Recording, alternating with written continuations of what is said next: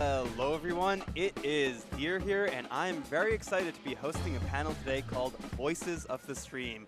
I'm joined by three very fine fellows who I'll let introduce themselves in just a moment. My name is Deer, the head event organizer behind Battle of PC, and also someone who likes asking people fun questions. So, what better way to kill the next hour than asking three of my favorite people in the venue some really fun questions. I'm going to start off with a really simple one that hopefully you all know the answer to. What's your full name, your tag, and what game you play? That's a tough one. Right. Very interesting question. I got 5 minutes. Thank you, I researched that one. That's a tough one. That's a tough one. Well, my main role in the community is being one of your three favorite people in the venue. So We do Appreciate appreciate you answering the doing- question you do a right good now. job on that. He's not He's not doing it. That's so okay. Vish, Yeah. commentate Melee. Humming Bee, real name Nicholas Sadeghi. I'm commentating Ultimate. Fire. My government name is Walter Bransema, and my tag is turned down for Walt, and I commentate Melee. Sweet. Oh yeah, another important part of that. Where are you guys from? Where are you from, Vish? These questions are Earth, right? Earth. Yeah, I'm Earth. glad. Yeah. was confused These for are a the second. hard-hitting questions. These are the hard-hitting questions. We're good. digging This is not deep good. off the bat. Deep. We're digging deep. Oh, man. Well, I'm from LA, and I spent a lot of time in Seattle. Uh-huh. And that's why I know you, actually, from being in Seattle for so much and then traveling up to Vancouver. Sweet. Yeah. I'm from Paris, actually from the south of France. We're moving Paris in France. So from the other side of the little pond we have between us. How long was your travel out here? In hours? Yeah, in Please say hours. 10 hours overall. 10 We hours, moved in really? Seattle first and then back here from down there. I was worried because they might use a different unit of time in France or something like that. But Okay, so that's the third jab of French people. I'll take notes. I'll take notes. Okay, got you. I see where this is going. And Walt, where are you from? I am from New York. Sick. So How not long, a- you not don't as ask far. him how much it takes him to How get long there. did it take It you to took me get 8 here? hours. That's why I was shocked. wow. It took you 10. Do you have any honors to talk? You need to talk about our Oh, time yeah, I zone. got owned by customs. They It wasn't- definitely It use wasn't pretty, but you know. Yeah, I was a little worried that Walt would get not allowed in Canada, but you're here now. And now that you're here in Canada, how are you enjoying your time in Vancouver? How many times have you been to Vancouver? What are your thoughts on this city and your thoughts on Canada? Honestly, it's a great city for Smash tournament. I'll always come out every single year because aside from the event being amazing, Deer and Gallant Gaming, shout outs to all the staff here. But aside from that, the city itself is super nice. I mean, the food is great.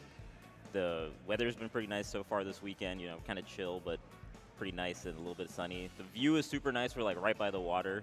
So, I mean, it's just a good He's venue taking all the for points. Yes, good taking all the venue. points. For, What can I say? Let's no. leave some for the rest of them. There's Yeah, nothing thank you. left. That would be Come lovely. on. We have nothing left. Yes, He Hummingbee. said it all. Like, it's a very good What's place your to- favorite part of Vancouver, Hummingbee, personally? The What have you venue? enjoyed? The venue. You like the venue.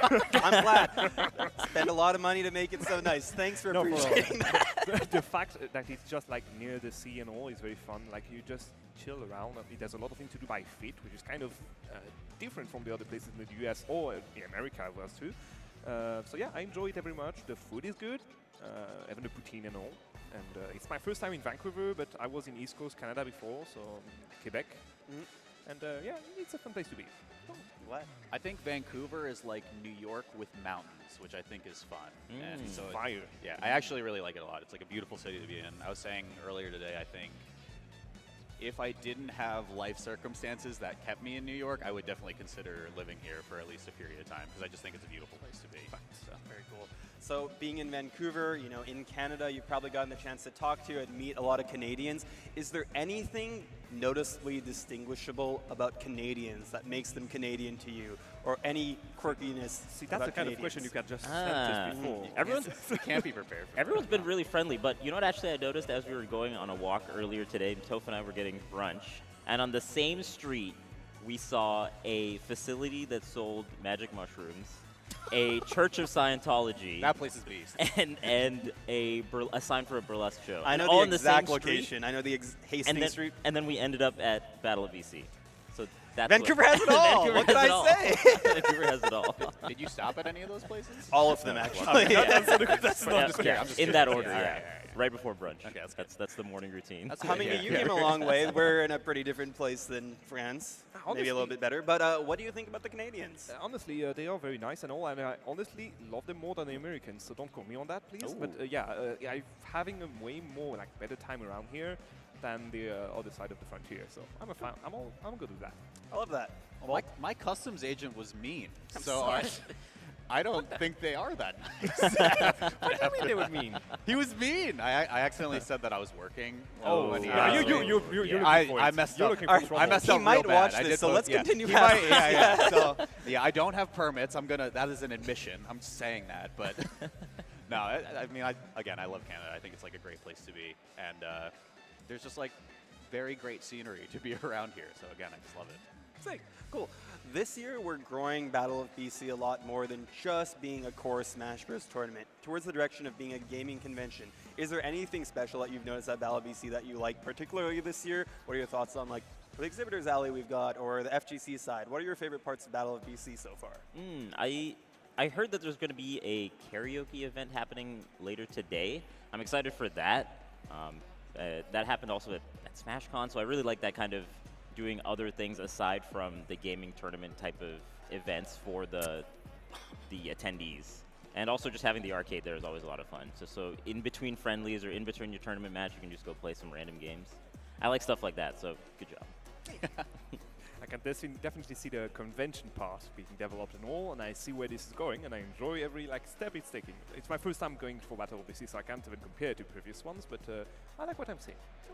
Yeah, so I also do work on the Big House Tournament series, and I think there's been like a very cool trend of a lot of these events pivoting more into like, how can we include people from like FGC or other communities? Genesis, for instance, had a Tetris side event, which I thought was like super rad, actually. Yep. But it's a very cool transition to make it not as Smash-centric and make it not as insular to people who maybe aren't as familiar with the Smash series or competitive Smash or something that's like super tailored to competitive gamers. I think it rocks that Daigo's here. That's like a crazy thing. I think it rocks that Don McClennan's here. That's a crazy thing. So honestly, lifetime memory watching Daigo versus Riddles being Yes. commentated Yes. by Toph and 100%. Justin Wong to 8,000 people right here on the Yeah. Tampa Never Sleeps channel. Like crossover between the worlds for real there. Yeah. Really happy to see that. Cool. Jumping around a little bit here, you three, as I mentioned, are all very notable commentators in the scene. The voices of the stream, if you would say. But it's been a long time since you probably joined the scene. I would love to know where you guys got your starts into commentary. What was do you remember the first that you commentated? Ooh, it's got to be in the local scene, right? So I started playing Melee in the Seattle region, like the Pacific Northwest region. So I was originally a player, and I still play a decent amount. But This is nasty, by the way, if you didn't know. is that a question? Nasty on the space. Just a statement? Thank you, I Yeah, appreciate it's a that. statement. But yeah, I mean, my first tournament sets that I commentated had to be locals, and you know, it would just be one of those situations where there was a mic, and at the time I was placing like third, fourth, and so I would just kind of hop on right after kind of bustering out of the tournament, you know. So that was where I got my start, and then I wanted to go to nationals just to play actually, and then kind of just, you know, wanted to fill up my time there and enjoyed commentating the local scene, so I just kind of built it from there. Cool. Yeah. Roughly the same thing. I started as a TO doing conventions, like casual play, and they were looking for someone to cast on the scene after the tournament we were having on our booth. And the thing is, like, hey, I know the game. I can actually try it. I enjoyed it, joined the local scene, worked in it, shout out to Neocan in Paris, and then moved on to major tournaments in French first, English second, and then I moved on. What year would you say you started in the scene? The Smash scene or the Nintendo scene overall? The scene overall as a commentator. Okay, as a commentator would be just before COVID. Cool. So like 2019, 2019, that yeah. kind of thing. Vish, what year? You said you've been on, you're an OG, obviously, but Oh. what year are we talking I'm a about? newbie here. It's been a while. I don't know. You don't want to At age least- yourself that hard? At least 2013, if not a Yeah. little bit older than that. 2012, 2011, maybe 2010. I'm a baby. I've been playing too long. And Walt, yourself? I think mine's a little bit unique in that I didn't really start going to major tournaments to commentate until after the pandemic. It was a very unique position for myself, and like Radar, for instance, is another example where there were just a lot of online events happening, Xanadu Online. The first one I actually did was Save as Untitled tournament Yep. series, because he just like needed an extra guy to do it, and I was like, this is great. It was a cool opportunity, especially for me working full time, to be able to do something that I was passionate about and not interfere with my work life in that way too, which was pretty cool. But I did actually commentate, as a fun fact. There's a video on YouTube by a NASCAR YouTuber called The Worst Tournament Ever. and it's Olympus in South Carolina. I'm very familiar with that. I was the streamer for that tournament, and I commentated the entire tournament for like 18 hours straight. For $5. So that was, yeah, for no money, actually. No money. Sorry, so, Smash, yeah. So that was technically my first foray, I guess, into commentary. Was just like the worst event ever. But I mean, I love the South Carolina Smash team. Thank you, I appreciate it. Yeah, look how far we've come. That's crazy. You've come a long, long way. Yeah. Throughout that come up, I know there's a lot of up-and-coming commentators these days. People are interested in getting into commentary. I know you all probably have a similar answer on this, but I'd love to hear from any of you. What is the steps for someone who's interested in getting into commentary to become a commentator, and then for somebody who's in commentary to grow to be on the level of someone who's doing major blocks and things like that? I think just, commentating as much as you can is always going to be good. Commentating your local scene, I think, is a great starting point. And then from there, taking some of the positive feedback that you might get from that and pivoting it to, maybe tournament organizers that you might know, talking to them, or anyone in the scene that you might know and showing them some of your work. And if they're interested, they'll hire you. I think it's kind of straightforward in that way, where you just do your local scene, try to get a name for yourself there, then people prop you up in your local scene, and then typically that gives you some momentum to do it in larger events. Anything to add, Walt Hummingbee? Yeah, he literally said it, grind as much as you can on your local scene, and in the case of France, for example, don't aim for like majors in Paris first. Try to go from your local scene to other places around the capital, like other tournaments that may be interested in having you, so that more people know about you, so that when you're finally applying for major, they know, oh, this guy, I've seen him there, I've seen him there. Oh, maybe it's going to be interesting to give him a block for pool or something, and then move on from that. Yeah, again, I think there was definitely a very, and you guys can comment on this because you've been in the scene for much longer than me for that, but I think there was a very regimented way of doing it for a long time, where you move up locals, regionals, pools at a major, and then you finally get to a top 64, top 8 slot, whatever your end game is for major tournaments. And again, I think the position of the pandemic, just promoting so many different online events, made it kind of weird and a weird jagged way of being able to enter the scene in that way, which I'm thankful for 100%. But I think a lot of it does come down to good networking as well, and creating a reel is actually more important than people might think. Being able to just market yourself in a visual resume in that way is great. And also just making friends with people who are working production, who are going to be ultimately hiring and looking into the commentary cast. Yeah, definitely. As someone who gets on the receiving end a lot of this stuff, right? For me, it's if I don't know you and I haven't actually watched your commentary, I need something that you can send me. I watch it real quick, and I'm like, wow, this person's awesome at commentary. It makes the decision really, really easy. From there, one of the commentary discourse comments that I've been seeing on the internet is about diversity in commentary.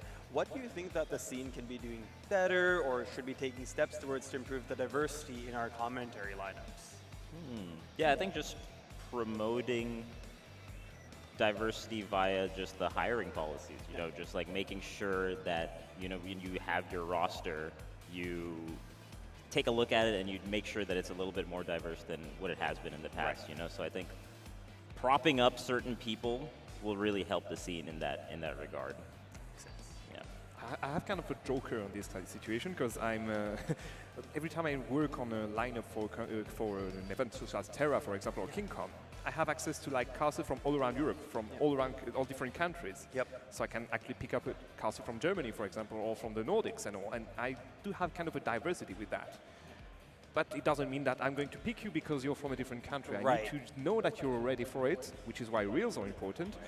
And again, because in most of our case, English is not the main language.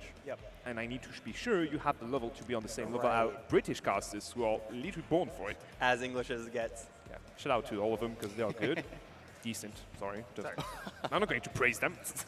I echo what Vish says on this. I also think there is some level of parallel between propping up local commentators, like you're talking about in the last question, where it's a large volume of work for a commentating manager to be let me look at 1,000 entrants for this, or whatever number it may be, and then narrow it down to sometimes it's as few as 6 commentators for something like that, which is hard to get a slot. But just making sure you're kind of keeping an eye on what that diversity looks like within the lineup, I think, is just important to just keep note of regardless. That makes sense. So it's quite subjective, but to you, as people who are commentating, What makes good commentary? What is good commentary to you? I can't answer this. Yeah, we are. question. Ah, I man. can't do this I one. think just doing this for so long. So me no speak English. Doing it very in well. Je peux parler en français. Speaking Je peux en English. parler en français. No, I'm not Francis. Oh man, that's quite the question there, dude. What kind of commentary do you like to listen to, Vish? I mean, okay, look, we're on FGC's channel. I Yep. think the commentary that really got me hype at the beginning of just like my Smash journey or just gaming journey in general was Yipes. Yep. And still is. Yep. So I think entertaining, hype is usually the kind of skew that I do, you know? I think informative education is also there and important to do in certain regards, but for me, I just really like being entertained and guys just being goofy and guys just having a good time, I think is definitely my higher tier in terms of commentary I enjoy. For sure. I'm okay with this. I mean, if you are having fun on mic, I'm going to have fun with you for It's sure. infectious. It's It's infectious. Yeah. And it's something that may be lacking a bit on the US scene compared to the Europeans, but there's kind of that feedback loop going in France or the other countries where if you're casting, for example, for the people in the scene and like on the scene, in-house, they're going to be hyped, that they will hype you up, then you can be hyped again, hype them up again. There's this feedback loop going on. And it just gets better and better. So yeah, this is the kind of commentary I listen to. French makes commentary, sense. just to be sure. Yeah, French commentary is always very exciting. I mean, I remember so even on the sick. Melee Oh, side, no, no. Fauster, So right? sick, yes. Fauster would just be Yes, making every yeah. moment as exciting as it gets. Walt, what kind of commentary do you like? I got really into commentary from League of Legends shoutcasting, Yep. actually, Nice. which I think was like something that Melee in particular like didn't really have for a period of time. So I'm like, oh, I wonder if there was a way that I could like maybe lean into this a little bit more. Of course, it's really hard to do that in a game that's as fast as Smash, but I thought that was just like really cool. Captain Flowers, Rivington, like those are my favorite casters pretty much of all time. So like how can I channel that kind of energy into a Smash broadcast? But I think in terms of what makes good Smash commentary at these tournaments, being able to channel the energy that you're getting from the crowd and express that to people who may not be in the area and like experience the same thing that the people who are in person are experiencing, being able to relay that excitement and emotion is so sick. It's really cool to be able to do that. Makes sense. So you guys just talking on the note of good commentary. I'd love to hear any memorable sets. What's your favorite set you've commentated or a set that you think was particularly, wow, me at my peak, or just a peak memory of yours for a set you've commentated? Yeah, I think the set that comes to mind is a block that I did with Chillin, I want to say a few Genesises ago, whatever the plural of that is. Genocide. Yes. And it was Cody versus Zane, I think. And that set always sticks out to me for commentary that I really enjoyed. And of course, shouts to Chillin as well. Shout out to Jillian. Yeah. Mine was actually a year ago, exactly a year ago. It was at Summit last time. It was a side event. It was the celebrity bracket. It was Etoile against Hungrybox. So a French streamer against Hungrybox. And they had the bad idea of having me and TPK, another French caster, on the couch with Connie and Charles. So it was completely biased commentary for an hour and a half. We had a timeout between Jigglypuff and Pac-Man. We managed to make it hype, and it was one of the best memories I've ever had. We had a very strong French accent. So That's amazing.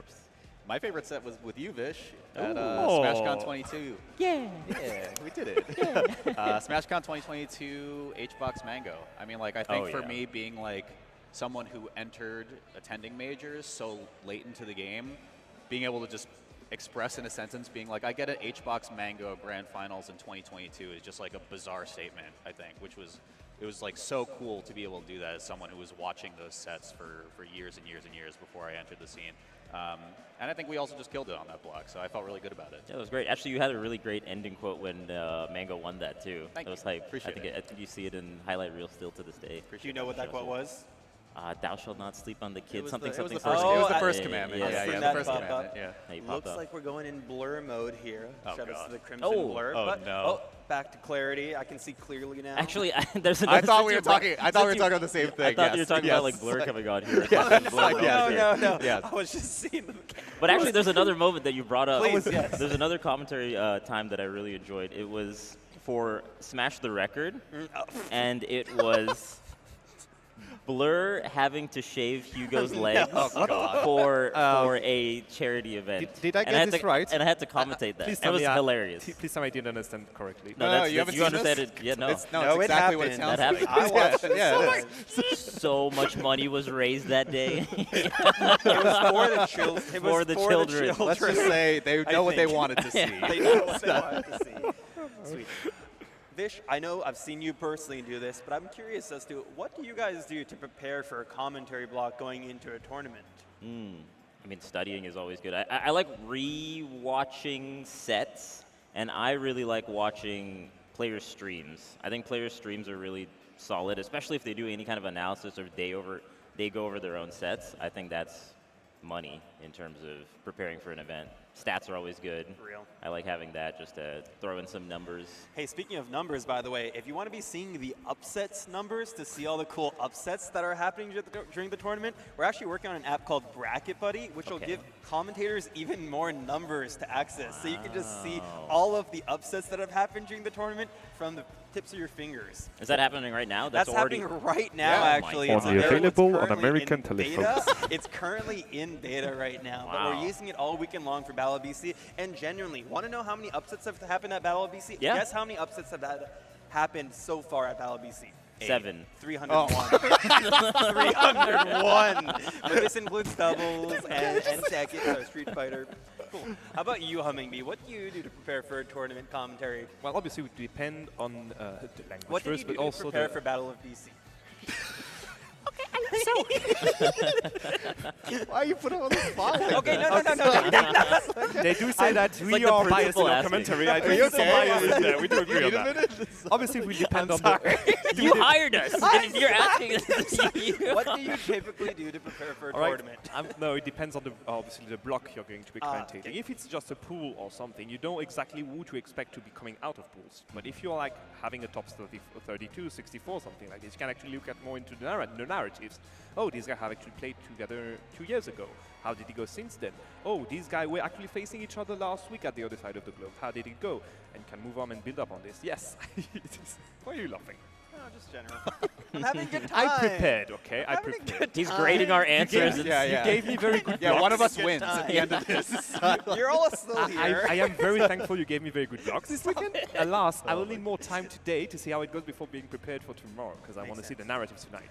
Right.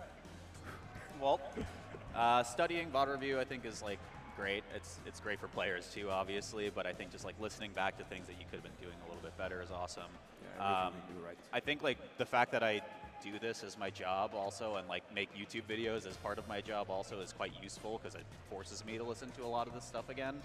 And then something that Radar actually in particular does very, very well is he'll usually do like mini interviews with all of the players before like a top 8 block or like a top cut block once the bracket is fully established. And he'll get like live anecdotes from the players, which Right. I think is excellent, because like a big thing in like fighting the commentary discourse is like spreading misinformation, right? Yep. And so like Radar's really good at finding this stuff and being like, well, I can't be wrong if this is something that the player literally said to me, you know? But yeah, I think that stuff is great because it just like kind of gives you an insider on like what the player might be thinking or feeling in that moment as well. very cool. And so in terms of storylines and building those storylines, I think that commentators play such an important role in building those storylines because they're the ones spreading it. But what else right now do you think that the community, particularly the Smash community, might be able to start getting behind more towards building these storylines? Because there's such great Melee, such great Ultimate being played almost every weekend, every other weekend at some major around the world. What are some things that, you know, we should be trying to do better from your guys' perspective? I always like any kind of content that's centered around rivalries is always really good. You know, it comes to mind, but I think diss tracks. For some reason, that's the That thing was that a came. good time. That was a good great era. That was a great era where everyone was just doing diss tracks, especially for like summit runs and things of that nature. But I like to see content centered around rivalries or content centered around, you know, certain people wanting to beat certain other people. I think it was always going to be welcome. I can vouch on this too in Europe, because everyone is coming from their own scene and all. You have like the banter between each scene, like between UK and France, for example. And there's this storyline already going for the past 2 years between Bloom Forever and Gluttony. Yeah. And this is the kind of banter I love to see on our continent, because it's not very easy to do it here, because you all are part of the United States / Canada. So you know each other quite well. There's not very rivalry between you. But if you can build up on that, that could be interesting. That can just make it more fun for everyone to come in, support for the players, and always be polite and always be like in a good mood doing so. It's just for fun. We're just having fun there doing so. Yeah, I think video is a great medium to be able to do that. Obviously, like a lot of the stuff that I do on my channel is kind of tailored towards that, or at least shedding some light or putting a spotlight on people that may not be as familiar, whether they're just not endemic to the scene or they don't know about people like I4 and Fekfek who like go to a tournament and then just like wash people like Wizzy and Gatsu. You know, it's crazy to see people like that. Fekfek, where is she coming from already? I forget what town in France they're No, from. just the country is enough. Where is she from? Oh, I forget. Pal? Some random How do I small little pronounce it? place. Fekfek is French. Yeah. Yeah, so just say he's French. That's all I needed you to say. She's French. That's France, okay. Wait, you're telling me there's cool people from France? Is this a win for you? Is I this know what at you least wanted? two It's like, cool we're a people big from family. France. We are all together. All right. So we do have some time for some audience questions. So we're going to get a second for the audience to collect some questions. We also have Twitch chat questions enabled. So if you're in Twitch chat, feel free to drop a question in Twitch chat while we get those collected. Did want to ask another question there, which I am starting to forget right now as I am saying this. But let's think of something more fun for you to say, right? Now you know how we have to work. You have to fill the time. Yeah, I actually did. Fill I the actually now time. just totally remembered the question, and it was a lot of people don't recognize just how much you guys are working on the commentary front, right? What does a weekend look like for you guys as commentators in terms of how much time you're actually spending, and then beyond that, how often are you guys actually commentating? How, like in a month? How many times in a year? How many times? If you got an idea of it, because it's a lot of work. And correct me if I'm wrong. You all have other careers outside of Smash at the moment, so yeah, say more. I mean, right now it's not too much time. In terms of like watching, I still watch a lot. In terms of like, you know, going on players' VODs and rewatching people's streams or watching people's streams, that amount is still there. But in terms of going out to events, this year's been a little bit sparse. But I do want to get more into it as I find more free time. So I think it's just more a balance between how much I can really travel given my usual job, you know. So I think that's kind of difficult to balance sometimes, and you know, Smash isn't the most lucrative of endeavors, so I think you kind of have to balance, hey, can I even come out to a lot of these events and sacrifice this particular weekend and, you know, sacrifice family time and things of that nature. For those who might not know, Vish, if you're comfortable sharing, what do you do for your day job? I'm a mechanical engineer. Very cool. Wow. Big brains. Engineer. Big brains. Yeah. You an engineer too? Engineer as well? Engineers everywhere. I used to be one. You used to be too. I was also a software engineer before Well, this. well, Wow. What happened to look at us? this, Why are yeah. we here? Here we are. Things have taken a turn for the worse. I don't know Amibi, if I how like about you? this. I know your travel is a lot more, coming 10 hours across the pond to come here. So I'm kind of not regretting every single one of my choices now, but basically I'm a data engineer on the side. That's my main job, actually.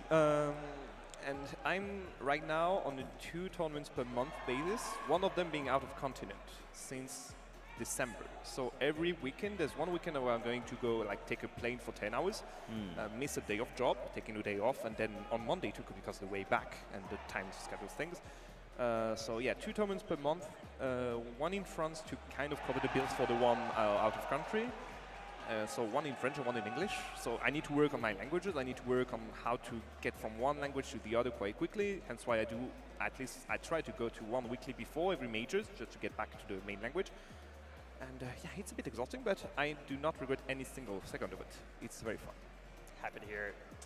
So I was a biomedical engineer until the beginning of 2023, and I was still trying to go to like most majors that would put me on blocks. And it was very exhausting and just not sustainable at all to be able to just like maintain that lifestyle. Fortunately, my work-life balance is a lot better since working with Beast Coast, which is great. But it is a lot of travel between stuff like this. I did my first Street Fighter 6 block here as well, and I'm interested in learning more on traditional FGC, so trying to get into that. I do stuff with Brawlhalla, I do stuff with World Chase Tag for commentary as well. So it's a lot of weekends of traveling, which can be tiring. For sure. It looks like production, I'm just checking with production, if we have any audience questions at the ready to go to next, because my creative muscles aren't nearly as great as your guys' this weekend where you're spinning up storylines and speaking up, but it looks like we do have someone coming up to ask an audience question. Look at this guy. I knew that. Please, my friend. Looks like we can see him Okay. looking all pretty. Can you hear me? Yep. Yes, I Yeah. can, unfortunately. The question to Humming. What would you say is the difference between commentary and NA and EU? That's a great question. I think the main difference is in-house commentary. I talked about it earlier, but the fact that it kind of depends on, when you're creating a tournament here in the US, who are you taking the costs for? I mean, who you're recruiting them for? Are you recruiting them to entertain the people in-house or on stream? And that's the main difference, because in France, we are like, all of us are entertainers. Not even in France, just in Europe. We are always casting for people in the venue that are witnessing the tournaments. And yes, there are people online watching it, but they are like not the main one we are taking. Secondary, yeah. So entertainment is the main goal of European casting. And then you have analysis and all, and it works well. Both of them work well together. And I have that feeling, and I had that feeling for the past few years now, that here in the US, you are more going for casting for the people online. Hence why you have, for example, the quad stream, where people are actually casting for the people online and not people on the scene. And from there, you have casters that are more into the analytics and taking more time, taking more a step back from what's happening on screen, because they have time, they do not have to entertain the people in the venue. Yeah. And that does change everything around it, because you've been doing this for so long now, whenever you have someone doing for entertainment, it's kind of, that's odd, we are not used to it. Well, in our case, we are already used to it from a long time ago. If you look at Fab, for example, when he started, right now he's doing bonkers in analytics too, but he was the entertainer, the best entertainer you had. And yeah, that worked well. It's really challenging as an event organizer, honestly, in North America when you're thinking about it, because honestly, appealing to the people in-house and appealing to the people in Twitch chat are two totally different shows you're putting on. And a lot of events manage to put on 1.5x the show because they'll do half as good for one half and a full show for the other. But both audiences have so many high standards, so many requirements, and as an event organizer in North America, it's a lot more common for, if the online show goes bad, that people are flaming the event or saying the event was crappy and that kind of stuff. Personally, I just wish that people have a lot more patience with event organizers doing stuff on the stream, because as you just said, online, for a lot of events, it does just become secondary, but here I feel like we have to make sure that everybody is having good experience. And also a good thing is, if you take the example of UFA, for example, you can actually hear the crowd in the microphone of the casters. And because of that, even people online, like, yo, the crowd's on fire. And even now, like, you can hear them already here. So loud. Collision actually did that last month Collision, as well, which I thought was like very cool. I was You get, glad like, they did it. But yeah, on-house commentary is something you do not need to sleep on. This is like... We'll be doing it this weekend, by the way, for Top 8. So. GG's. Sweet. We've got another question from the crowd, so let's hop over to there. Hey. What's up? How do you manage to come up with interesting things to say about the same players every tournament? Take it? Yeah, I think the main difference is that it being a different tournament and it being, a different point in time, a lot has changed from tournament to tournament, especially with how much time the players have put into the game. A lot does change even from one tournament to one tournament, even if only a couple of weeks have transpired. So I think it's really a lot to do with the effort the players put into it. It gives us a lot to work off of because they're innovating, because everyone else is innovating, right? So I think we kind of get lucky in that regard that there's just a lot to work off of thanks to the players. Yeah, I think there's a lot of prior context that goes in, like Vish is saying, but the cool thing about, at least for us with Melee, is that people have been playing the game competitively for over 20 years, right? So there's so much history that you can just dig back in time and look for. So for me, a cool thing is when I watch back VODs or I'm looking for stuff to prepare for my next commentary block, I'm like, oh damn, this is something that happened in 2017. And there's very cool and rich history that exists that, being able to express that to an audience and share that with someone to be like, this is in the development that someone did 7 years ago and they're just bringing it back right now. That's super rad to me. I love that part of it. in the case of Ultimate, obviously it's a younger game, but because it's a younger game, we have younger narratives too. Like, you never know where the story is going. Someone that can actually face like 2 weeks ago is going to be completely different afterwards. It's never the same thing you have on screen because of the context, as you said. And thanks to that, you're always eager to see what's going to happen today. Cool. Thank you for the question. Thanks for the great question. Thank you. All right, it looks like we have another question lined up right away here. Hi. Hello. So Martians, they got the death beam pointed at Earth. They say Fire. you got one chance to save humanity. If you can pick a Smash commentator to make a 3-point shot, who do you got? Of both games. This Yeah, is a loaded let's just go question Smash. because the correct answer is Brandon because Yeah. he's the only capable basketball player out of all the commentators. But Studebaker, That's fair. Stud is good. He's Yeah, massive. Stud. I believe you guys. I want Stud in the paint though. I don't know if I want Stud at the 3-point line. That's I have no true, horse in that's that race. true. I mean, Yeah. I I were to think it's select, I think you'd it's be just unequivocally Brandon. Homemade but waffles. Yeah. But That Yeah. sounds right. how about ultimate commentators? If you know anything about, I guess you guys don't play basketball in the same if way. I out were there. to- Okay, never mind. Okay. The Earth is getting Yeah, exploded. y'all don't play sports. Sorry, Earth's gotta go, dude. Earth's All gotta right. go. I love the place anyway, but alas, we have to go. To Mars. All right. Also, we got maybe it. we send in the cheat. The cheat. Oh, is yeah, also- yeah. Cheat, Actually, yeah, that's actually, well, Mikey, yeah, Mikey, yeah, sinks, yeah, Mikey, yeah, yeah. Mikey sinks Cheat's threes. definitely there. Might yeah. be pretty interesting. I do agree. For sure. 5 days of Melee hoodie looking fresh, Oh, my designed man. by Van City Primal. Let's go. Shouts to 5 Nights of Melee. Yeah, some of my favorite like commentary moments have sometimes been in like salty sweet type sets. I was wondering if y'all have like favorite salty sweet sets that y'all like to look back on, and want to ask like what type of personalities like work well for commentating those type of sets. Can I? Yeah, go for it. I have one salty sweet in mind, and I'm going to look straight at the camera and say, nut roast. The salty sweet we had between us is actually right there. If I do remember, the current set count is 5-0 for me. And you were talking about commentators. It's actually us. We are commentating our own games. Stop it. It's 5-0 right now. I'm all in to make it 10-0, if he's okay with that. I think we are going to be together at the same event for Regent this year. I'll wait for you. And you know what? I'm going to play from the other side of venue to just give you a chance. Holy Wow. shit. Okay, let's go. At Nutros VG. Well, my favorite Tough act to follow. Tough act to follow. you can't You follow can't that follow up. That's that. insane. Oh my gosh. I mean, like Chillin' vs. Leffen is Iconic. the salty Yeah. sweet The of all salty sweet. time. You know. I think pairings are also like really important for that too, because if you have someone that's just like not down to be mean like that, it can get awkward really fast.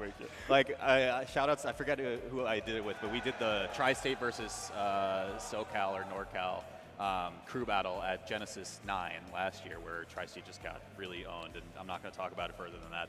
But I was on commentary, and I'm like, the first guy that was there, I was like, I hate California. And he was like, that's not nice. And I'm like, oh, it's going to be like that. All right. So, but like, I think you have to get into the mindset of like being able to talk trash, and like your co-caster also has to be down with it, or else it's just going to get kind of weird. But Yeah, I think in terms of commentary, you definitely want biased commentary on Yeah. salty sweets. I think one commentator per player is definitely a nice way to Yeah. go about it. Just And like yeah. the crew battle yesterday. Yeah, just like the That was crew really battle. fun. I enjoyed the biased commentary. Moments like that, biased commentary shines. I mean, Yeah. a lot of people like to dunk on biased commentary, but I think it's really fun. You're rooting for your homies, right? yeah. And you can actually be biased in your commentary, but not for someone you know, like for the underdog, for example. Yep. You don't need You're always to. biased towards some a player kind or of another. A little bit Sure. of bias can be very interesting. Oh, yeah. Obviously, like it just kind of hype things up a bit. You're a Thanks for the legend, great dude. question. You're crazy. I'm always. Well, it looks like that's going to be all the questions we have That's from my the trick. audience and chat today. But I wanted to say I really appreciate you all spending the time here with me. That was a really fun panel. And I'm going to leave it with one last question: is who are you rooting for to win Battle of PC for the game that you care about? Wow.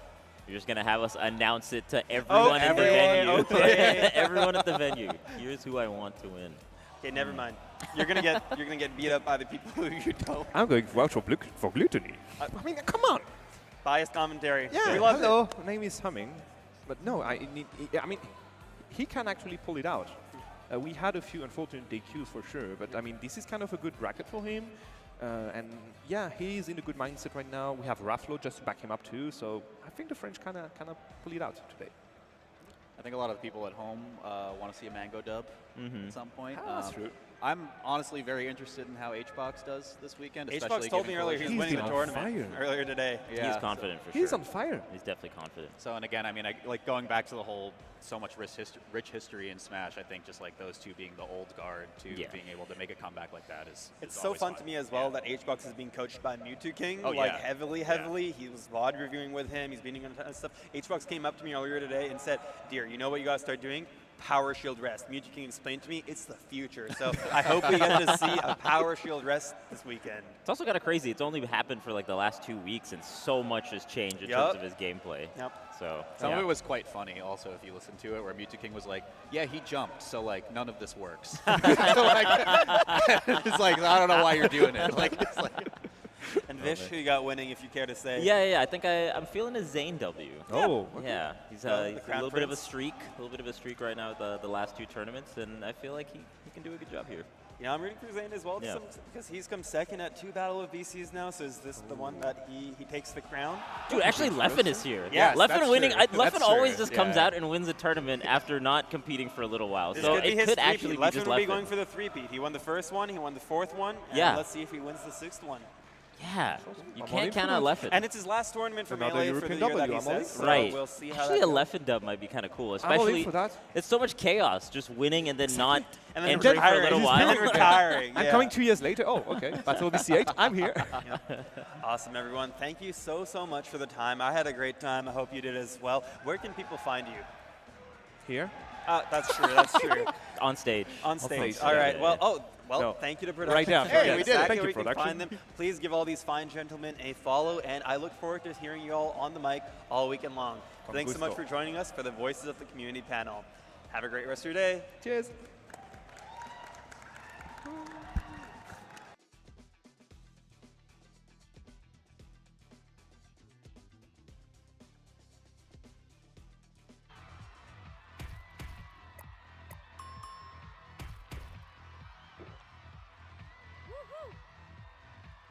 Red Bull gives you wings.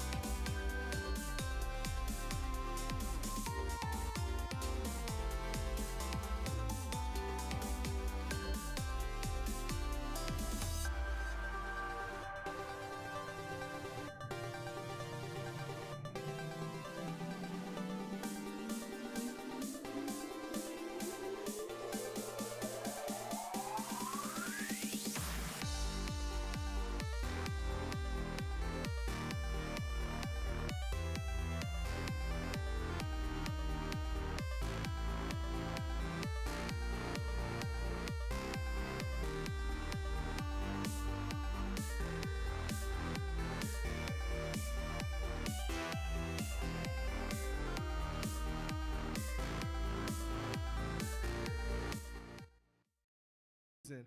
How we doing, fighting game fans? How we doing, everybody in the crowd? How we living? How we doing? Love that, love that, love that. Y'all ready for these grand finals? I need some more noise than that. Y'all ready for these grand finals? All right, that's what I'm talking about. That's what I'm talking about, okay? So on our right-hand side right here, we got hailing from Seattle, Chris CH. Yes, indeed, yes, indeed, yes, indeed. And then on our left-hand side, hailing from Tokyo, Japan, we have the Beast Daigo.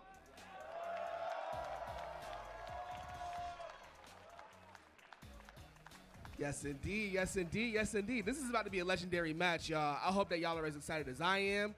We are about to get into this. No further ado, no need for extra introductions or anything like that. I'm gonna bring it back over to our commentators. Tough, you guys go ahead. J-Walk, y'all kick it. Take care of business, you know what I'm saying?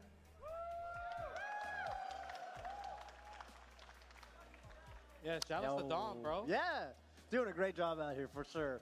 I don't know how, like, it always depends event to event, so obviously I can't hear the stream. We can't hear what you necessarily hear in the stream, but I gotta say, in the building, the crowd got pretty loud. They actually got pretty loud for Daigo. Like, that's the beast. That's the beast. That's the beast.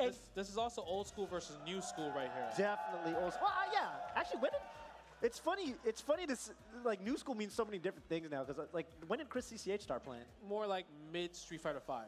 5, okay. Yeah, so it's reasonably new school. That makes sense. Yeah.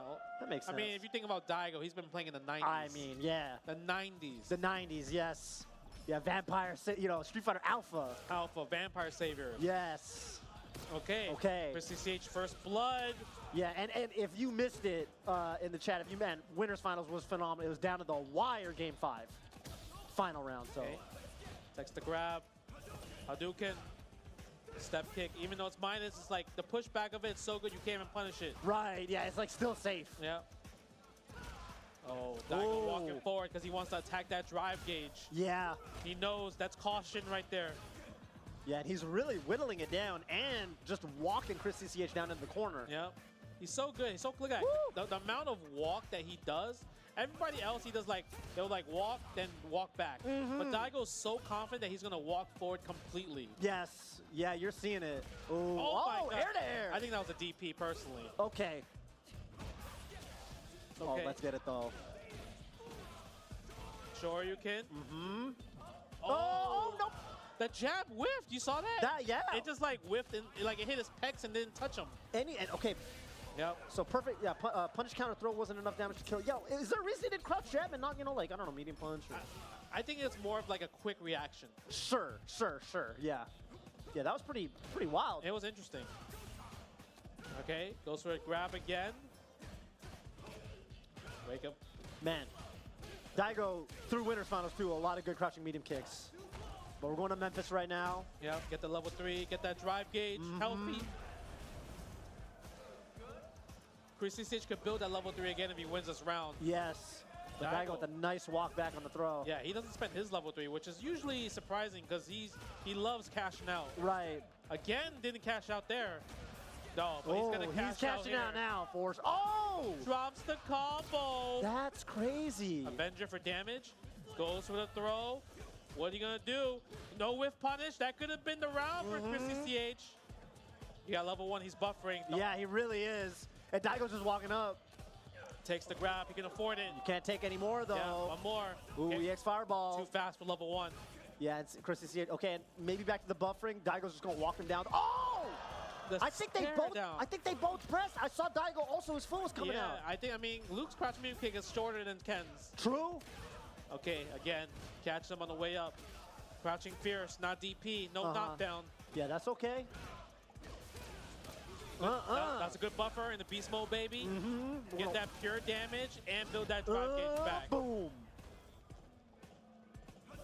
Okay, Sandblast. Oh, that's big. I was wondering, that's that awkward spacing. Do I do crosscut or not? I think he could have killed there if he spent the double drive gauge, because he would have built the level 1. Oh, you're right, yeah. And no reaction there from Daigo. Yeah, he can't drive impact. He has to drive parry that. He can't afford to help. Oh, yeah. You got to parry. We're level 3, I guess. Yeah, okay. Sandblast. Nice, perfect parry into regular parry. Standing medium kick. The round closer. Fantastic. Dude, standing medium kick, that's been such a clutch round closer throughout this tournament from these two. when you don't need that special cancel. Yeah. You just need a good button. Stand fierce. Daigo walked into it. Too confident in this walking game. Oh. Yeah, drops the combo because he's a little bit too close in the corner. Right. The bounce is a little bit awkward maybe. Oh, no, you don't.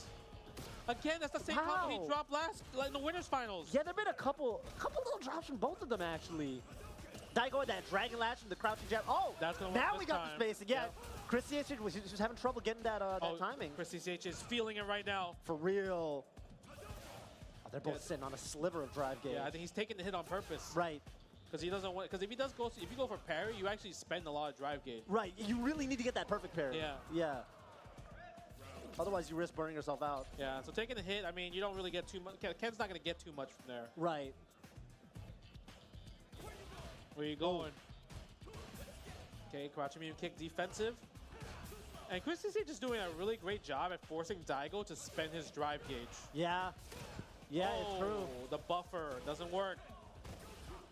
Go time.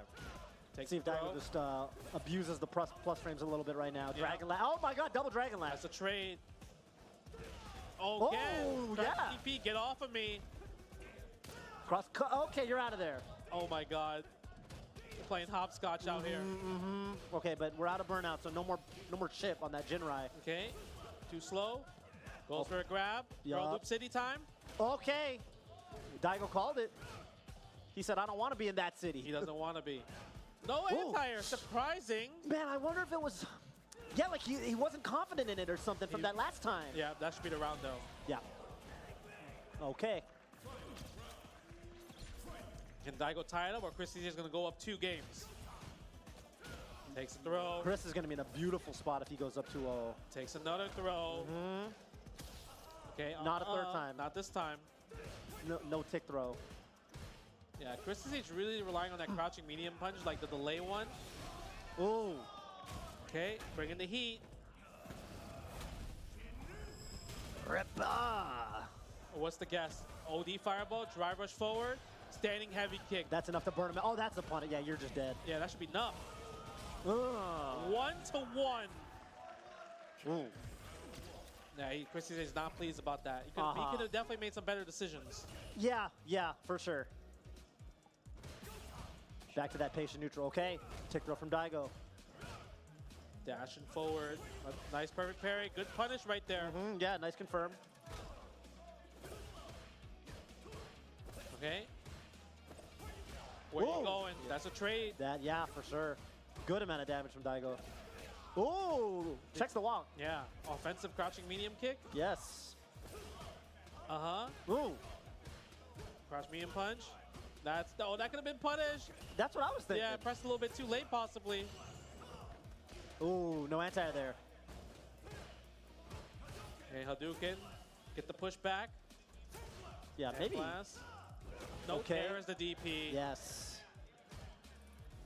Yeah, Chris CCH jumping maybe a little bit too much. Got a little too comfortable, you know, with Daigo kind of not DPing for a little while. That's why you see Daigo just whipping crouching jabs after Hadouken. Right. See if I can get him to jump again. Yeah. See if there's a specific read that Chris CCH has when jumping over these fireballs. Dude, look how down, like you said. Again, oh, there it good is. timing from Chris CCH. See, he didn't get there. Beast mode, baby. He got the read this time.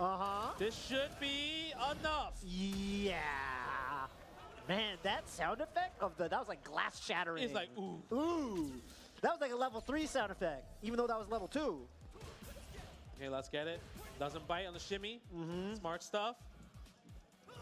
Oh, big whip. Yeah, big whip. Not a big combo. Yeah, maybe at that range it's...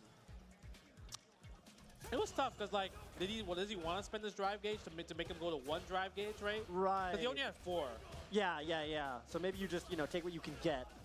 Okay. Speaking of which, I mean, this is... Oh, no! Yeah, that's tough right there. It's because of how close they were to the wall. Okay, gets the jump in, though. Let's get it. Misses the perfect parry attempt against the drive rush. Whip punish right there on the crouch medium. Just causing the burnout right here. Yes.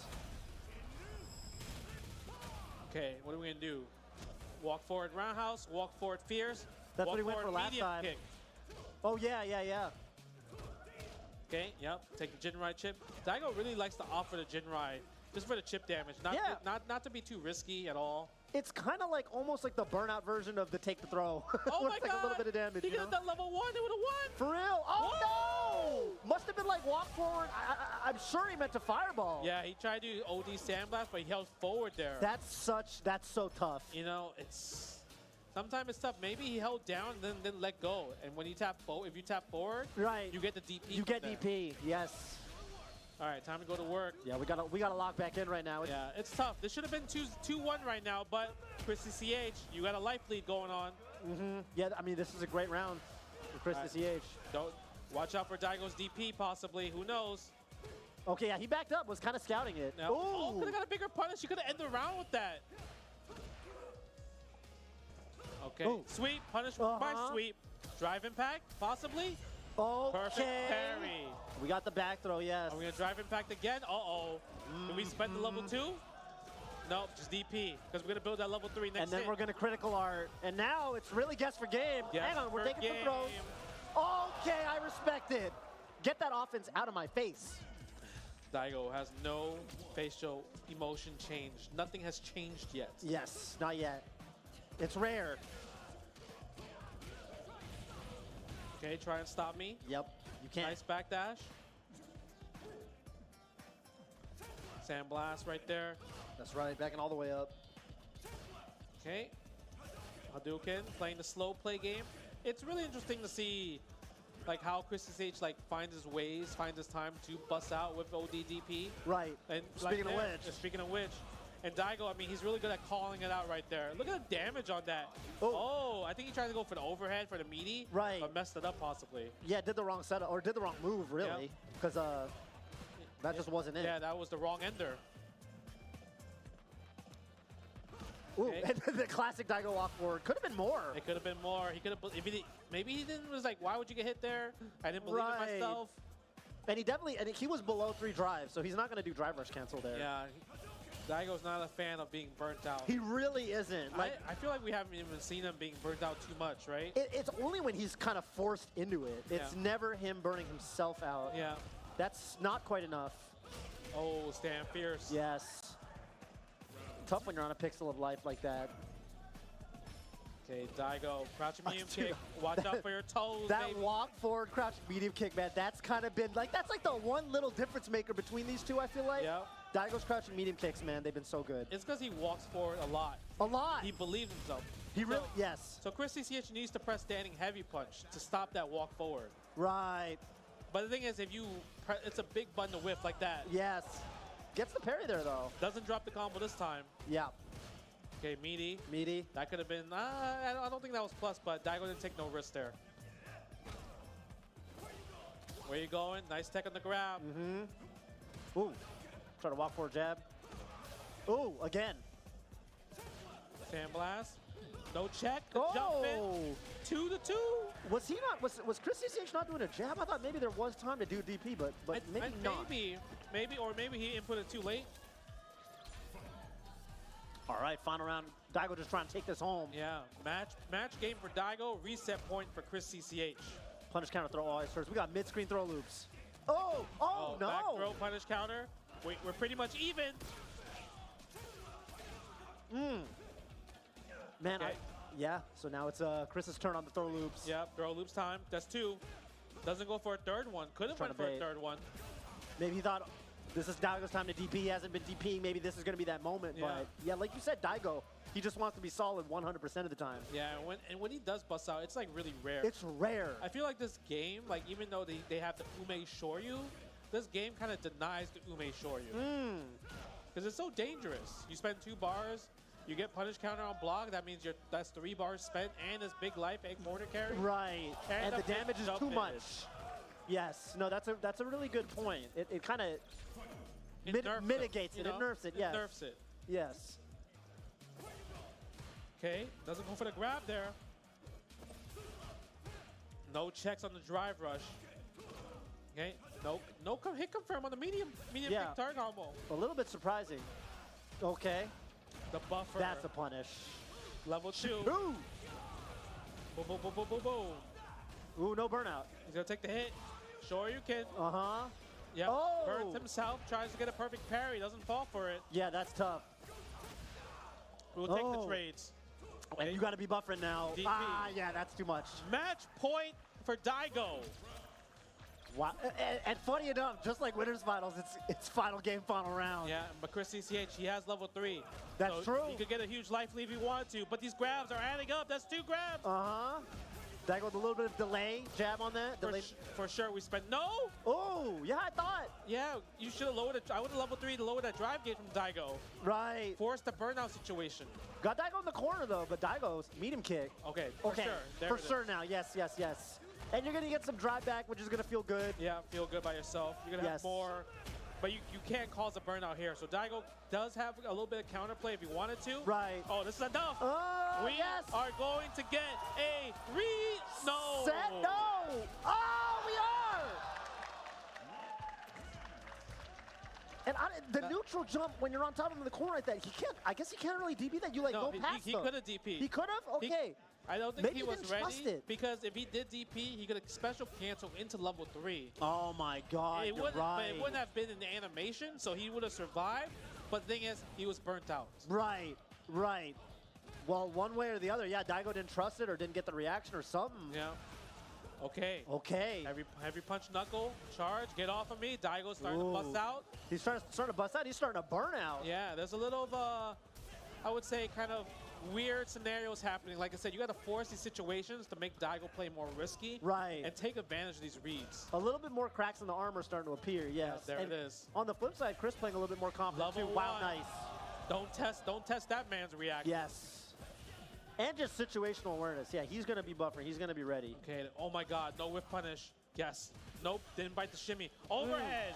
Okay. Level 2. And now, this is the first time Chris CCH is actually in the lead in the set. Yeah, he's in the driver's seat. So this is, he might have a little bit of a surge of confidence right now. Right? Okay. Ooh, big meaty right there. Yeah, I'm surprised Daigo pressed the button there. Maybe he thought the throw was coming. That's why the meaty crash medium punch hit. Maybe it's like you said, you know, Chris is actually starting to get Daigo on the RPS. Yeah, right. Forcing him to start making a couple of these decisions. Okay, punish counter throw is going to hurt. Yeah, and that's from a drive parry. Mm-hmm. Yeah, level 2. That's going to burn out. Burn out. Do we go for meaty drive impact? Shimmy? Yep, there's trade combo. Yeah, that's 0, right? Yep. Nice. There's a Shoryuken. Wake up, crouch, medium punch, dash forward. Poor man's drive rush. Just dash forward throw. Yeah, Chris CCH tried to do something interesting. He tried to dash forward, dash back, because if he got hit by the shimmy there, he would have got hit by a full combo in the level 2. Took the game right there. Right. Yeah, you got to make things happen when you're in a bad spot like that. Okay. Yep. Doesn't get the knockdown because he was crouching. I don't know about these drive reversals because it's forcing him to spend 2 bars. That one was unnecessary, right? Because I don't. Well, yeah. I mean, it's plus, but the thing is, it's kind of an interesting decision. Right. To Memphis. Okay, feeling good. That's a lot of bar. That's enough. Yeah. No, he didn't spend it. Yeah, Daigo right now with very little life though. But if he gets his level 3, it's going to be critical art. So, oh yeah. Yeah, you can't. The only way is perfect, or not perfect, but just parry or super.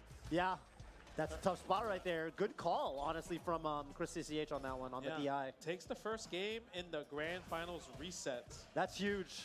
That's got to be feeling really good. Oh, Daigo's doing more Dragon Lashes now. And it's because he's like, yo, I mean, if Chris is not reacting to it, I'm not gonna stop until you do react to it. You gotta prove it. That's like 4 times in a row. That's true. Yeah, there's actually been a lot of Dragon Lash on, whether it's in block strings or just kind of ripping it. Okay. Yeah. Again, jab, jab, check. Mm-hmm.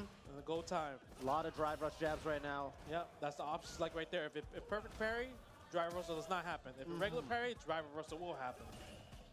Chris CCH a lot less likely to want to take the throw, so little life. You know, I'm surprised he really input a DP, but if you can really see the Dragon Lash, you can just drive impact it.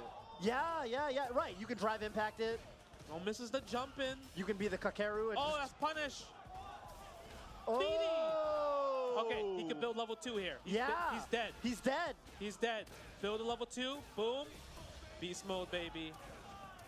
Man, if Chris CCH goes up 2-0, that's going to be... Daigo's going to be in a tough spot. I know, right? Daigo scratching his face a little bit. I feel like that might be the most emotion we're going to see out of him. Little itch. Little itchy. Okay. Again, drive reversal. Again, that's 2 drive reversals. The Dragon Lashes are coming out. DPs are coming. That's punish counter DPs. Yeah, extra Bro, damage on that. You know, we are in a realm where there's no more neutral left. Yeah, yeah, right? There is no more neutral left. We are playing Street Fighter 6 finally. For real, we're playing. And there's been less taking the throw, too. Yep. Very different vibe. That really feel. It's that, I don't know, it's that grand finals pressure or something. That's what happens when you play enough games with each other. Yes, yeah. Because you start making like these hard reads. Hard reads, and it's the stuff that's like, oh! And like you said, it's like, oh, he's not reacting to Dragon Lash? Okay, bet, let me do that a little bit more, you know? It's little things like that. Wow. Wow. I don't even know why you did wake up level 1. I'm going to be honest with you, but it worked out. It worked out. Oh, my God. Look, see, I'm telling you, he's dead. Yeah, he's dead. Yeah, One more. Build level 1. Oh, my God. Chris CCH has got Daigo playing a little bit nutty. A little bit nutty. A little bit nutty. We were talking about Daigo always wants to be playing solid. He's not succeeding in that right now. Yeah, the crack has happened. Yes. And he's still Dragon Lashing. He is. I think it's because Chris CCH is only doing DPs, and Daigo's like, okay, I'm okay taking that. I can deal with that. But yeah. if he did Drive Impact, though, I think he would not do Dragon Lash as much. It would be, yeah, I think if that happened, man, imagine that's like the last thing that happened. Imagine like if Chris CCH in the heat of the moment gets the Drive Impact when it really matters. Saving it. That would be crazy. Dude, there's so many Dragon Lash. This looks like an online rank match right now. Okay? Okay, there's been a lot more DI too, although granted, He that's can't do kind of a, anything. yeah, That's guaranteed. so that's a guarantee. That's checkmate That's right checkmate. there. But he's still alive. Wake up, crouch, medium punch. Back Ooh. dashes the grab. How's this? How is this? Dry reversal Just again. dry reversal. Spending all that bar. How's this? And DP that time. Bro, he's really disrespecting with the Dragon Lashes. Really? Yeah, there it is. You can't keep getting away Now, with it. I don't is he care gonna do that it? you're Don't tell me Daigo. he's going to do it again. For real. And he wakes up grabbed right away. That's a Daigo special. Because you think he's going to wake up to do something else. Right. Ooh. Trying to Oh think my something. God, he did it again. No way. Nah, he's trolling. For real. No way you doing it again. Don't do though, how's this? Yeah, please. Do not do how's Because this. we know how this is. Okay, all right. Okay. Maybe the driving pack's like, you know what? It did hurt a little bit, right? Yeah. It yeah. did hurt a little bit. It did, as a matter of fact. Do we spend it? Man, I would. Yeah. I would. Yeah, you just. Okay. Close to burnout too. Yeah, yeah. To Memphis, he has to take the hit. Unless he right wants forward. to. Oh. Yeah, like you said, But unless he does something. But he's burned out either way. He is burned out. So. Just bully. You just bully a sandblast. Yeah, you may as well. Okay. He didn't. That's a CA. Yes. He's gonna build so much drive gauge back from here.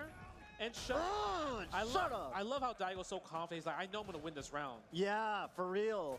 Ooh, that could have been a whip punish too. There it is. Oh! And he did. Chases it down. And he did win that round. Confidence. Man. Okay, crazy that he won that game. He actually won both rounds, even though that was the one where he was trolling the Dragon Lash the most. Yeah. Do you think he's gonna Dragon Lash still? I don't know. I feel like And Chris no, CCH but second guessing himself on the wake up. Ooh. Eye on the prize. Oh, he back threw. Yeah, it was defensive. Bro, they are scrapping. For real. Like, they're really scrapping out here. Okay, now you try. Yeah, now's the time to do it. Yeah, but Well, we're not getting DI, yeah, so. it's kind of hard. That's also the light kick version, so it's, Right. it's -4, but in here it's 0. That's why there's trading after that. Right. And it's pretty quick. Too slow. Too slow. There it is. That's the round. And Chris, TCH, match point. Match point, tournament point. Tournament point for the And Pacific this Northwest This was region. his goal. This was literally the goal. I'm trying to defend Canada. I don't even live there. He's but a I'm trying to neighbor. defend from Daigo. He comes to the night market. Oh, okay, that's tight. Okay. DP, no, level 2.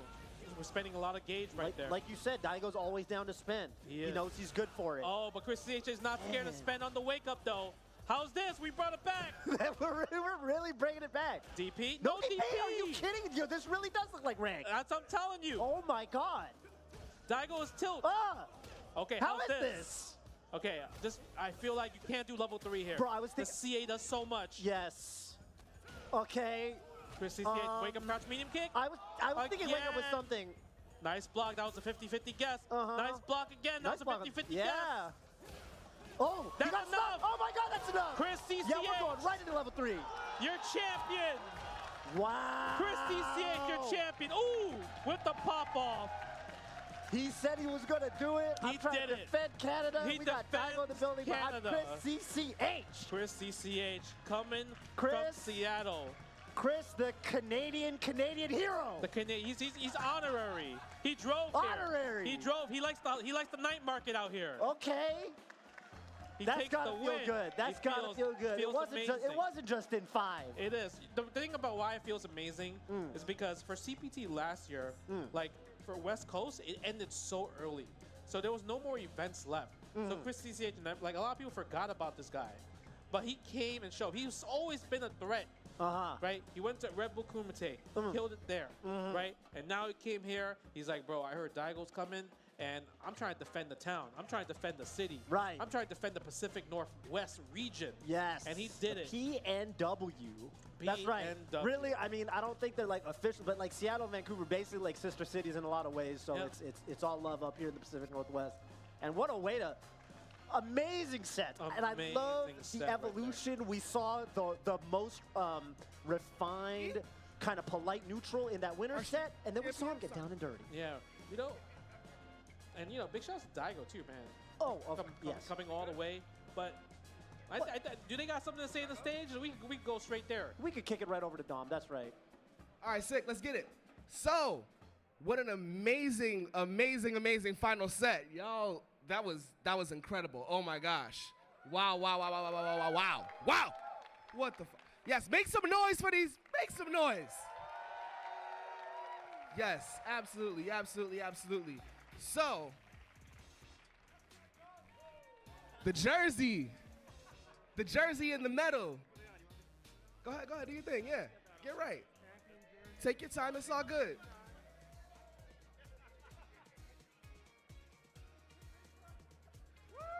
Beautiful.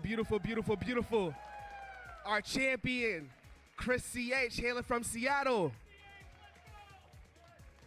Yes, indeed.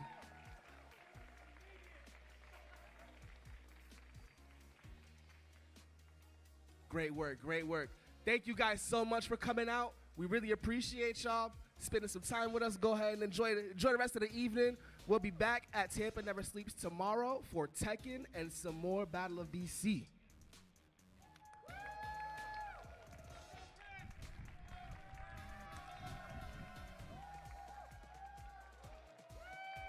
They gave out hockey jerseys? That's so Canadian. I love that. Battle of BC hockey jerseys. That was lit.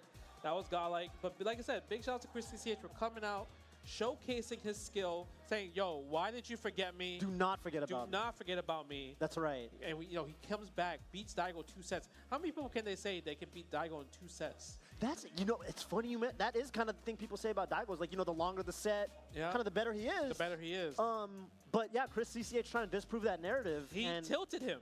He literally got him on tilt. He literally did tilt because him. all of a sudden Daigo started doing dragon lashes for Bro, days. If it was anybody else, it wouldn't even be a question. If it was anyone except Daigo, it would be 100% like, yeah, oh, he's tilted. It's only because it's Daigo we're thinking like, is it a question? Like maybe it's like a tactical thing. I don't know, but I think you're saying it, man. Yeah, sure. I think it was kind of like a little tilt going on. Had to have been. Because the amount of Chris CCH OD DPs, it eventually hit the second set. It hit 100% of the time. 100% of the time. Anytime he had meter, ODDP worked. So I think at that point, and he was the one blocking Daigo's ODDP. Yes, blocking Daigo's reacted to the Dragon Lashes. First it was with the Shoryukens, and then eventually he got the, kind of worked up the nerf to drive impact. Big boy damage. Big boy damage, Look how much damage that was. Please stop Dragon Lashing me. Look at that damage. Ooh. And even, I remember, like, I don't know if it was the final round, but there was a moment that was really good for Daigo. That was good. There was a moment where, and it was like a pretty obvious jump in, and Daigo just kind of didn't react. And yeah, I was like, he was missing a lot of DPs in that situation. But Chris CC's jump-ins were good. Like, because he landed a lot of jump-ins in general. But there's two sides to the jumping. Yeah, there's the anti-air, but like, I mean, we were talking about earlier with like Guy, for example. You got to find that window. Find that. It was really funny. Daigo was really, like, I feel like in that first set especially, he was doing a really good job with like the walk forwards, and he was really winning that war. He had some really godlike, like he would just get him with the crouch forward. But yeah, Chris CCH, he really played Daigo's game, And yeah, he kind of won the mental war, which was very impressive. He won the mental warfare, and then eventually he was like, all right, we're done playing solid. Let's play a little nutty. Let's play a little nutty. Right, let's play a little nutty. Yeah. And Chris CCH, I mean, he played solid during the nutty. He was able to force Daigo to play way more nuttier. Yes. Right, way more nuttier. It was actually... He made Daigo look like a rank Ken. Yeah, like like if you didn't have the names on the screen, you wouldn't know. You wouldn't know. You would not have guessed that was Daigo playing. That's how it felt to me. You would. That's how. No, for sure. For sure. It was just crazy. It was just crazy. But Chris CCH, look at him. The champion. He deserves it. He deserves taking this picture. Maybe you get the 1600 MR of Ed. Who knows? Okay, yeah, that's the next goal. Today we beat Daigo. Tomorrow 1600 MR that's Ed, right? right. That 1520 not looking good. But that's why his Luke, though, legend rank Luke right there. That legend rank Legend rank Luke. I mean, he killed it. I'm actually so happy to see just Chris CCH. He's one of those guys that I always like, man, this guy right here, he's so good. He's got something special. He's got something special right there. Yep. Yeah. He's happy. He probably Top of the world right probably doesn't even watch hockey, but now he likes hockey. Probably doesn't even watch hockey. Right. Up here, you low-key have to. Oh, you want to interview Chris CCH? Yeah, I can interview Okay, him. you interview. I'm gonna give him the headset All right. right here. Come on here, Yo. Chris. You want me to talk to you? Let's talk to the champ, bro. You're the champion. I would never ask any question outside him. How does it feel, bro? You feel good? I do feel good. Yeah. How did you make Daigo tilt? I don't know what happened. You saw that, right? Of course. And what was upsetting me, well, it was starting to tell me because it was working. Yeah. I got hit by like every Dragon Lash. I don't know if his strategy was just like, he was wanting to see if it would work, and it kind of was for a second, but I think he's kind of slowed down after I drive impacted a couple. He cut out. But I was like, the hard part is, like playing on PS5 and everything, the timing is slightly different, and it's not a huge deal for most things. But when you're trying to do a reactionary perfect parry, I get it. it's so hard. So you saw me just keep doing, I pretty much do like somewhat of an OS where I do the parry, and then if I get regular parry, I always do drive reversal. Yes. I just couldn't get the perfect parry at all. Yeah. And normally when I'm playing against Ken, I don't want to look for like those harder options like the DP or the DI against Dragon Lash. Yeah. So I was being very stubborn about sticking to the options I normally do, but then I was like, it's not working. I have to just look really hard for it and go for like the harder reaction options. There was layers. I mean, you tried to go for a drive parry, didn't work out. That's why you're drive reversing a lot, like you said. And you DP'd. And I'm like, Daigo's going to still keep doing it because that damage is not enough. Yeah. And then you did drive impact. I'm like, yeah, he's not going to do it again. He did it again. He needed to see two of them. Yeah, he Once had he's on to the see two second of one, them. he relaxed. He's like, maybe that's a fluke. Yeah. Right, maybe that's a fluke. But you played amazing. The fact that eventually all your OD DPs hit. Like, it just hit, and Daigo couldn't have a read, but you had a read on his OD DPs as well, too. So it was just amazing because, one, you played his game first. Like, you were playing the neutral, and you won the neutral, and you caused that kind of, like, to scatter and make him really doubt himself, and he needed to change up his game plan. So I think you did a great job, and I always tell people, bro, why do they forget about you? They're like that. They got to put respect on your name, and they did. Maybe not the Ed, the 1520. What? No. The 1520 MR Ed. My Ed was not looking good. It was just because my anti-airs suck. And the character's anti-airs are too hard. That's the only reason. If I had good anti-airs, my Ed would have been cooking. I mean, it would have cooked. I mean, your Luke cooked, that's for sure. My Luke did cook. But I do understand why people have kind of forgotten about me because I have stopped streaming and I stopped entering a lot of tournaments. I mean, I do work full-time now, so it's a little bit more difficult than back in 5 when I was a child with no responsibilities at all. But I think now that I'm like not streaming, I've kind of given up on doing any sort of content stuff. But I think I'm actually happier with that than just being a full-time competitor. So if people don't really recognize me, I don't care too much. But I'm going to try to enter more tournaments now, and I'm glad. I think this is probably my first really big win in Street Fighter 6. No, you killed it. Obviously, Seattle, like you guys host tournaments there. You know, you, Danny Pham, and a bunch of all the Seattle scenes. I see $1,000 tournaments here or there. They're trying to build the scene, so keep building the scene. I always tell people, you cook the Pacific Northwest region. You're like the leader of it. So bring that out. CPT, whatever happens next year, I think you're going to qualify for Capcom Cup because, you know, obviously it's very hard to qualify for Capcom Cup with the current structure. But in general, I mean, today you showcase. You defended Canada. I did even it for though Canada. You're not Canadian. I told you guys I would defend Canada. At this point, I basically am Canadian. Yeah, I remember Evo. When I was about to play against Joe Morogan, I said, whoever wins this is the best player in Canada. And I won the set. And I just keep proving that I'm the best player in Canada. Yeah, so I'm here to defend the whole country. All right, man. But good job, bro. You did Thank good. You know, enjoy the food, night market, everything like that. But other than that, we will see you tomorrow for Tekken 8. Tekken 8, the whole tournament will be tomorrow for Tampa Never Sleeps. We'll see you soon. Have a great night. Peace. Peace. I'm here on the floor with Kevin Deere, the director himself of Battle of BC.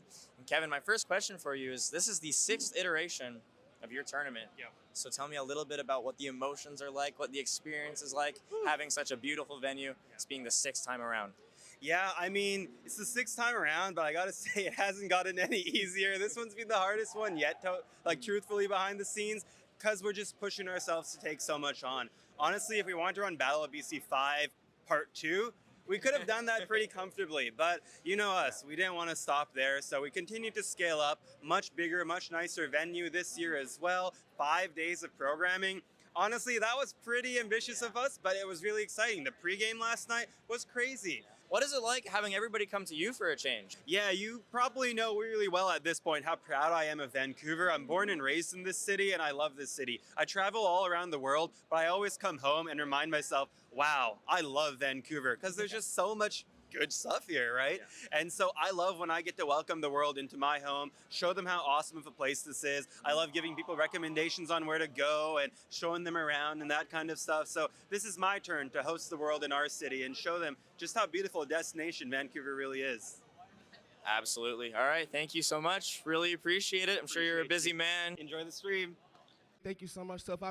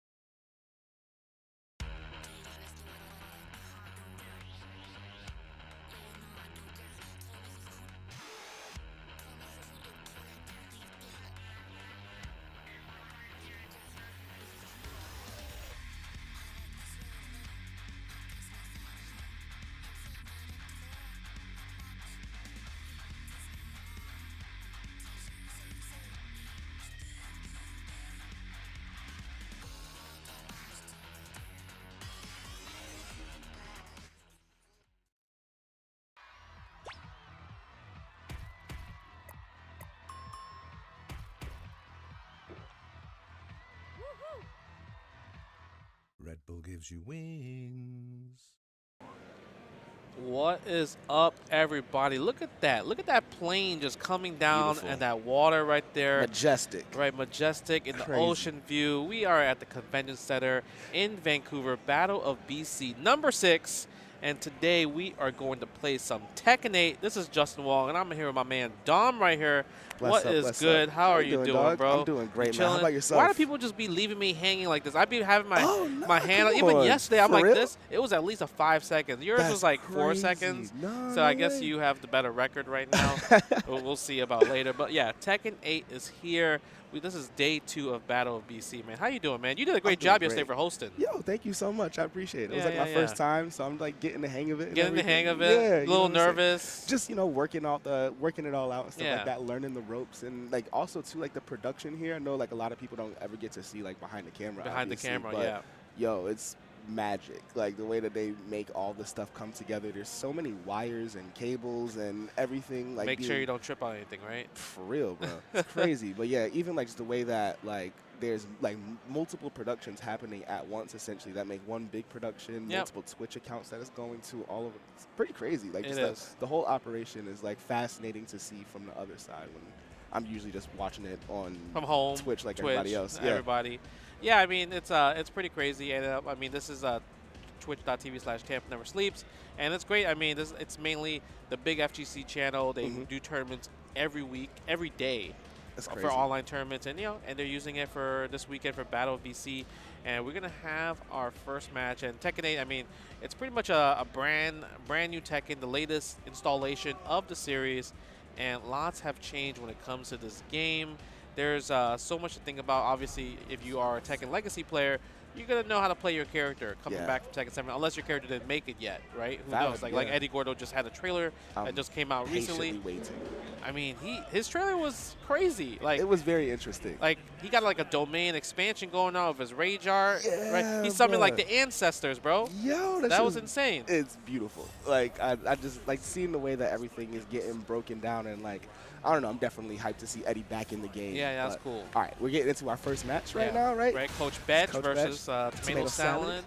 And this is interesting. Like Nina, I feel like Nina's one of those hard execution characters. Really hard execution. And she's been in the franchise since the beginning. Claudio, one of the more of a newer character. Yeah. Right, and he has a really abusable running move, like that move right there. Oh, really? Yeah, it's really good. He can give himself a buff. That makes his moves even better, but he has to land it, though. That's the Wow. problem. That first round was quick work. Yeah, damage is really high in this game, especially Yes. with the you can do chip damage now. Specific special moves do chip damage, and also when you're in heat, pretty much all your strings do chip damage, right? Crazy. All right, that's the low. Tomato Salad. He's holding down the neutral right now, right? Yeah, seems to be the case. You know what I'm saying? He's definitely holding that down, locking it in. Yeah, wipe the floor from Nina. Uh-oh. Sweet. We got the multi-command grab. Nope. Nice break from Tomato Salad. Yep. That's the heat engager. Goes into the heat smash, and his heat smash starts from a low. And usually... Oh, that's yeah. I can see how that would throw everybody off. Yeah, usually if you have like a low heat smasher, it kind of goes to a guaranteed like full combo from there. Okay. Right? Because most really fast lows, they don't go into something big. Pulled out the blicky. Yeah, yeah. Crazy work. Yeah, that's the follow-up using his buff right there. Wow. Okay, the 1-2. All right. Got a little bit jab action going. Yeah. Nice string right there. Why are you ducking, though? That poke was vicious. Tomato Salad with a full combo. The wombo. Yeah. Wow. Ends it with a standing 4. Tomato Salad. 3 rounds straight. I mean, that was a pretty dominant round, right? Quick work. Yeah, quick work. That was super quick work. I don't think that was even like 2 minutes in total. Tekken 8 is a pretty fast game. I always thought Street Fighter 6 was a fast game, but Me Tekken too. 8 is it could be a lot faster, especially if you don't know the matchup. Facts, right? yeah. Even And though then also like the environmental damage that gets added on top of things and stuff like that. It seems like there's so many things that can just kill you. In this yeah, game you get so combo extension based off the stage, right? Like for this stage, you can break the windows and then get another combo Yep, from there. exactly. So it's pretty good. Nice. How dare you challenge me? Stop pressing buttons. I love the neutral game. The neutral game is like really where like the sweet science is to me. Yeah, it's that, and then also a bunch of knowledge checks. Like if you don't know what you're doing, like when the challenge, you're just gonna get hit by like the follow-ups of specific moves, right? That was crazy. Yeah, bro. Tomato Sammy, he's really taking advantage of like a lot of strings. And it's like, well, that was 18 seconds. I'm gonna challenge there. Nice hop kick right there. Goes to a full combo. Misses it though. That's okay. Coach Betch, what do you got? Okay, activate heat. You try to use the armor to keep his turn. That's the whiff punish right there. Oh my gosh. Look at the damage. That's 40% right there. Keep the pressure going. That's plus. Wow. So you can take advantage using the mechanics in the game. Yes, absolutely. That was a full court press right there. All right, tries to go for a big launcher. Doesn't bite. Tomato Salad with a punish into a knockdown. You're pressing buttons again. Can't stop, won't stop. Oh my gosh. Activates the heat. Spends half of it. Goes for the low, guaranteed. Wow. Yeah, easy. That's 6 rounds straight, man. I think that's it. That was it. Tomato Salad, I mean. Wipe the hands, turn the page. Come on, that was crazy. You know, he made sure you got to go order some tomato salad, right? spend that cash a little bit. We are in Vancouver. Things are a little pricey. A little bit. Just a little bit, yeah. Yeah, a little bit. But I think that was a good display of Claudio. He like obviously knows like which like moves to use to kind of like get people pressing buttons, and also he had his combos take you to all the way to the wall. Coach Betch never really got started. Yeah, that was kind of a masterclass in just like applying pressure from the jump and not relenting. Yeah, right. And like I said, Nina's more on the harder side when it comes to execution. So when it comes down to it, it's like you really have to be really fast when it comes to movement, able to get your cancels down from like side step 1. So I mean, we'll see. We'll see if he can make a comeback in the future or anything, right? Yeah. But we have a lot of players here. I think we have 4 pools, and there's like a good amount of players in this tournament. So I'm kind of curious to see what kind of like talent we will see. Obviously, Pacific Northwest had a really good, strong Tekken scene for Tekken 7. I wasn't aware. Yeah. So I'm assuming Tekken 8 would be similar. Everyone's coming back. We obviously are going to have new players as well too. For sure. Right, because Tekken 8's been doing really well on Twitch. Yeah. Sajam's Tekken Slam happened, and then that had so many people, so many eyes. Did you see, watching that? I don't know if you saw this morning, but Harada had posted on Twitter. Someone had asked him to put Waffle House. I saw that Waffle House, and he's like actually seriously thinking about it. That would be the most amazing thing ever. He needs to know the history, the lore, absolutely, of why Waffle House was important. It seemed like everyone kind of gave him some explanations, and then like 3 or 4 hours later, he was like, "Okay, I'm gonna try and see if I can get the licensing to work out." I was like, "What? This is crazy." Harada's cool, bro. Like, I mean, he's a person that is willing to make magic happen. When you think about Tekken 7, look at all the DLC characters that came in, right? You had Negan, from Walking Dead, like that was unexpected, absolutely. Right? Obviously, you had Geese, and then you had Akuma, right? And there's it's just a lot of cool characters in there. I still low key want to see that Tekken Street Fighter game at some point in time because that sounded so I crazy. I know it's never gonna happen. Yeah, I don't know about that. It just was such a ridiculous thought. Yeah, and also Harada just made like his interview series. And he interviewed the one that was announcing all the trailers, Leanne Hart. Oh, that's right. sick. And she is actually kind of the announcer for like the big Muay Thai fights in Thailand. Oh, that's fire. Yeah, she's like the announcer on there. That's so dope. I love how they it definitely seems that there's like an integration of like real world into Tekken. Like I would love to see like in some, I know Tekken obviously has a lot of crazy fantasy stuff, but it'd be really cool to see it get more and more grounded in reality and like almost like a parallel that'd be cool, Earth right? Tekken, you know? All right, Ziggy Zensei with the paw versus a Meta Brain with the Devil Jin. And I mean, Paul is a powerhouse character. I mean, he does a lot of damage in general. He's pretty linear when it comes down to like big hitting moves, right? And there's a stage interaction, get an explosion, get the combo, activating the heat, get the knockdown, goes to the charge one. Okay, Double Jin, what do you have? You have so much like gray life, but it doesn't even matter. It couldn't even at all regain any of that. Wow. That was crazy. Right, blocks the low, gets a big punish on that. That's Devil Jin's best low and pretty much so fast, but you get a good punish with it, especially when you're Paul. Goes for the eye laser. Okay, wake up springboard kicks, punishes the down 4-2. Look at that. Ooh. Oh Ooh. my gosh. See, now this match is going to be competitive, right? Oh, yeah. I can already see. 1 round each on both 1-1. sides. Okay. Go to Electro Wing Godfist. Drops the combo. Tries to opt for a Hell Sweep, but, I mean, Ziggy Sensei punishes it. Oh, Activates. wow. Let's keep it going. Let's keep it going. Yeah, down forward 2, 1+2. Springboard kicks again. Nice. Okay. Are we back to neutral now? Yeah, back to neutral. But is it? Nope. The Hell We Sweep. ain't back to neutral. That should be it. Ender. Sheesh. Yeah, and Devil Jin also had, I mean, he still had Activate Heat, so he had all his mechanics still available for use, even if he didn't kill there. Block stat, didn't go for the down parry. Combo time. Oh, wait, no? Yeah, you don't get a combo from the activation from the Heat. It's more of a mix-up. It's 50-50. You go for mid or low. Go for a grab, right? Yeah. So it's still pretty dangerous when it comes down to it because you have to guess right. And right now, Meta Brain, he's balling, but Ziggy Sensei fighting back. Breaks the 2 grab. Okay, goes for the low. Death Fist. What's the guess? Needed that badly. Yeah, Needed gets the life back. Both in rage. Activate rage. It's going to hit.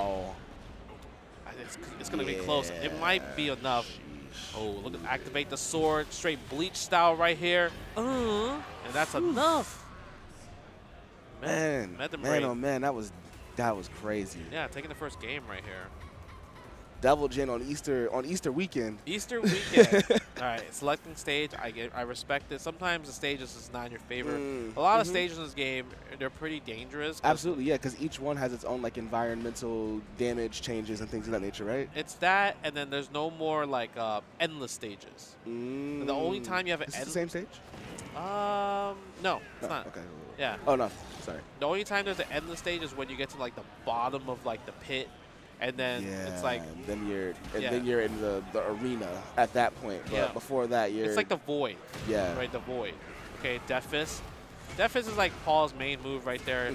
Really good, strong mid. Which is like your opener, yeah. Yeah, and it's like his heat engager in this version, so it actually makes sense. Down 4-2, 1+2. That's like the mix. Usually people like to go again down 4-2, 1+2. But that's the heat smash version.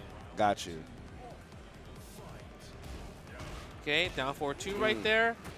Big launcher. Wow. Nice. Ooh, okay. Nice step back. Nice step back. Yeah, that's not safe. How dare you press a button? Ziggy Sensei cooking right now. Activate. What's the mix? Okay. Guess again. Yep. Goes for the mid. Down 1. Oh my gosh, the perfect too. I feel like it's so like when you're playing like this competitive. Like, I'm noticing competitive Tekken 8. Like we've seen 2 perfects already so far in pools. Yeah, perfects are very common in our infrastructure of fighting games right now. Because damage is so high, offense is so strong, and people have a better understanding of like how to like just mix people up. Yeah, nice crazy. break on the 1+2 grab. Oh wow, that was a nice duck. Yep. Oh, he ducked. Why did he duck that? Oh, maybe he tried to challenge. Okay. Activates his armor to steal back his turn. That's down 2. Nice. That's a 1+2 grab. The guess and the heat smash low. Oh my. Tied up. Tied it up. 1-1. We'd love to see it. We'd love to see it. Yeah, 2 classic characters. Oh, even now, even Meta Brain's like, okay, I want to change stage as well too.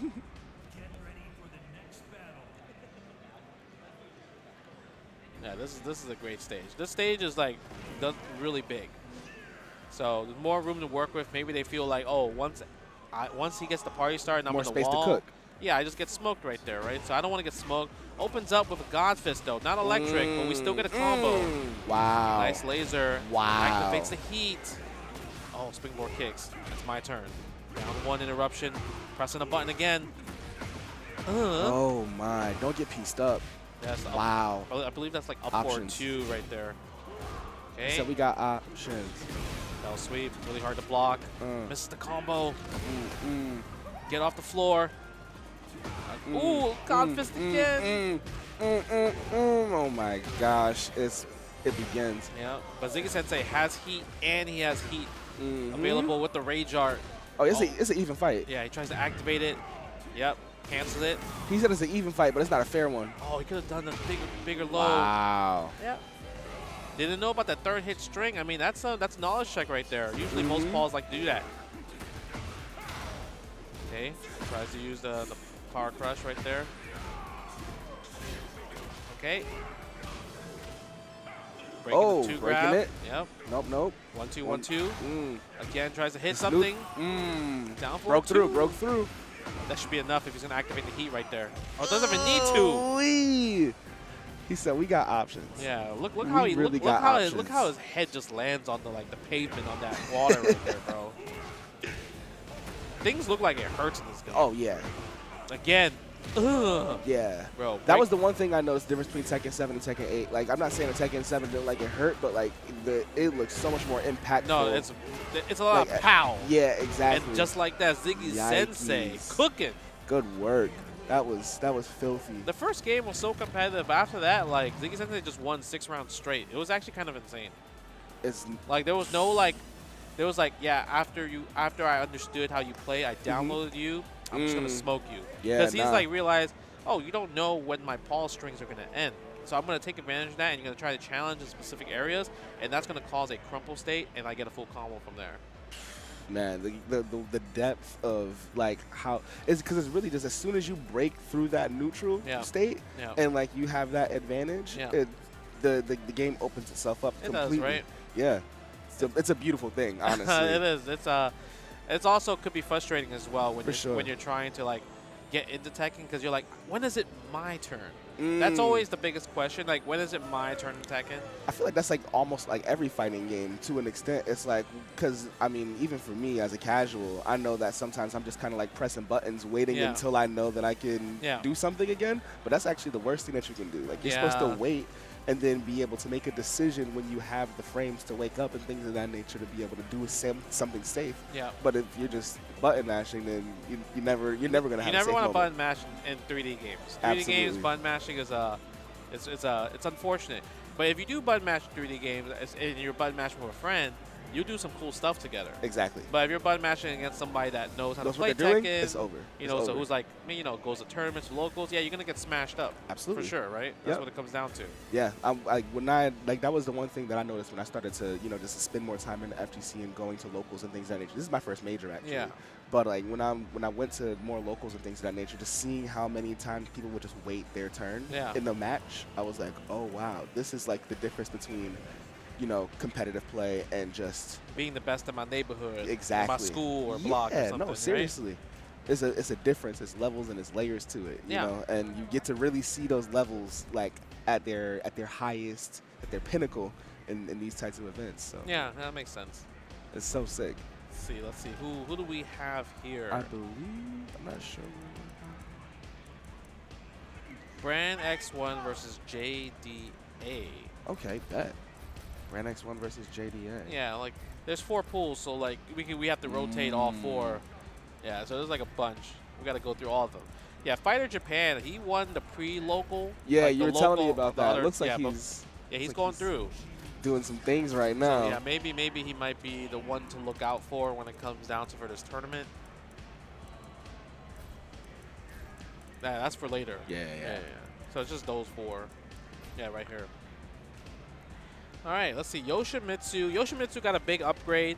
Normally, his main problem from back in the day was like he didn't really do too much damage, or he was kind of like it was hard to use. But in this one, he's always been kind of kind of different, right? It's like very technical, almost meme-like. He still is technical, but now he has more damage that he has Arsenal. Reina, one of the newer characters in Tekken 8, using the Mishima style, first pretty much female Mishima fighter, which is awesome. It's pretty sick. Right, yeah, and she has such a punishing style. Yeah, she has a lot of abusable stuff, especially with like 442 right there. He tried to use it, but he didn't really cancel the 442 from there. That's the 112 right there. Super punishable on block right there. All right, let's see. Oh yeah, that's a lot of knowledge checks happening right now. Yeah. And Reina I like Reina a lot because I know like her Electro Wing God Fist, it's still the same. You can still do it, but if you want to do easier version, she can do a regular Wind God Fist just using down 4-3 and just pressing 2 regular. There it is. That's a regular Wind God Fist right there. Didn't get the electric. Activate the heat engager. Goes low. Oh wow, went low with it. Activate my heat though. Gets a full combo. When you're in this mode, all your Wind God Fists are electric. It's automatic. That. Right, using the parry right there. 1+2, 1+2. Didn't get the second hit. Okay. Good defense, good defense. Right, goes for the spin. That's a punishable. 1-1-2, not safe. Almost had it. Yeah, 1-1-2 is pretty good though, because when you do, if you hit with 1-1-2, you can cancel into her Sentai dash. So, okay. Finish the combo, goes for the uppercut. Nothing happens there. So that's straight 2-2-2-2. All right, goes for the flip kicks right there, the 4-3, 1+2. Didn't get the armor, gets hit by the hop kick. Yoshimitsu, what you got? We got a combo. Activate the heat. Yeah, you gotta duck that second hit of that string. Okay, nice. Goes for the heat smash. 1+2 again. I love the distance management happening in this specific matchup. It's a lot of distance management. Yeah, I mean, just like, oh wait, are we far enough? Oh wait, no. I think they're testing each other. Yeah, that's unblockable sure. right there. Whew. They're really testing each other. Just doing like, do you know how to punish my move? Do you know? Do you know how to like counter poke with this move and everything? JDA has his combo though. He's showing that he does have combos. Right, goes to the helicopter stance. Wake up JD. 4. That's a 1 grab right there. Yeah, Bren's gonna have to do something because JD is definitely like, yeah. Once we get a couple pokes going and then there's like a little bit more pressure applied, it's getting scary. Look at the stratosphere, all breaking apart. It was funny because playing this game before like before you played story mode, I'm like, why is there a stage like this? Yeah, it's a wild ass stage, bro. Yeah. The story in Tekken, the story from Tekken 7 to 8 specifically, like 6 was a, six was a cool story. All the Tekken stories have been sick, but 7 and 8 they've gone off the wall. They are, yeah. Okay, nice combo right there using the stage interaction, JDA. I see you. Uh-oh, but Brang sees some heat though. That's 2-2-2-2. Oh, he didn't know the string. You press the button on the 4th hit. Yeah, he waited a little bit too long that one. Oh, is that gonna hit? Ay. He's still alive though. Yeah, he's definitely still alive. But look at the animation. Wow, look at the beautiful. art. Yikes. How do you survive that though? Oh, the grab! Oh, wow. Oh, and that was enough to do it too. Yeah, JDA didn't believe himself to end the string actually. Yep, that's punishable. Tries to activate the armor right away. Didn't fall for it. Nice heat engager right there. Unblockable. Wow. Where was the hurt box on that? Armor up. Yep. Press the button again. Oh man. You should just do like a 10-hit string. Just why not? Let me just see it. Because I don't think either of them will defend against. Just believe in the heart of the card. Personally, I don't think so. JDA taking the first game right. Yes, indeed. That was I know that it was a 2-3, but that still felt like a pretty dominant performance from JDA. Yeah, I mean JDA, he had all his combos. Like That's he was able to do his that's combos. the big difference right there. Yeah. Bren, I mean, he landed, I would say, all the grabs. Yeah. He was getting all his damage coming from like grabs or just doing strings like 2-2-2-2. So he's just getting raw like big damage hits. And JDA is trying to interrupt, but you really can't interrupt. You have to really just know the string and then press the button after the string ends. Yeah. Oh, okay. Right away from the launcher. Oof. Nice combo right there. That was a great combo. Send it to the wall. One more time. Wall splat. Okay, goes for the low again. That's punishable, but sometimes if things are punishable, you have to do moves that are quick punishes. Okay. Tries to get that's the down 4-3 into 2. Trying to get electric, but getting electric is pretty hard. But you have to do it you have to hit the down forward and 2 at the right spot. Nice little combo right there. Okay, tries to get a launcher, doesn't fall for it. Franksy goes for the flash. It wasn't counter hit. Uppercut. Oh, big whiff. This is punish. Puts the sword back, takes the sword out. Wow. Not sure why. Okay. Doesn't activate heat. Goes for the rage heart. YOLO. He blocks it. Yeah, the best punish for that is either you get a guarantee launcher or you could just go for grab and you cannot break it. Okay. Again, that 2-2, I mean, you should just run with the 2-2-2-2. For real. It's just working. Yeah. Okay, goes for the sword right there. 1+2, not being punished. Not equaling 3. Okay. What? Nice combo right there. Yeah, that's like JDA's like. Yeah, that's the bread and butter. Yeah, it's definitely a bread and butter. Going to helicopter stance.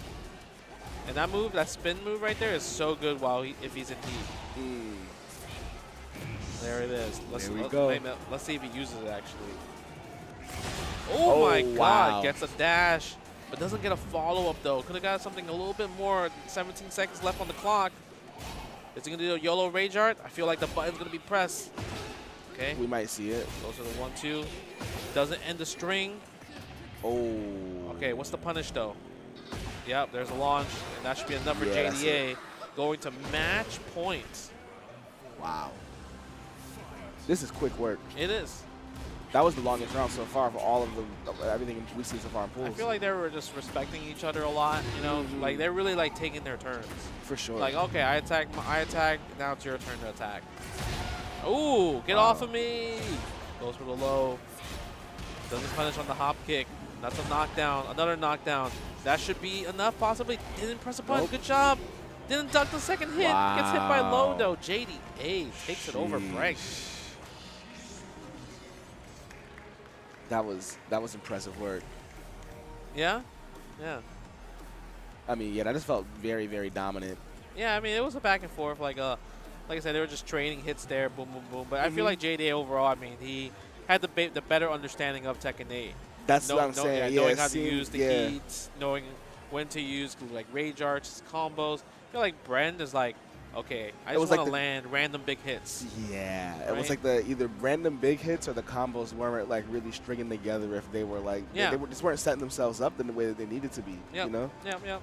It is what it is, though. It is what it is. I mean, that's just another knowledge check of Tekken 8. Like I said, the game still pretty new. It is very. You know, I think it was like we're in like month 3 or 2, that's something, super right? new. Still pretty new. Yeah. And it's a hard game to master. Easy to get into, but hard game to master. That's for sure, right? For sure. It's really, really interesting just seeing like the different levels and tiers of like we were just talking about like the knowledge checks and stuff like that. You know what I'm saying? Just it was clear to see that there was like, I don't want to say it was a clear skill gap there, but you could tell that one guy knew their character or at least spent more time with their character. Yeah. Could have been even through the different iterations of the game and things of that nature too. But it's probably gonna be like that throughout the whole entire tournament, possibly. Maybe not until like semis. Yep. You know, because then I think we'll have more players that are going to be flushed out and show off kind of like their skill in Tekken 8, because I think there's a lot of great players in Tekken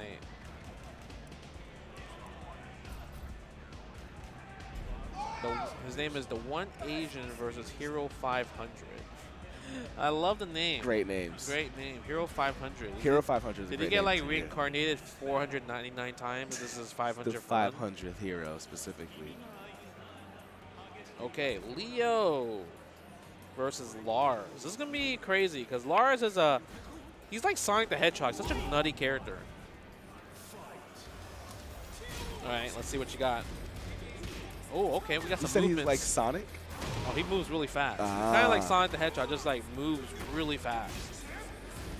All right, One Asian's already in heat. Activate that, the down 4. Lee's one of those characters that can really take you to the corner. A lot of combo conversions that he has. And he is abusing that low. That low to high, that guaranteed 2 hits. Oh, wow, look at the damage right there. That was crazy. Oh, no need. Yeah. They are scrapping Cooking. right now. Cooking right now. Okay, I like the movement. Yeah, I love the movement. All right, Lars, what do you have? Oh, okay, good challenge. Again, blocks the low this time, but doesn't punish that. But this time, One Asian blocks the low, gets a full punish right there. That's a nice combo. Okay, blocks the lit again. Goes for the mid-high, unbreakable Great grab. Great grab. Gets the re-wall splat while you're staying on the floor. That was floor. a whole lot of wall damage. All right. I like how they always like pick their spots, but then the problem is when One Asian gets in there though, he makes it count. Yes, he does. Yeah, Hero 500 is not really getting anything. Is he gonna break the wall? Oh no, he gets knocked down. He could have broke the barrier right there, send him down to the floor. Doesn't even need to though. Does not one bit. Wow. That was fast. That was dominant. Yeah. That was dominant work. Yeah, select the stage. You don't like it. Yeah. You feel claustrophobic. I get it. Yeah, I feel that. Oh, this is still a short stage though. It's still a short stage. Hopefully we can do a little bit more this time. You actually get more combo potential in this stage because, like, if you go to the fire, they just, like, launch you up. It's like an explosion bomb. All right. Okay, let's go. Hero 500. Movement. Nice, that low. Tries to go for that 4-4-3. Okay, I haven't seen much Lee play lately, but he looks sick. Yeah. He's one of those characters a lot of people haven't been playing him too much. Yeah, but I haven't seen him getting labbed up like that. Yeah, but if you see a Lee player, they're nasty. Facts. Down for one ender right there.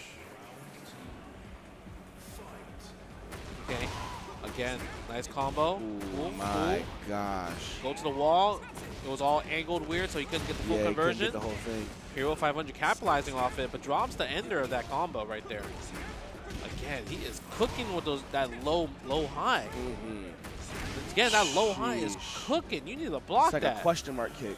Yeah, you gotta block that, because if you block that, the second hit's always gonna be coming out guaranteed, and you could just literally get a rising punish there. Oh, yeah. Okay, wall spot again. Get off the floor. Look at that, 60% gone. So much damage. He can recover some health, though, if he lands some hits, but the 4-4-3. That's not looking like it. Activate the plus frames. Okay, this time we activate. Don't go for the YOLO Rage Art. Please, Rage Hero. Nice. Okay. Using the extension. Blocks the low again. One Asian. Oh, tries to bed the farm. That's punishable. Yeah. And that is it. One Asian. Takes it pretty clean. 2 games straight. 6 rounds straight. That was, once again, dominant.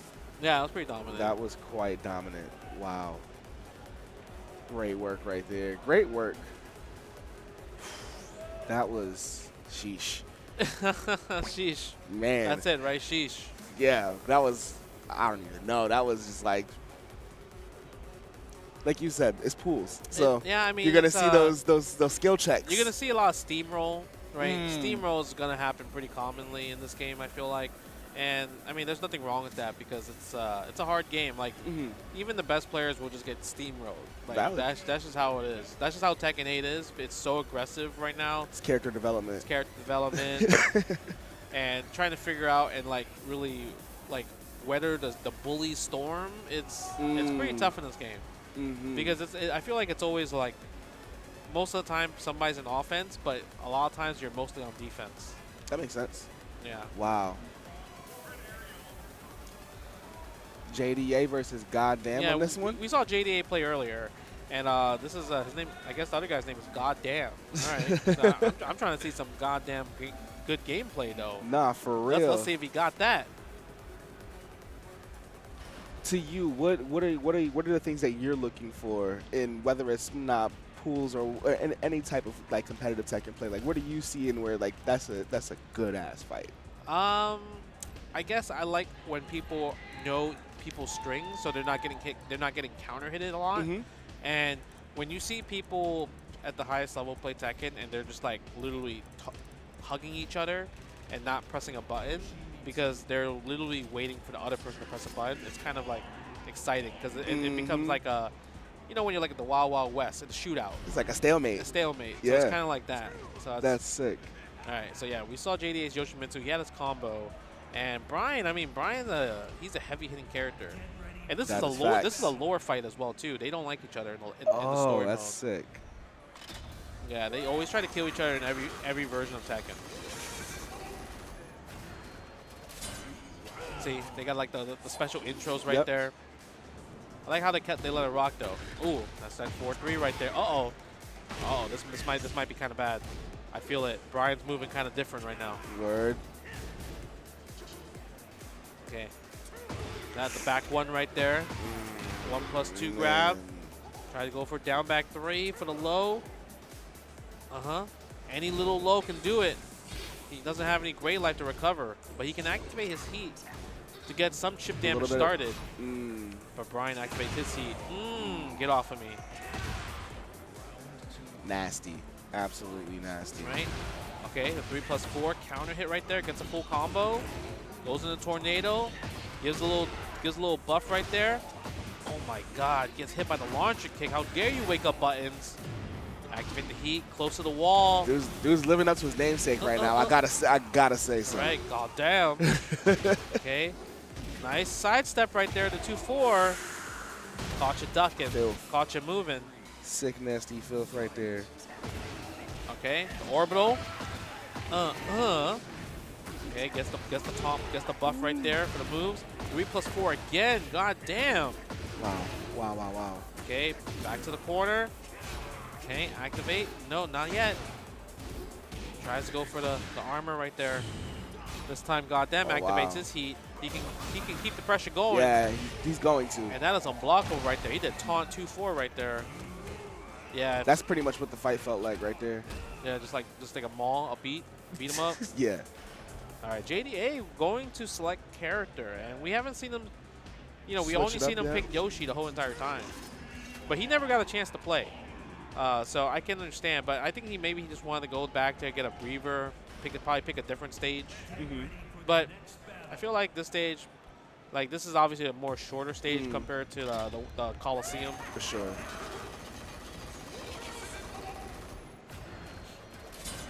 He's trying to see if he could ice it out a little bit. Yeah, right. Oh, but right away, just to start, 3+4, trying to get the counter hit.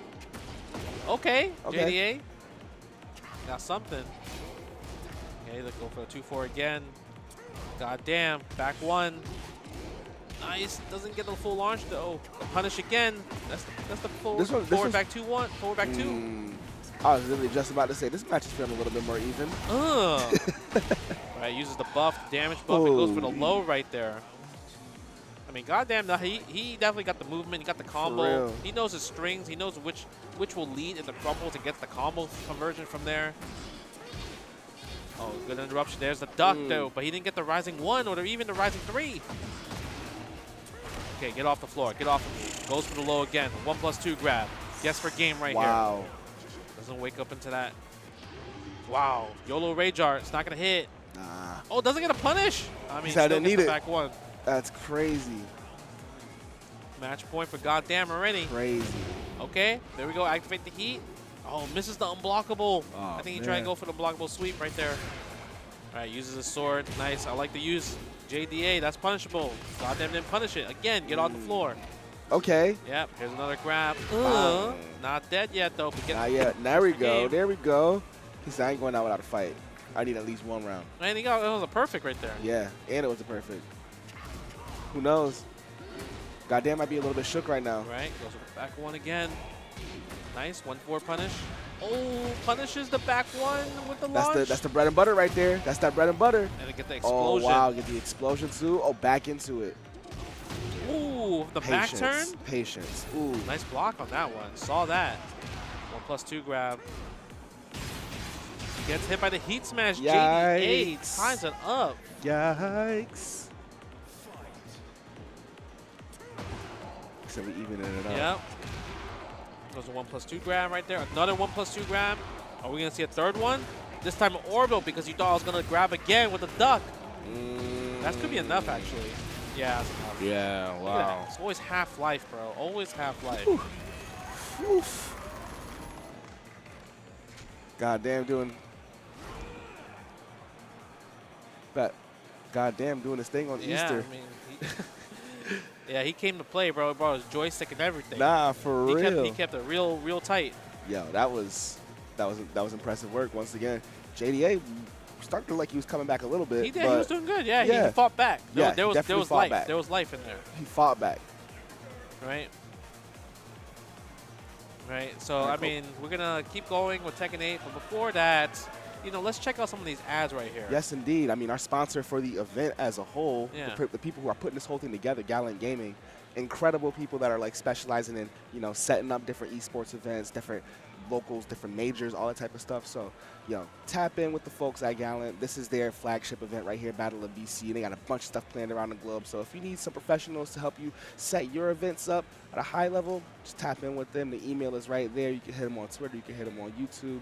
Whatever you got to do to tap in, get on the line with them. You know what I'm saying? And then on top of that, too, we got the Battle of BC merch that is being produced as well, too, from Gallant. It's really, really awesome. So you want to check that stuff out, we got totes, we got hats, we got sweaters. I mean, look at the beanie, the Kirby on there, the Nest tote. I'm kind of rocking with that as well too. I got the hoodie on myself right now. So if you go to startgg/BOBC shop, you will be able to check it out. All the merch is made by community artists. It closes on April 1st at midnight. So please go through, show them some love, show them some support. Let's keep this good thing going, and also support the dope artists that are like making all this stuff. It's really, really fire.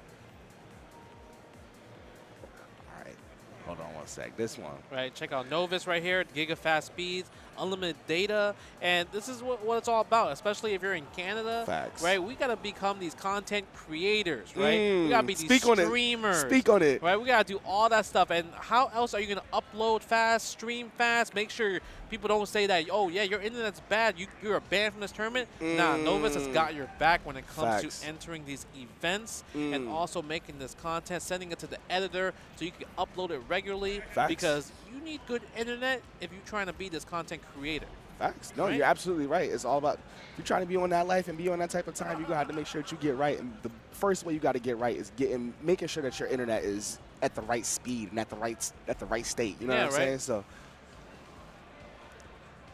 Right, and then and overall, if you're trying to look for other games to play, I mean, let's check out this Parallel right here. Parallel, right? Yeah. So right? it's like sci-fi trading card game. Yeah, sci-fi online trading card game, and it has a $500,000 tournament, $500,000 for you to play. So if you guys are interested, they also kicked off a referral program, so you could join, invite your friends for rewards, right? Hit the exclamation mark Parallel in the chat and check out the referral link, because if you use that referral link right there, it actually helps Battle of BC, supports the event. It's a fun game, lots of strategy, unique energy mechanic, and it greatly enhances that strategic depth right there. It's fire. That's super fire. I'm probably going to check that out tonight. Yeah, right? Yeah. Why not? Make some money. Well, right? Right? Indeed. All right, cool. So we're going to go to break now. Appreciate y'all joining us for this first set of pools. We're going to keep it going in a little bit, but for a moment, take a little breather and go ahead and get ourselves right. Grab you some water. Make sure you stay hydrated. Please stay hydrated.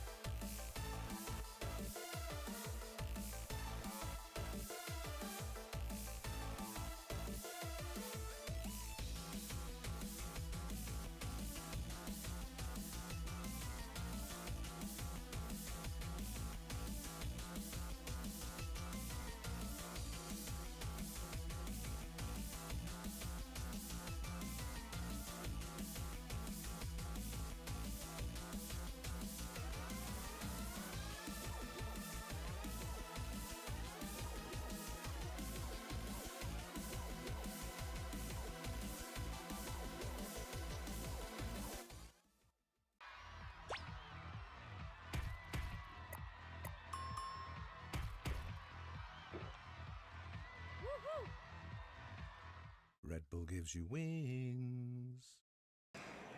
Welcome back, everybody. We are here in sunny Vancouver. It's a great day in Vancouver today in Canada. Welcome back. Yeah. Welcome back. And we are here at Battle of BC 6. My name is Justin Wong. I'm here with Dom. How is everyone doing? We were talking about Tekken 8 earlier, and we got more Tekken 8 action right now. Yes, indeed. And, yes, indeed. Back into these pools, you know what I'm saying? Back into the pools, and we're getting deep into the pools, right? We got to make sure we got to find our, like, top 24 placers, right? And then dwindle down to top 8. And we're getting real close, too. And obviously to find out who's going to win the tournament, right? Mm-hmm. So, yeah, we seen, I like Goddamn's Brian. His Brian was looking pretty good, right? Yeah, that Brian looked real impressive. Right, really pretty good. Okay, we got our 2 next players on deck. Indeed. And I'm kind of curious to see what kind of characters that everyone's going to be playing today. We've seen a variety. We've seen, like, Yoshimitsu, Paul, Devil Jin, Brian, Nina. We haven't seen any of the, well, we saw Reina, actually, but we haven't seen any Azucena yet. No Victor, surprisingly. Facts, yeah. Right? So I'm kind of curious to see. Yeah, we still got a good amount of fighters that we haven't seen yet. We're still in the pool. Oh, speaking of Azucena. Look at that. Yeah, look at that. Azucena's right here. And Azucena, I mean, she's such a strong character. Like, down 4, really simple moves, but so strong. Like, her combo potential is, like, so high, especially like the running 3-2, down 4, 1-4. That's it right there. That's down 4, 1-4. Goes in the stance, goes to that low right there. Activates the armor. Also, I need that back. There it is. But you ain't getting it back. Not getting that back. I'm sorry. Yeah, it's big damage right there. Ends it with the low right now. Goes in the back turn. Yeah, her low is such a big problem because it goes really far. No low parry on that one, though. Down 4-2, 1+2. Springboard kicks. Activates the armor. Takes the hit. Activate armor back. Tit for tat with that one. Yep. And that's an enhance. Goes in the Liberator stance right there. Oh, man. Oh, my God. Okay, Paul. Activate. Oh, doesn't get the launch, though. It looked like they were about to have it. Right, goes in the Liberator, cancels it out of Liberator. Goes for the backflip. Oh, nah. Go How. Go Needed How that. cooking right now. Needed that. All right, 1 round apiece on both sides. Trades already. Fair down trade. 4. No counter hit. Goes for it down 4 again. The knee. The shin. Okay, whiffing. Down 4, 1-4 again. Yeah, I was saying, I mean, I feel like Air Shock's cooking, like, in terms of neutral. But Go How, I mean, he's hitting hard. Yeah, I was about to say, he's hitting super hard. Yeah, that's just Paul, right? Yeah. It's always been Paul, right? That's punishable right there. Goes into the heat smash for the end their Air Shock. 1 round away from taking the first game. Okay. Ooh, nice combo. Yeah, I like that little piece. That was right a nice there. opener. Oh my God! Why you press it? Oh my. Drops it though. Okay, down 4-2, 1+2 Drop again. didn't matter. Oh my. Again, the armor. Yep. That's a great way to end it. Usually you want to use the armor to close out rounds because you can just take the hits from your opponent. It loses to lows though, so you gotta be careful. Lose to lows and grabs. All right, press the button there. Oh my. Down for 1+2. Ducks the high. Okay. There goes for the activates. Damn. Oh, wow. Yep. That was impressive. Takes him back down to the floor. He's going to take him to the wall. I was just saying his defense has been very impressive. Down 4-1, down 4-1. Double uppercut. Okay, yeah, and she loves coffee. She's a big fan of coffee. That's like her lore. Interesting. Yeah, the Ortiz farm right there. She actually has a nice rage art where if she kills the rage art, a advertisement of her coffee comes up. It's actually kind of funny. It's so ridiculous. Breaks that brick wall right there. I'm surprised the coffee wasn't like in the collector's edition of the game or something like that. You would think they would have put that in there, right? Like you could like an actual physical bag of coffee beans. I don't know how that would work. Wouldn't it expire? I have no idea. That's a great question, actually. Right? I would be worried. I feel like most I feel like they for put, like Fallout put like the Nuka-Cola in their. I mean, my friend bought me like this, like a soda, right? And it had my name on it. I never drank it. I still have it actually. Yeah. But I'm not gonna drink that. Oh no. Right? No. It's more a collector's item than anything else. Okay, activate the heat back. I haven't seen the running 3-2 yet. And that's like Alexander's most degenerate move. She used the heat smash, goes to the liberator stance, goes for the low.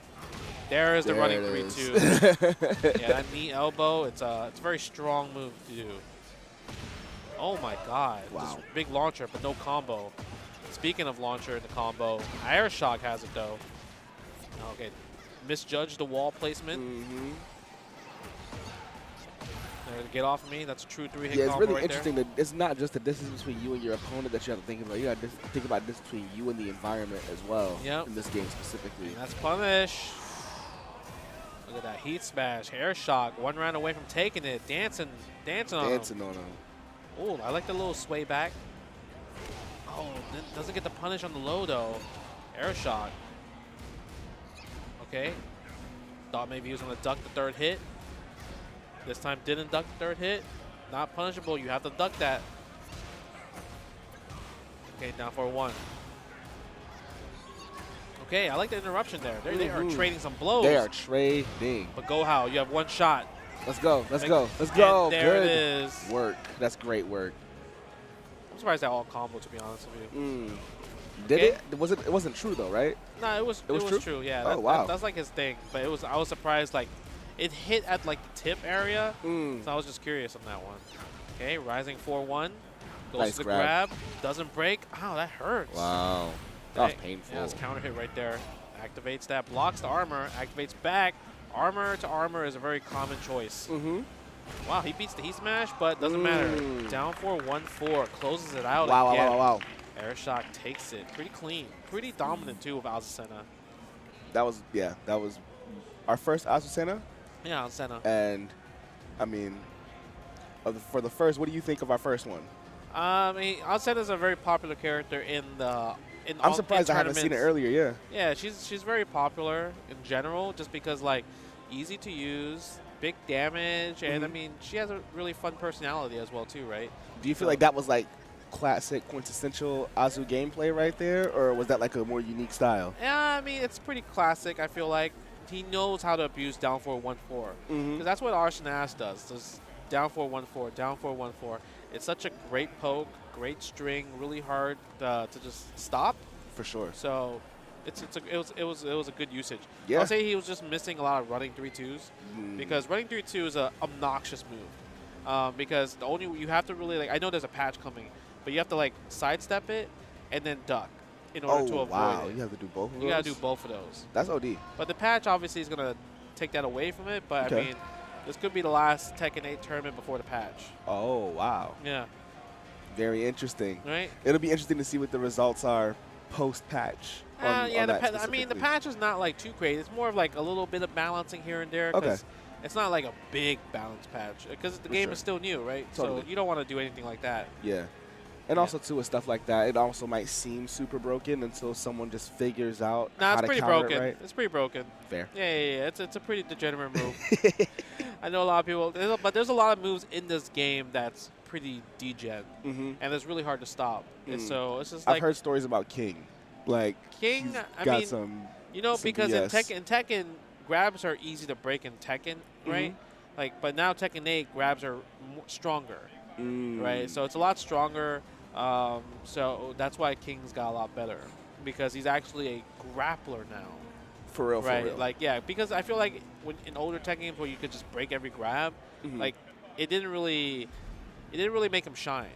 But now he has so many grabs that you can, like, really mix in with, and you have to have the knowledge for, and they do lots of damage. Like, it makes him more dangerous than usual. That's sick. That's so crazy. I wonder who we have coming up next on here. Do we have that on here yet or no? So this is Zed versus Cream. Okay, sick. Zed versus Cream. Great name, huh? Yeah. Very solid name. Yeah. Where are we? I feel like the guy chewing gum he looks like he plays I think he plays Steve. He looks like a Steve player. I would love to see some Steve gameplay. The one of the glasses. Okay. Maybe I'm wrong. I guess he's playing June. Mm.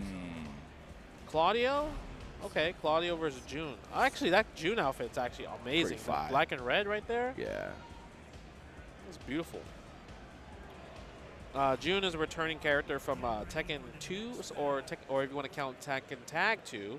But pretty much she was kind of erased from the story for a long time because, you know, like she kind of like died supposedly. And But then she actually just came back, or maybe she's just a spirit or whatever. But overall, I mean, she's a really strong character in this game.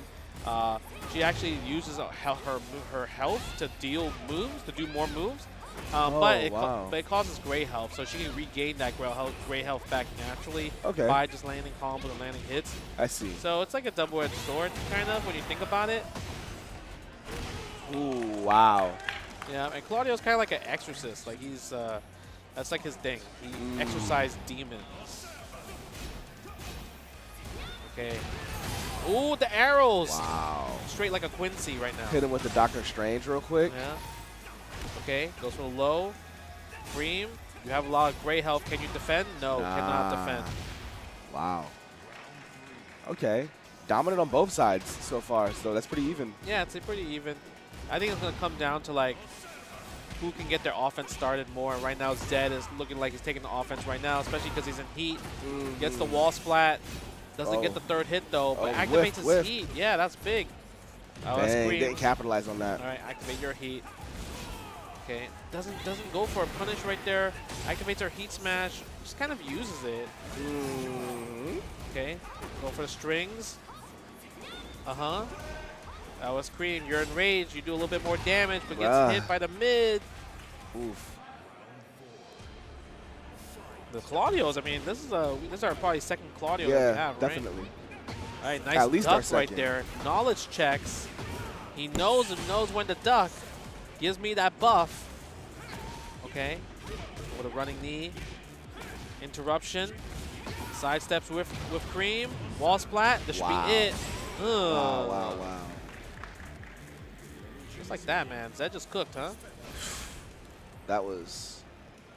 It looked like it was going one way for a quick second, and Zed was like, no. Yeah, it's not going that way that's at true. all. I mean, Cream, he did take the first round, but then Zed just kind of ran away with it after the next three. All right, we're taking to the Elegant Palace. Going to Lee's stage right here. Oh, this is Lee's?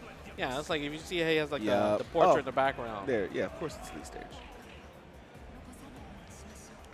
We're going to see if Cream has any adjustments right here. Okay, there we go. See it. Nice little follow-up right there. Yeah, that's such a cheap move. You can just go so far. Every character's like running move is like really strong in this game. It's kind of like everyone's like a lot of characters flowchart. Valid. You just gotta get close enough so they can't run.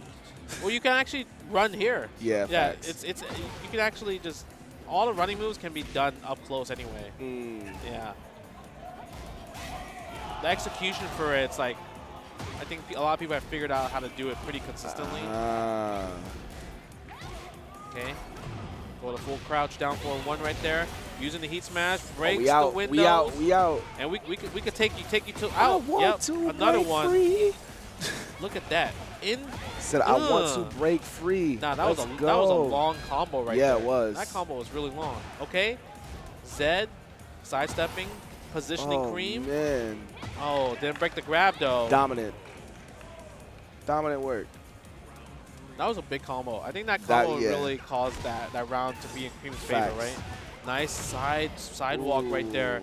That was all guaranteed because his back was turned. He couldn't block there. Right, goes for the can kicks. Wow, that was a lot of damage. Yeah, nice break. Great break. Uh-oh, explosion. Oh. Nice. Off the bounce. We're playing basketball now. Big combo. Activate the heat. Uh-oh, are we going to go for low? Rage Art, yes, that's going to hit. Wow. And that could be enough right here. Ooh. Ooh. Wow, that was beautiful. All right, round 4. Match point for Zed. Wow, big low right there. Cream didn't react to it. All right, running. Ooh. Yeah, you see that? That side step was nice. Yeah. Oh, what's going on? What? Yeah, I think he kind of like didn't know what to do right there. Oh man, Okay. you should have press a button. Goes for a low. Okay.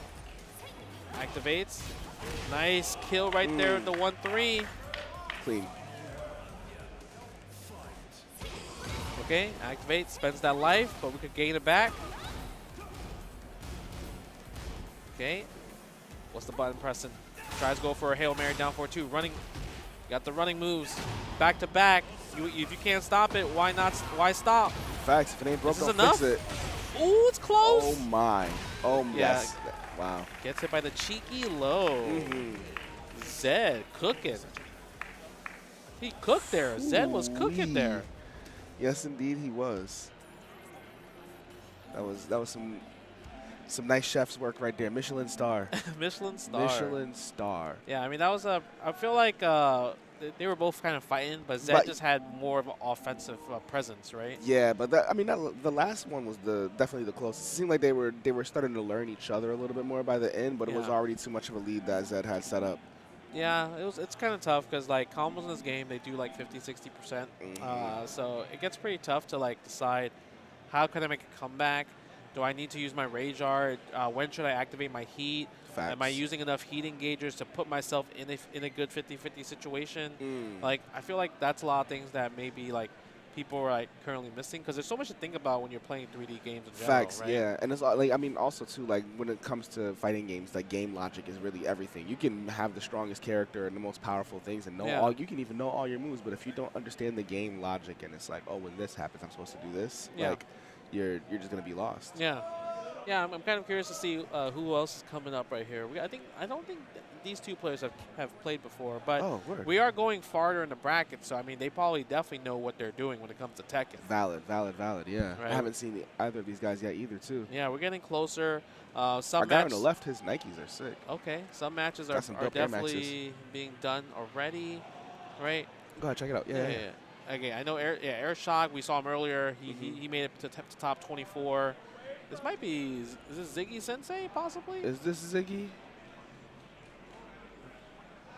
Ooh, Oh, Fighter this is Japan. Fighter Japan. Yeah, that's the guy that won the pre-local.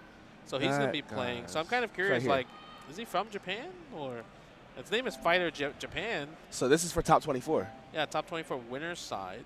Mm-hmm. Right, and just looking at kind of like the bracket, like, I mean, Karthis, he cooked. I mean, he's been cooking the bracket 2-0, 2-0, 2-0. But Fighter Japan is also cooking the brackets during 2-0, 2-0. So, yeah, this might be a close fight. This could be very interesting. I'm kind of curious to see who's going to win. What characters are people going to, like, represent when it comes down to it? Yeah, I'm like, we haven't seen, there's a lot of characters in the game. So we'll love to see some more of the characters as well, right? Facts, absolutely. What characters do you want to see? Who do I want to see? I still want to see more Steve. Steve? Yeah, Yes. I love all the boxers and all the like just like hand-to-hand fighters. Like those are like my favorites. I would love to see Steve. I would also like. Does anyone play? Where's Raven at in tier list on this? He's pretty low or is he pretty high? He's not picked often. Yeah, he's not picked often anymore. He's kind of. I like the wild cards. I feel like, you know, so because he wasn't in Tekken 7, like this Raven. There was a Raven in Tekken 7, but that wasn't that Raven.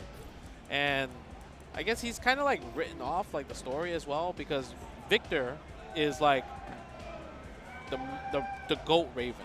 I see. Right, he's a Raven. Yeah. That's like because that's his like class, like or title, whatever, right?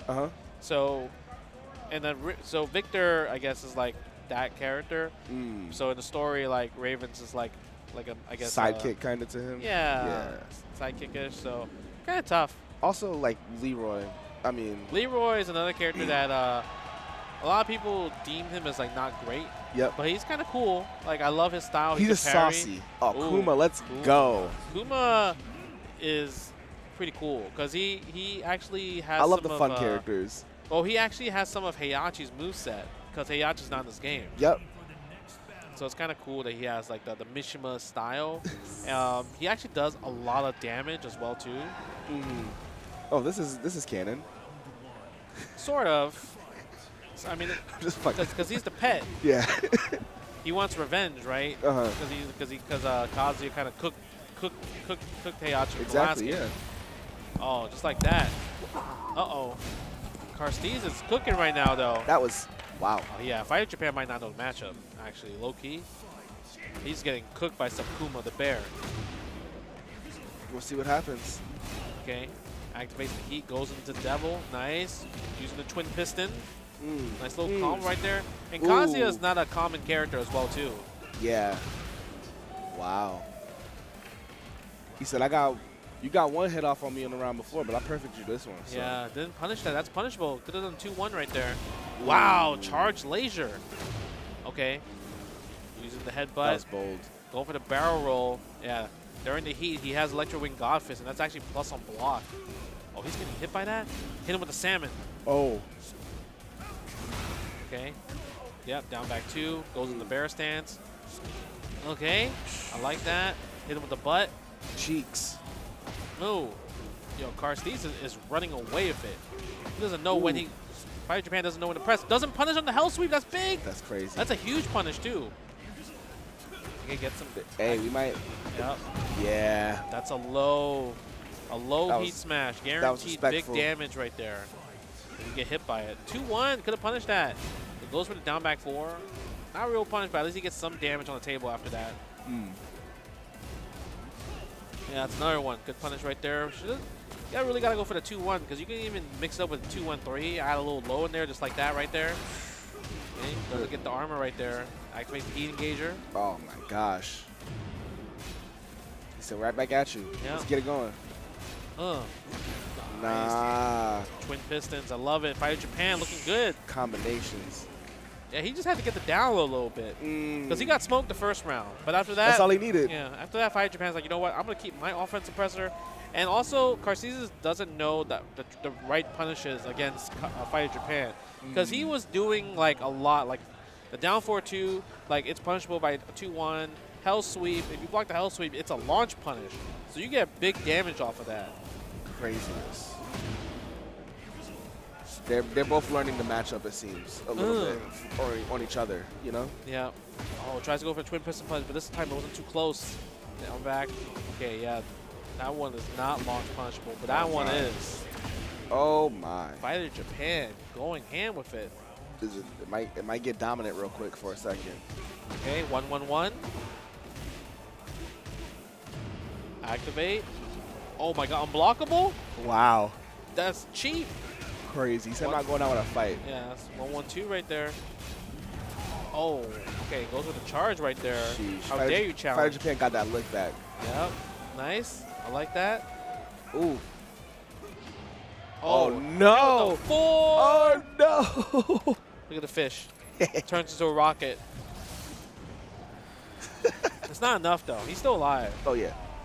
But barely. But they're full screen away. Back to neutral. Shoots the Ooh, laser the duck. up. Oh, he is pressing. That I can't believe that hit. Wow. I'm actually mad that hit. Because that was so scrubby. It just worked out, bro. Sometimes you need those, you know? Nah, that was actually terrible. You need a scrubbish moment. No, that was terrible. All right, goes for the heat smash right there. Activates that. We're just doing strings. Okay, Karstese is what you got. You spent the salmon. You got a rage art still. Goes for the launch, not punished. No interruption. Scared of it. Tries to go for the hop kick. Did he press a button? He did! No way! It's going to do a little bit more damage because he took a hit right there. Please do not get hit by the same thing you lost to earlier. Don't let him just mash a string from full screen away and you get hit by it. Oh my God, he blocked the laser. Gets hit by the mid. Fighter Japan moves on. Yeah. It looked like Karstese was gonna come back for a second on that last round. Yeah, he landed the very last round. Yeah. Yeah, he landed the heat smash and he also landed the rage art, which is like pretty much like you would 70% of health already. Yeah, you would think that that's like victory right there. You know what I'm saying? But he had too much health, right? Yeah, exactly. So that's the problem. The main problem was like Karstese, he just didn't have the right punishes. He didn't know the punishes.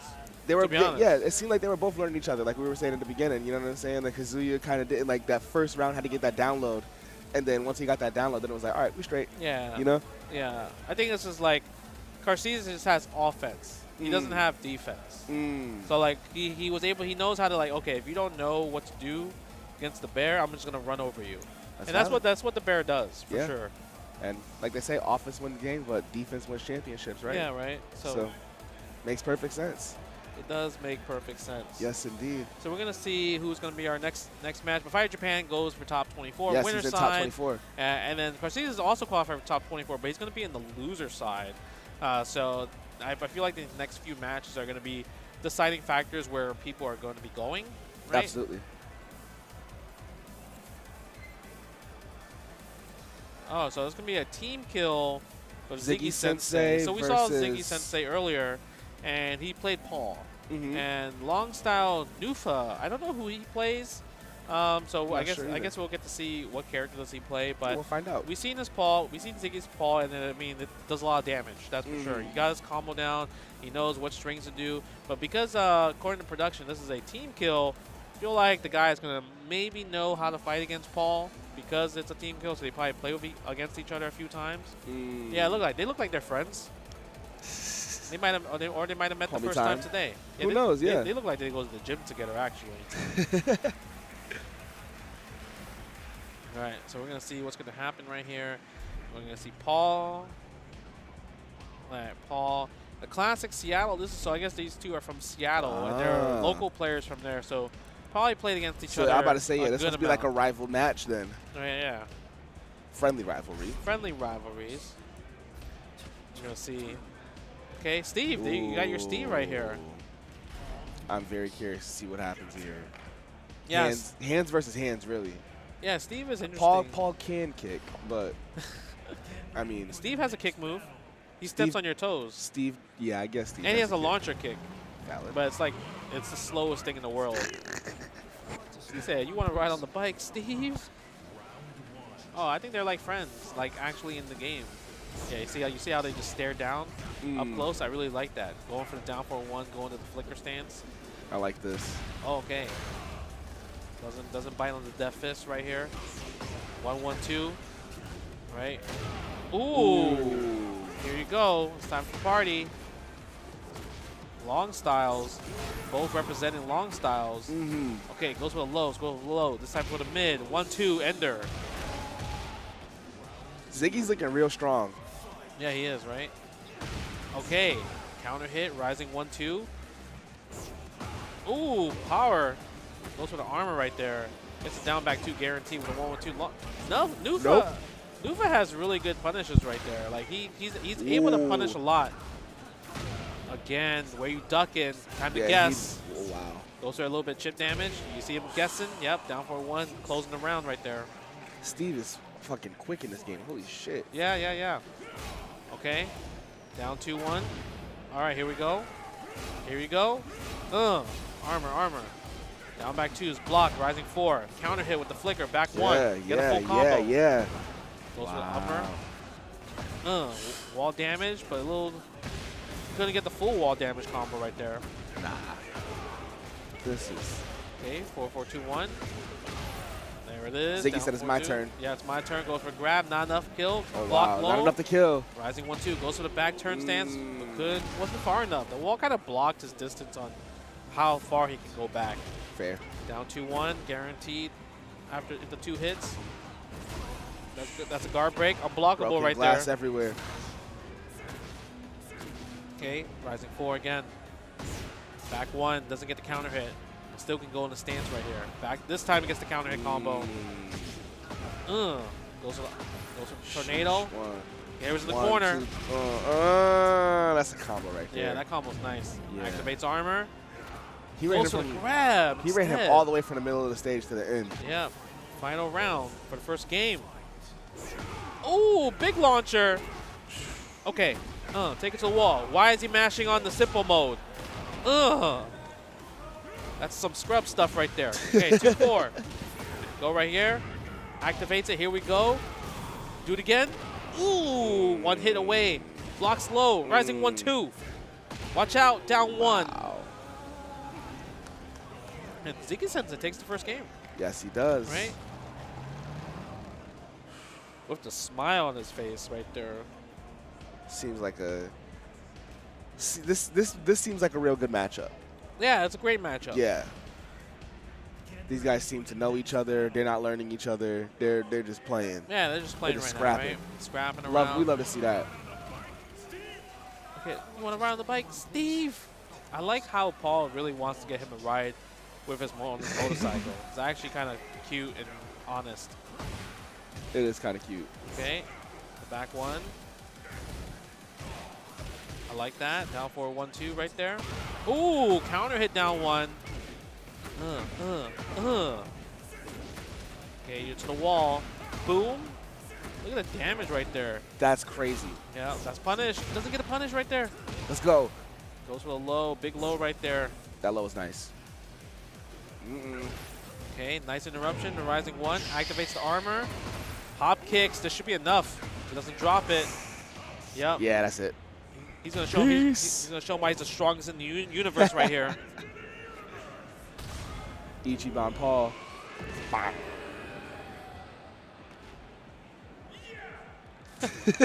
He's so happy and honest, bro.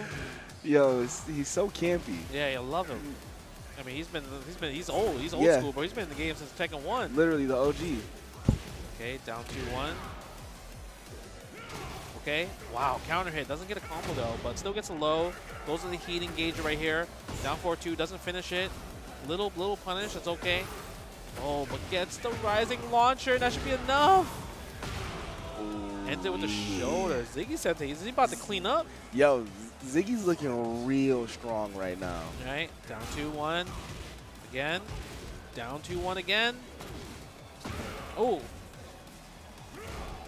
Just running into him. Again, he's getting hit by a lot of down 2-1s right here. It almost seems like he can afford to get hit by those sometimes. Yeah. Not Okay. right now. That should be no. Okay, Oh, wow. steps on him. We finally see the kick. Finally see the kick. Okay, counter hit. Big combo.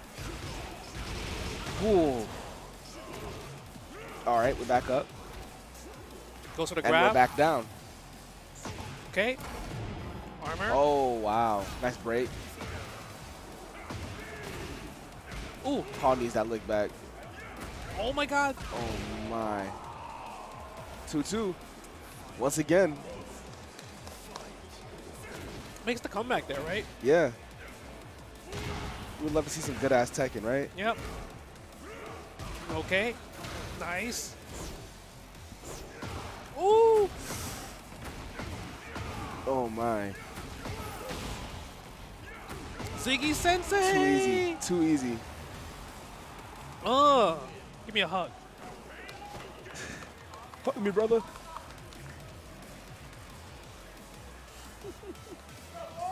Oh, with the dab too? Pop off. Go ahead. Yeah, I feel like that was a great match. Like, it went down. It like, was. Even though it was like 2-0, it was still final, like, fifth round. Yeah, definitely. Right? Yeah, everything went all the way to the wire for each match. That was nice. Yeah, it was really good. Yes. I think they played clean.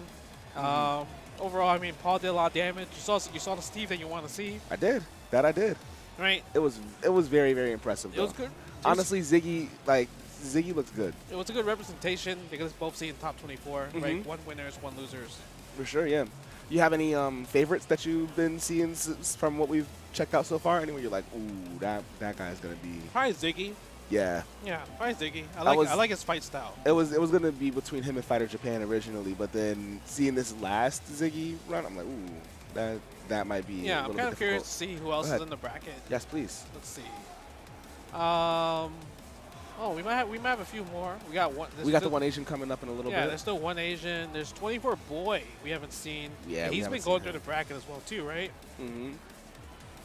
I'm kind of curious to see like what's the other talent in the Tekken 8 tournament. Indeed, yeah. Yeah, because a lot of people are showing like they have like the explosion, their stuff, the Yeah, damage. we've seen a lot of explosive damage, but not necessarily many strings and combos or checking strings and checking combos and stuff like that. Yeah, right. Yeah. So it's actually pretty interesting. Oh, we got our next two players already up on stage. Okay, bet. Yeah, I think it'll be pretty interesting. I like the Paul. We saw the Steve. We didn't see any Victor yet. We haven't seen Victor yet. Right? Yeah. I feel there's a couple folks we haven't seen yet. There's at least like 5. No, there's a lot. Folks. At least 5 that we haven't seen yet. There's a lot of characters. I'm not left sure. yet. I'm not sure who the most like I know I know the tier list, but I don't know who the most common characters are. Because I know sometimes the tier list doesn't necessarily like reflect who people like to pick. I feel like Victor's a common character. Like, A lot of people just pick him because he's cool. Yeah. New, cool, stylish, and everything. Yeah. And he has a lot of abusable moves as well, too. True. So I think it just really depends on, I guess, the community. Because the community really dictates, like, how many characters are being played, right? Because I think we've seen, like, 2 Pauls already, right? So, first Steve, Yoshimitsu, Reina. We've seen one Azu so far. Senna. What else have we seen? Devil Jin, Kazuya, yeah. We've seen Akuma. So we got some good variety. We saw Lee. Yeah, we did get some. We have gotten some variety, Lars, that's for sure. Right, Lee and Lars. I think we saw 2 Claudios. I think that's the only thing that we saw 2 more Claudios. than once. Yeah, 2 Claudios. And a Paul. 2 Pauls. We saw 2 Claudios, Pauls. 2 Pauls. Yeah. Okay. So I guess we'll get to see. I mean, there's a bunch of other characters we haven't seen yet, like Zafina, Victor, Panda, Horang. Right. There's still a good chunk of characters left that we could probably see. Like, yeah, I mean. Who are your like top 3 personal picks? Like not necessarily your mains, but just characters that you like to play or like to watch. I like Feng. That's my main. Bet. Yeah, Feng Wei is cool. I like Asuka. Asuka's pretty chill. Lily. I'm a big fan of Lily. True. So hopefully we get to see Lily. But I don't know. Definitely. Yeah. Yeah. Like I mean, obviously, I know like your Fang is nuts, but no, it's not that great. It's not that great. I just know how to abuse specific moves, but it's not that great. I respect that. Yeah, that's what it comes down to. But I mean, Tekken, like I said, Tekken is a new game. You could tell that everyone has great offense, but the defense is lacking. Because defense in 3D games it's not easy. It's pretty tough, right? And the thing about it is because it's not just blocking; it's also sidestepping. Sidestepping, side walking. Exactly. Yeah. Knowing when to duck specific strings. If the first hits a mid or a low, maybe the second hits a high. Right. So knowing when to duck is also crucial. Facts. Knowing when to challenge or interruption is also pretty interesting to do as well. So it's pretty tough in a 3D world when it comes to fighting games because you really have to study. Valid. Right. And trying to like know your character is already hard enough, right? Because there's like over 70, 80 moves in general. So you gotta put some time and effort into it. You can't just be like, hey, let me just buy Tekken 8 right now and be a god. Facts. Right? Absolutely. It's a grind, right? Yeah. You gotta go for a lot. It's truly a grind. I was of all of the I know that we're kind of in a new generation of fighters right now. Do you feel like Tekken is like the biggest grind out of all of them? Yeah, I think so. Yeah, I would agree. Yeah, I think so. 3D games are usually games that are much harder to kind of master.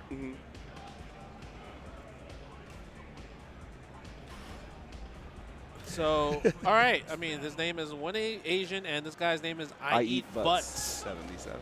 All right, I Eat Butts, 77. Oh, yeah, we saw this lead player, Feng Wei. There we go. All right. How are you a Feng main with that name, I Eat Butts? What? Feng Wei definitely does not eat butt, for sure. All right, let me see what you got, though. 4-4-3. Ooh. Oh, nice duck, though. He got the knowledge, though. Yeah. He's not a troll. He's real. He's not a troll, okay? Nice combo. Ooh, it's free. Oh, man. Getting off the floor. That low high. That low high is cooking. That it is. Okay. Starts with 2, surprising. Feng Wei has a really good move like back 3, which is really good. Because it's +6 on block, which is amazing. That's back 1. That's punishable. And he's really good with lows. He has like a lot of cheesy lows. Like that's down back 3 right there.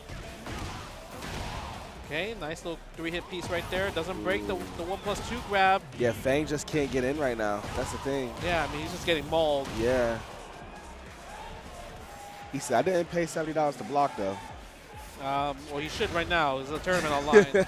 Because no matter what, if you think about it, you got to pay to come here and enter the tournament. So facts. You got to block if you're trying to win some money. Okay.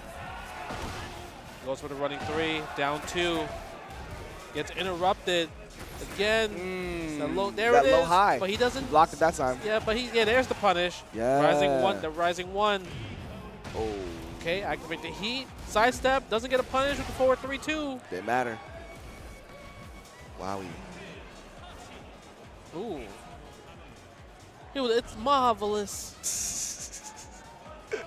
the combat. Okay, we're gonna select stage. This Maybe he's not a fan of the stage.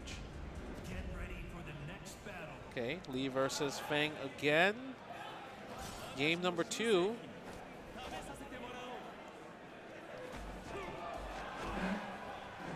Let's see if we can. Look at that flex right there. Yeah, the one thing I feel like IE Butts is not doing is like back 3. Back 3 is such a good move with Fang. And he's just straight up not blocking. Yeah, I mean, he's just getting hit. He's also getting mixed. I mean, there we go. He blocked the 4-3. Nice punish on that low high right there. Okay. Running 3. Goes for the side step 2. It goes in the back turn. I mean, that's +1 on block right there. Oh, misses the hop kick again. Nice punish. I wonder if you get Rising 3. Rising 3, it's like a launch punish. So I feel like you might have enough time for that. Who knows? Running 3 again. Doesn't activate heat. Oh. And Feng Wei's heat is so good. I mean, he has a 14-frame shoulder, so you can kind of really abuse that while you're in heat. Back 1. There's a shoulder. The back 1+2. Nice sidewalk through that. Breaks the layer of the door. Are we going to send him to another door? Oh, no. He tried. Maybe he tried 4-4-3 again. He wanted it. He wanted the other door for sure. He's mashing 4-4-3 right now. It's working. The one thing that IE Buzz is doing really good is just he's ducking a lot of the highs that he's supposed to. That he is. Yeah, he's just not following it up the right way. Yeah. Okay. Stand 1, down 4-1, down 4. Yes. Use the heat. Please use the heat. Activate it. Come on. Okay. Nice. Back 3. Goes for the combo. That was a big combo right there. That was a really nice combo. That was actually a try-hard combo. He didn't even need to do all that. Like, he could have dropped any of that, and then he would have been done. Okay, 4-4-3. Goes in the heat engager. Takes the 1+2 grab. Really big punish on that down back 3 right there. Okay. Misses it. Sidewalk. Ooh. Hop kick. Nice side step. Oh, just goes straight into an ender. Doesn't even try to go for a tornado. No punish. Tries to, though. Rising 4. There it is. Heat engager. Guess. Side step. Yeah, he tries to use shoulder, but gets interrupted. Again, the low high. Bro, that low high is being abused right now. Hey, it's working, though. It's not, though. He's getting punished. He just loves to do it. Fair. Okay, 4-3-2. Okay, side step 2 again. Yeah, he whiffed it right there. Okay, forward 4-3. Nice duck on that 8-1 Asian. Oh, but misses the heat. Okay, I mean, he's at match point, though. Goes below, down back 3, rising 4. Ooh. Okay, 4-4-3 again. We're going to go for low high. Jeez. Doesn't even need to. Yep. Wall splat. That's it. One Asian. All right, I mean. One Asian. Yeah.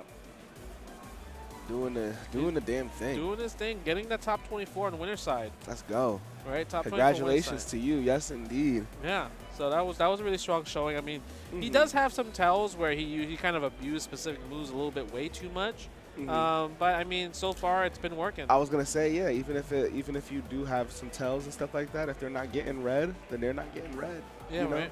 Or if they're getting red every now and then, but not red all the time. Yeah. I mean, might as well go back to it, right? I guess. It's kind of scrubbish, but. You know, it's he was getting punished by a lot. Yeah. For it, right. Fang was doing some big damage with the Rising 1. I just think that he wasn't able to like follow through the right ways to be able to like fully capitalize off that damage sometimes. Yeah, I think it's just like the thing is like you have a natural habit, right? If you have a natural habit of doing something, even though you're not adapting to like stop doing it, you're gonna keep doing it no matter what. It doesn't take a few sequences for you to just stop doing it. Yeah, and the worst place to get a habit exposed is at a tournament. It is competitive play. Yeah, so I feel like if we keep his seeing opponents him play, are watching, then I feel like if we keep seeing him play, he keeps advancing through the bracket.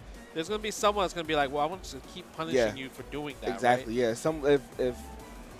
If there is an astute observer in some way, shape, or form in a competition that was reading that and got the download before they play, that's a great download right there. It is a great download, right? That's what it comes down to. I think we have another player. I wonder who this one is. These are two new players I don't think we have seen. Oh, okay. But this guy brought his joystick, so he's ready to play.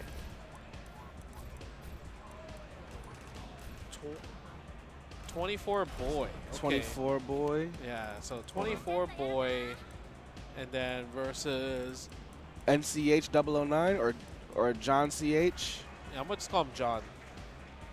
I don't even know that looks like JONCH you know that 009. you know the gamer tag, what that gamer tag looks like. It looks like your cat just like slid through your keyboard and just made the gamer tag.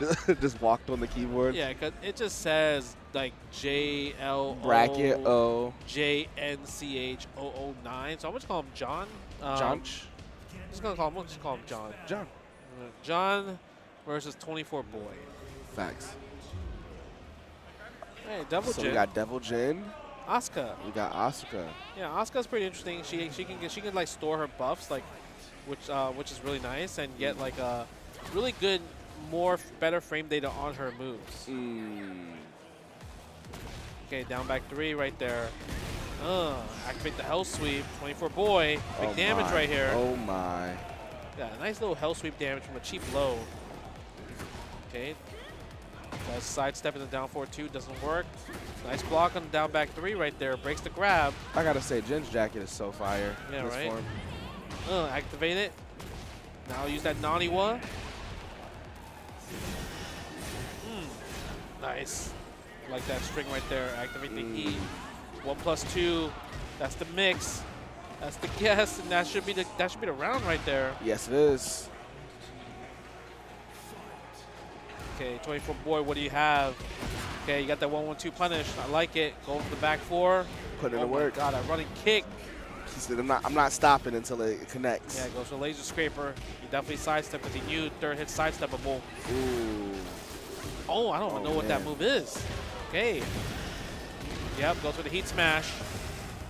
Breaks the wall. Wall break. Oh, this is no. the DP ender. Could have done anything. Okay, pulls him with a 4-2, activates Naniwa, cancels the heat.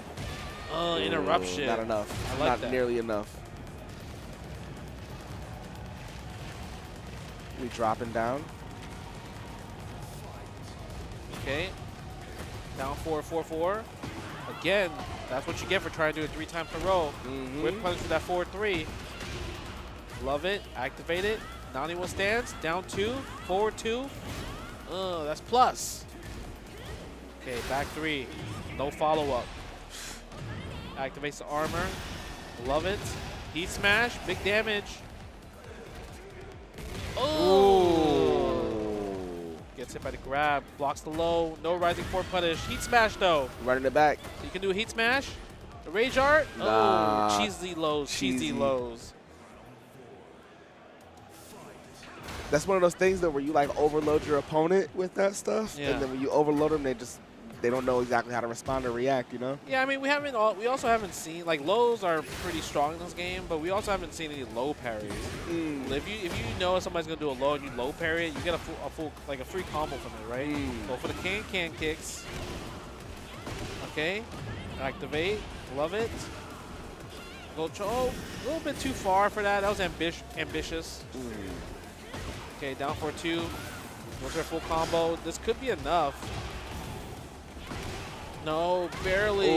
But still, the running kick is going to do it. Yes, indeed. Okay, nice sidestep. No down 4-2. 1-1-2. Delayed. Catch and Asuka doing something. Okay, blocks that. Nice punish on the rising. Didn't break the grab. Yeah. Good grab. No break. Down 2. Nice break on that grab. Great break. 1+2. No bite. Ooh. Okay, breaks on that 1 grab again. 1-3. Okay, activates the armor on the heat. Asuka not biting. Still not biting. That was a big win. That was a trade on the heat smash. That's a huge win. 1+2. That should be enough. Goes into the rage art right away. Wow. Yeah, I think this is it. Is it Kano?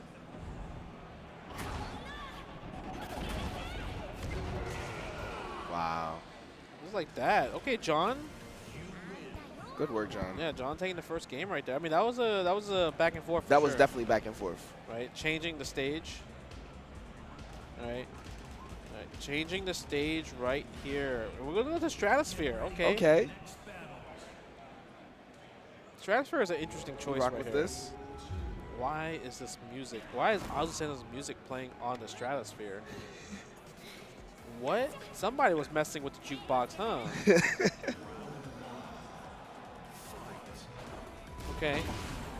Oh, somebody really was messing with the jukebox. All right. For real.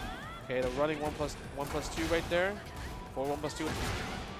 Sounds like heat Animal engager plus Crossing in armor. space. Okay, laser scrapers. Goes for the ender into the eye laser. Get off the Oh, ground. wow. Heat smash. Jeez. That was YOLO. That was crazy. Nice That blocks. was reckless. Down back 3. Works out, though. Nice. I love the dash forward block. Activates the armor. Okay, John. Need that. What Need you that. have? Big Let's see it, combo? John. Let's see it, John. Get him back up. That was Nope. That was not the right combo. Yeah, not at all.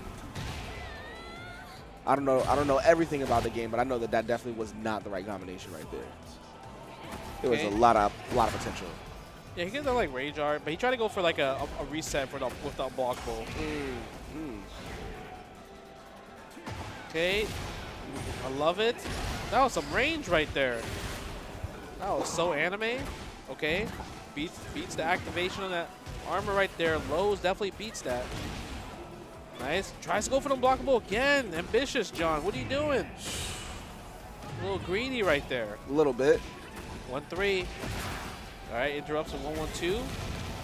Nice. That was so good. Wow. Straight Star Wars right there, bro. Okay. My guy used the force on that one. That was wild. Oh, man. Okay, down 2. Again, get off of me. We crushing these lows.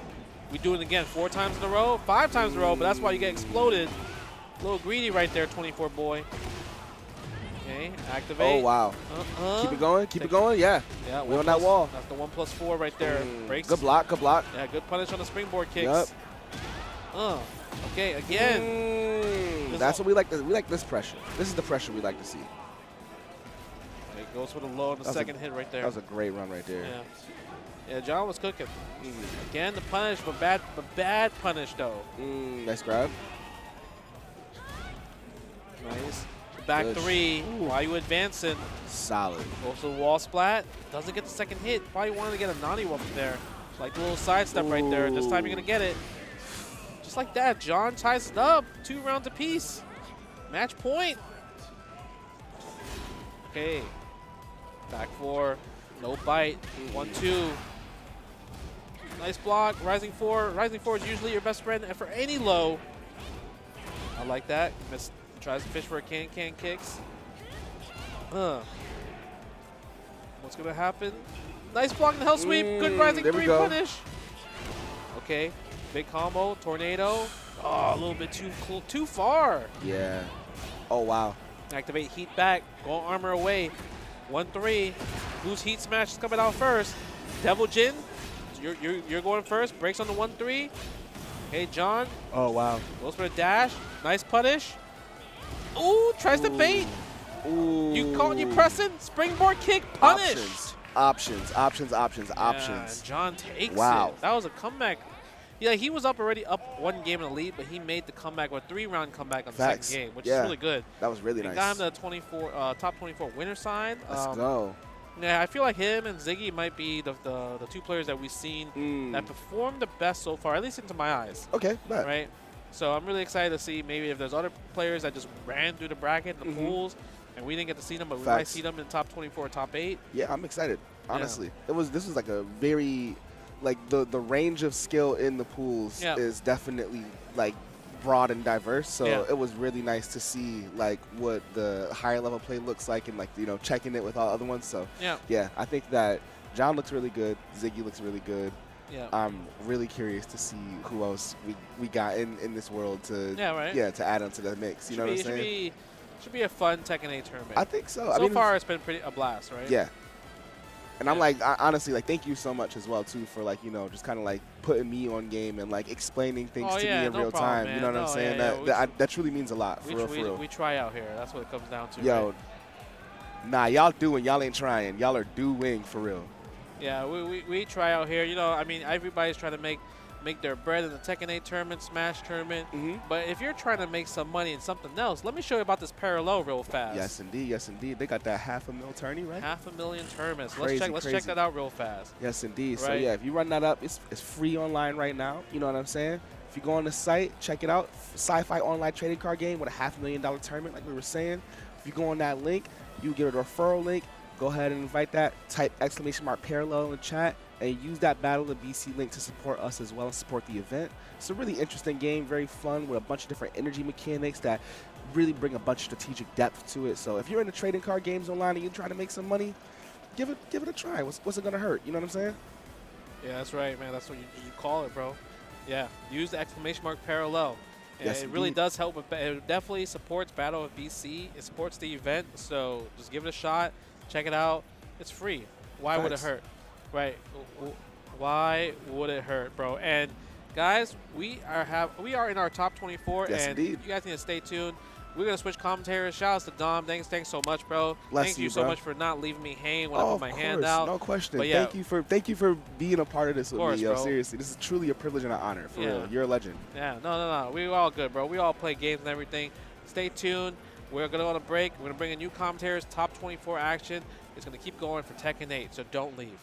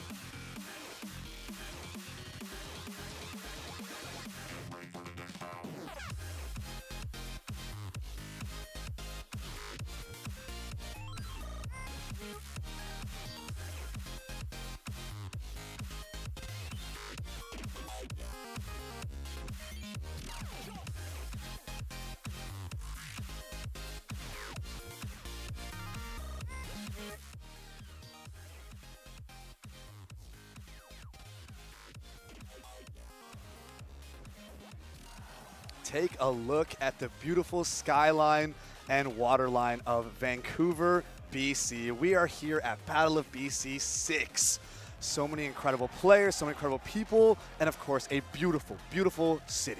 What I love about that shot especially is that that isn't just some random shot they came up with. That's actually outside the venue right there. Yes, we It's are beautiful. right along the water here. It's beautiful. Welcome, everybody, to Battle of BC 6, Tekken Top 24. I'm Combo, joined here by the one and only wonderful Lentina. How we doing today, man? I am fantastic. This tournament all throughout has been incredible. All the games we got here, the Ultimate, the Melee, and where we are right now on the FGC stream. Don't forget Street Fighter from 6. yesterday. We got Ooh. Tekken. Right now, it's all about that Tekken Top 24. I'm Yes, so we excited. do. We got so many representatives from all around the PNW here. A lot of BC players here, and of course, some big names coming up from Seattle as Yeah. well. So got to be careful. Keep your eyes peeled. You know, Seattle FGC, no stranger to Battle of BC 6, considering Chris CCH just ended up taking Street Fighter 6 yesterday over Daigo the Beast. Incredible. So Seattle is Man. here to represent. I mean, hey, we're coming from Seattle too. So Yeah, shout outs to us.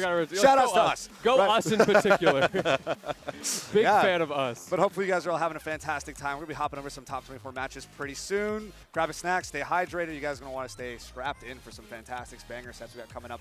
I see our players stepping up to the stage too. Ooh, I see Airshock. Ooh, Oh, is that okay. Ziggy Sensei? I believe it is. Oh boy, Any Airshock Ziggy and fans in the Ziggy Sensei. chat? This is huge. So Speaking of which, chat, how y'all doing? It's an absolute pleasure to be back with you guys as well. I want to know, what are your favorite sets you've seen so far? I want to know who you got in this set. I want to know who you got for the entire tournament. Who do you got? I don't know, man. See, I got to put you on the spot because I don't know either. Yeah. Okay, I'll just looking to take a look at bracket here, though. We see Neosloth and both Josh and Winterside, and they've been like really big names, taking a lot of like Vancouver, like the Oki's MA Loco, for example, right? They're like pretty well well-known household Vancouver names, right? Like BC names, right? And so they're gonna be here to defend their region, and they're gonna try to make it, it's my region's regional, like I've already done this before, type of thing. So I think they're both really well positioned, but we can't forget someone like Fighter JPN, right? They ended up winning the pre-local just 2 days ago. Or even Apollyon, like the representative from the UBC, Monday FGC meetups type of thing too. Yeah. They won the last two, right? First place on both of them.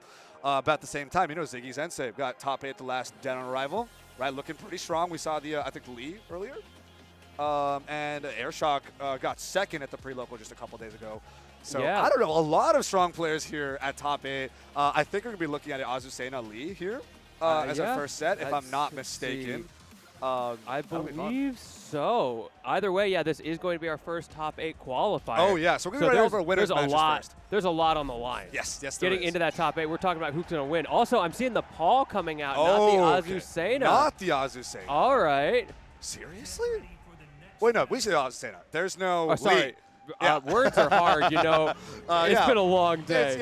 Commentators, words are hard. It's not like it's our job or anything. But no, don't be ridiculous. No, why would we ever speak? That's bad for us. Here we are, though. We're starting with the Arena Underground. We got Paul. We got Azucena. Let's see some fun liberation stance. We got some low mix-ups. Jab it out. There's an early heat engager. Okay, Yeah, you're take talking this about mid-pressure. Talk about low mix-ups. Paul is the absolute high-low behemoth. Already with the wall bounce. Is that going to be it right there? Yeah, it he's should gonna be. get the tornado here The after. while running, beautiful cleanup. He just went for the raw death fist into the Yeah. wall splat, and he got a heat dash afterwards. Look, sometimes you just got to do a raw. That was crazy, and blew up. Airshock Okay, while running through. immediately blew up. That's what we're going to see a lot of here. I know that patch did just come out, but we should still be on old patch here. So as we all know, that while running 3-2 is going to be a huge threat for Azucena. Just want to note, too, this is another Canada versus U.S., the U.S., in this case Seattle, scene thing, which we might be seeing this clash, decently often. I imagine Canada wants to defend their scene. But let's see. Okay, Airshock now on the go. Goes for the roll to the right. Armoring through the heat burst. You got to take that. Goes for the death fist, or excuse me, not the death fist. The heat Goes for smash. the heat smash. We're trying to go low on that. One thing that's really nice about that is it is safe. An opportunity to have that powerful of a low that is safe is terrifying. It is disgusting because that high-low mix becomes all the more scary, especially after a heat burst where you're plus or after a heat dash where you're plus. It's like, oh my goodness. This pressure is too much. But you know hey, what? Airshock is no stranger to pressure. Yeah, we're talking about things being safe. Airshock still punished it because Ziggy was so confident, like, you're not going to punish me. Yeah, Ooh, while kept on rising, mashing. nice. Ooh, pushing us to the corner. There's a tornado. What's the wall splat combo going to be? Oh, okay, mix them low. Take that next round. No need to worry about the Rage R2. Jab it out. Jab it out. Got 2 rounds When of in Beast Run doubt. Ziggy Sensei. So just as a note as well, all tournament sets are going to be best of 3 up until we hit top 8. So since this is the top 8 qualifier, this is still going to be best of 3. Very, very explosive. Again, pushing us. Okay, nice. Low kick under.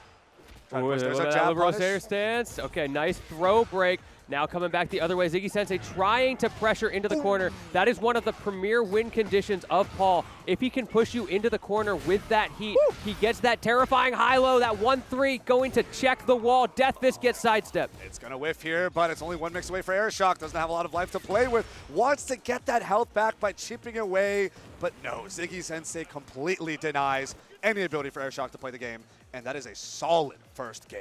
Yeah, Ziggy looking pretty strong in there. Airshock, though, had a lot of great answers in the first round. It was more a matter of, I think, the adaptation was just a little bit ahead on Ziggy's side of things. The way that those mids were just pressuring Airshock into the corner over and over and over. And once you get into the corner against Paul, it's like, well, guess I'll die. And now we're going to be seeing yeah, there you go. the Yakushima, exactly. no more corners, please. It's not quite an infinite stage, but hey, you got to work with what you got. What's our round start? Get away from that hook. Ooh, double crouch. Crouch these jabs, poke low. Airshock wasn't sure, so crouched again. That homing 4 not going to work out for Ziggy. Trying to get something started, but Airshock with the constant pressure. Oh, we saw a sidestep move right there, too. I'm seeing some pretty consistent jab punishes out from the side of Airshock as well. Finally goes for low. We see a punish here from Ziggy Sensei, but no, the mix is coming out. Airshock, I had to play against Airshock in the pre-local. Their Azucena mix is crazy. Their mid-low is just, ooh, it's going to hurt. We're going to see this round start launch with some big damage. Nice little sway combo there from Ziggy. Getting things started with the WoW running to close that out. Going low, that is plus on hit. Airshock has to respect it, and now the heat engager. And hold these mids. Oh no, slammed right into the puddle. I feel like part of the reason that worked so well there, just smashing out those mids, was because there was a previous situation in the last match where Ziggy got this situation and immediately went for the low heat smash. Instead, going for those plus on block lows. We got the flip on over too, and we're going to get this tornado, but it's not going to confirm afterwards. We're going to see some stance walking instead. Poking low here. We still have Ziggy Sensei in heat, but we're going to see it utilized. You got to watch that rage as there it well. is. Going right into it. Did Airshock swing? No! Yes, you did! Heat dash on block into Rage Art. Are you serious? I can't believe that worked. But you know what? It did! We're answering right back. Ziggy was ready for it. Gets the grab. No. And there is no throw break to be seen. The last mix is just going to run up after you already entered heat with heat burst and just throw. And you're dead. You're dead. Great crouch on at least the homing move, but still getting heat engagered on. What's the mix going to be? Keeps Another finding these. throw. We're starting to see something, maybe a chink in Airshock's armor. If you can't tech those throws, suddenly the mix-up game from Paul becomes even more threatening. Okay, almost went for the low option to follow up, but yeah, no. a little fake. Oh, dash up, punish the low here. Ziggy Sensei not afraid. Too late of a punish there from Airshock on that heat smash, but finally gets a launcher, turn things around. We do have Rage Out on deck as well. Probably not going to spend it just yet, but need to see. Oh, the wall running 2 gets sidestep. Ziggy and knows. Ziggy gets it. That final low kick is going to take the set 2-0 over Airshock. Ziggy Sensei moves on. There's the power let's up. go. Let's go, Let's my see the man pop Ziggy off. there. Yeah. All right. Moves on to top 8 winner side. Yeah, I know. Out of there's 100 entrants. Definitely some Ziggy enjoyers that I've seen around the venue. I saw him walking around looking pretty happy earlier. Had some people patting him on the back as well. So good to see the hero of the people continuing to move on winner's side. Yeah, this guy's not just a competitor, too. He's also a commentator. We'll be seeing him on the mic next week at Beak Bonk over in Western Everybody Idaho. interested in Beak Bonk, head on out before it is too late. Yeah, because we're going to have a Tekken bracket there as well, Street Yes, Fighter we 6 are. bracket, and of course, you're going to have Ultimate. And Can so never many forget other Ultimate. things. You got Strive, you got Yeah, we got Granblue. Grand Blue as well. Yeah, Melee is going to be there as well. Singles and doubles for both Melee and Ultimate. So yeah, Beak Bonk is also loaded up. So you'll be seeing more of Ziggy Sensei later today in top 8, but also next weekend over at Beak Bonk. Now, one thing I want to highlight here that we're about to see, the way that last round ended was, okay, I guess we're a little bit late on it, but what caused that interaction there? The WoW running 3-2, Ziggy was so aware. One of the problems of having an over-centralizing move in your move kit, your toolkit, is you know they're going to use it eventually. So if you're constantly trying to bait it out, eventually that comes out. You get sidestepped, crouch, whatever you need to do. And then, that Paul Deathfish just... You just explode. It's There's over. No more game left to play. Your health bar is reduced to ashes. It is, and especially with a character like Paul and Deathfish. Yeah, for real. Oh, my goodness. But yeah, great adaptation there and knowledge from Ziggy Zensei. Because honestly, dealing with Azucena while running 3-2 on Oki is like kind of rough. It honestly. So being able to get that quick get up and sidestep means it's also a bit of a mistiming on air shock. That is something you can account for. But and it's just, that's the mix-up game as well. And also, with the new patch, again, we're on old patch here, but the new patch. Coming out in a couple days, I think. Yeah, it did get changed. They're That's nerfing right. that. If you whiff the first hit while running 3-2, the second hit doesn't even come out. Yeah. So that'll make whiff punishing a lot easier. That's going to be huge. You don't have to do those weird sidestep crouches anymore. You can just, okay, it missed. Let me kill you real quick. Yes, I will blow you up. You have no more follow-ups left to play on. All right, our next set is going to be Neo Sloth and Zed. I believe both a pair of BC players. Neo Sloth, again, one of the bigger names coming out from the Okizeme locals and the local scene around here, I believe has been playing a lot of Shaheen in Tekken 8. And we're going to be seeing Zed, a content creator and competitor that plays Claudio. The Claudio player. Yeah, like you said, both of these guys have been doing well. Like, just looking at the most recent Okizeme, Neo Sloth got 3rd, Zed got 5th. Okay, so these guys are pretty close. There's a little bit of a, at least in recent history, hierarchy here to the results, but it's very close. This is an opportunity for Zed to do the content creator buff, leapfrog over. Oh, yeah. I accidentally won what tournament? Oh, no. I beat who for top 8? Claudio is OP? I'm fishing for hopcakes in neutral all the time, Okay, and no one punishes that's me? just every character. Like, you know how many times I'm like, oh, I don't know what to do. Can. Yeah, just up forward 4. Okay, whatever. I got punished. Whatever. Well, I hit them. I get to play the game. If I hit that, I'm a genius. I'm a genius. If I didn't, it was a misinput. Yeah, that was fake. Yeah, I was trying I wouldn't really hit. I was trying to Magic 4, actually. I don't know why that hop kick came out. That was weird. My controller's bugged. Yeah. I'm using my friend's controller. My little brother's playing. Yeah, he stuck gum inside the D-pad. My dog ate the other half of the controller. Oh, I like the gum one. I haven't heard that before. That's good. I'm going to start using that. I got sabotaged by the opposing country's government. Okay, you know what I'm talking about? Arslan now? Whoa. That's getting sabotaged by your own government. That's a different problem. But no, we're going to be over here, going over to France, celebration on the Seine. Shaheen versus Claudio. Let's get it. BC versus BC. Starting with an early homing move. Trying to get some down forward ones for some mid-checks here. We get the slide coming out from Neo Sloth. Jump on over. What's the Oki? Great roll away from the slide. Oh, what a fantastic sidestep. Whiff. Not able to recover slide. either. Going for the slide there. Like you said, Neo Sloth already showing that hand. It's a very strong move. Usually you see it at a further range, though, because that's its big strength. Yeah, it's a fun mix-up to at that range. It's not safe. It's crazy. All right, kick him low. Ooh, that's not a punishable low, though. Keep it up. There's a heat engager going to be blocked. That's a mid. Poke low on the power crush. That's the classic. The low when they're at 1 HP. Sometimes you just throw that out. There's only so much they can do against it.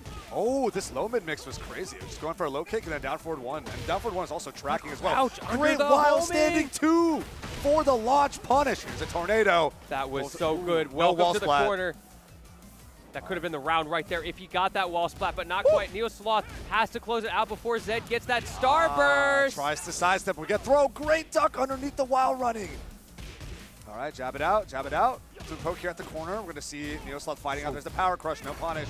Oh, he the burst. first you don't succeed. Try again. Now we've got that permanent starburst online. Immediately burns it. Yeah, the heat dash is gone. Oh, no, he got heat smashed. Sometimes you have to let it rip. You literally just, I'm going heat burst, I'm heat smash. You're done. It's the Beyblade moment. Like, you just got to let it go. You just got to let it rip. Oh, nice. While in counter hit. Oh, no. Hey, Claudio. Oh, axe kick. Zed needs to get this starburst going. That is like his very clear win condition. That's what this character seeks to do. You get starburst going, then you burn it on some crazy move, and then you rinse and repeat. These wild standing 2s have been devastating. Oh, didn't get the full combo. Here gets a reset on the mid, blows up Zed. And Neo Sloth takes that first game. Again, best of 3. Not a lot of time left. Yeah, I think it all comes down to that starburst. I we didn't really see the We didn't presence see it of it. once. Yeah. Even in heat, we didn't see he taking burned it advantage immediately. of that because it's just gone. Yeah, it's just gone. We've seen a couple of players already doing that. It worked pretty well for Paul with that high-low. He was able to do some pretty destructive stuff with it. But generally, the traditional advice is to hold out on that heat, use it as much as you can, and then right at the end, you either get the free plus on block or you pull out something crazy. And I understand the rationale of making your opponent panic and expending for those plus frames early, but then when the mix you go for is a throw, that's also iffy because that's not guaranteed damage. We saw that throw tech from Neoswap earlier. Now we're pushing over to the corner. Nice down forward one for the link. Doesn't get the heat engager, but there's the slide. Jumping on over. Goes for the flip kick. It's going to get punished here. Nothing super huge. They both heat burst at the same time. Zed's was faster. Now he's going to have some Starburst online, and we're going to see a lot more pressure coming Make through. something happen. Oh, a whip punish! There goes your recoverable health as well. Hardly anything left, and another slide. Zed has not checked any of those. Plus frames into slide. What more could you ask for? Trying to run in. Great sidestep on that launcher. We're just seeing a lot of poking hits there. Oh no, the duck underneath the while running has been so consistent from Neoslot though, and Zed has taken a lot of damage for that. It's the battle of mids though, just a lot of pokes here. No hard confirms in either direction just yet. Oh, there's a heat engager. Let's get some plus frame started. All right, stay low. And there is the hop kick I was been waiting for. Where is it? It had to come out eventually. That's that long set play. Waiting for when you feel like it's going to work most effectively. Finally, a low gets checked from Zed, but not able to get too much off of it. But as I say that, boxes out, gets the launchers going. Can you get a little more with the heat engager? Okay, all right, run in. There's the heat smash. Blow him up, get the wall. Reset as well, carry to center stage. And there's the tornado while running. What's the last mix gonna be? Spray kick. That corner carry is insane from Claudio. The fact that he can bring him all the way across the screen twice. But Neoslav, he just won't stop hitting these massive buttons. But the reaction is going to do it as Zed takes the round. What a beautiful rage art. Man. Elegant and glorious. The visual effects in this game are so beautiful. This game is beautiful. They really raised the bar. Like after Mortal Kombat, I was like, I don't know if you're gonna get anything like this anytime soon. Well, what's next gen gonna look like? It's gonna be crazy. Tekken 8's got us. Tekken 8's definitely got us. Neoslav trying to get a little more cheeky with those jab strings, but get a wall running pop. Not worried. Big damage. There's a tornado here at the wall while running again. Reset here for Starburst. There's another tornado, and Zed is alive. We're going to a game 3, ladies and gentlemen. We are keeping it up. Like I said, these guys are pretty evenly matched here. 3rd and 5th, not too far at the recent local. And I imagine these guys play pretty often too. So it's always hyped to be like, oh yeah, I'm seeing one of my boys on the big stage here.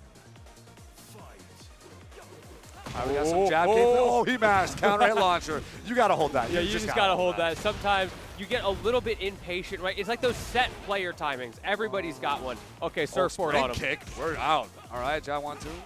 Poke it out a little bit side. 2-1 rather. There's a wild running. Poke low, poke low. There's a homing. Catch a sidestep. Expecting the sidestep. Yeah, Zed did not give it to him. And now he's giving him a little more than he bargained for. Going for it, but ready for the heat engager. And that's going to do it. Yeah, heat burst didn't really get utilized there. A little bit of fear there from Zed considering how low he was. I completely understand. Okay, I love the back movement here. Some nice whip punishment, some early jabs. Despite that sidestep, Neoslot didn't get a hard punish there. Now we got to worry about Starburst pressure too. Ooh, but a heat engager back. Okay, Neoslot, what can you do? We have not seen any of that flash kick pressure. I'd love to see that come out, see if you can combo that into like the crouch grabs, get something cheeky going with it, because right now it feels like Zed is just more in control. We're seeing Neoslot just kind of fighting back, trying to look for an opportunity, but those opportunities seem to only be given by Zed, and Zed didn't like it this time. Just the pressure straight. While standing for, you got to hold that. Looks so simple. Again, we're still not really seeing Starburst as a core mechanic of Zed's gameplay.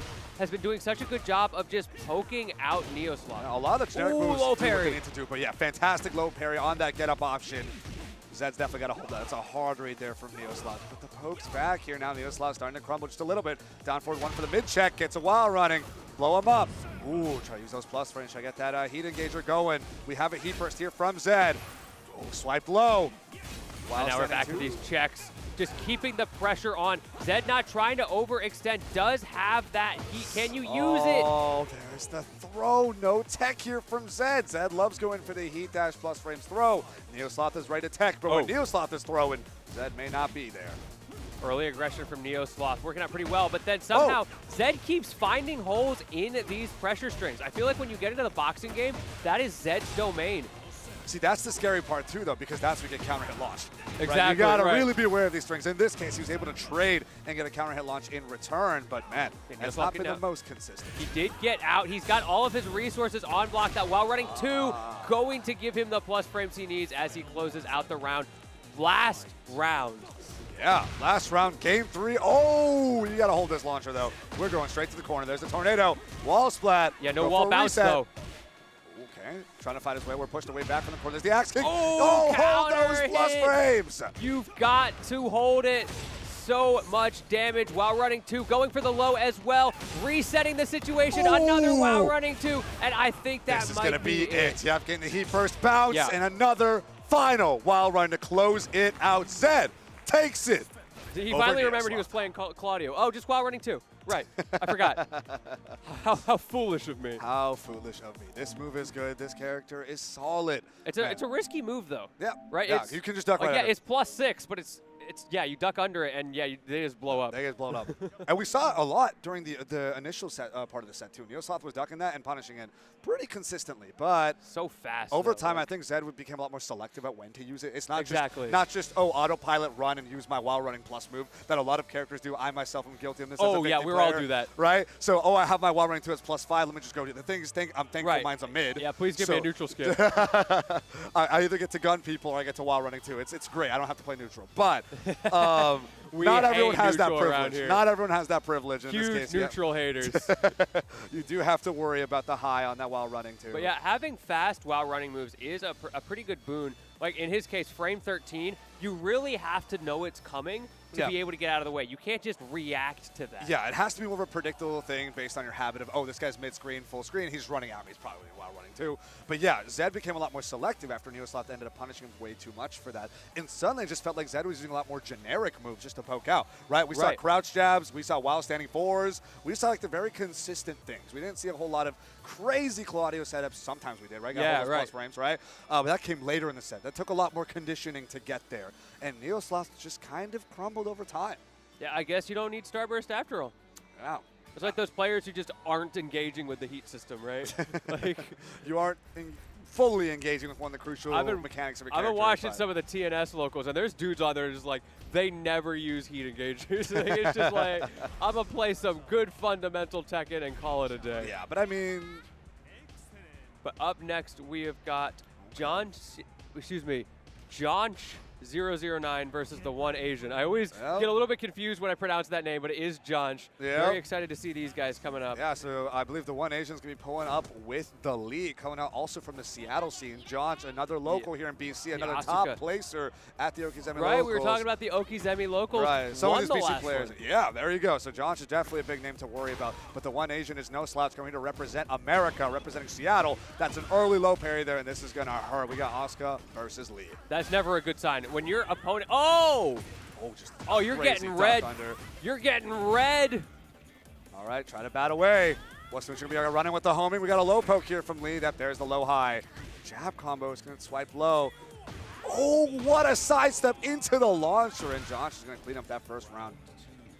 You've got to be so careful about like those down forward 2 launchers, especially from Asuka. Such a consistent threat for the character. The moment you think you're finally safe, she has so many good plus frames on her offensive pressures. Like, okay, now it's my turn. Oh, I got launched. Oh, here's our heat engagement. Now see some lead pressure going into Hitman stance anytime soon. There's the low heat smash.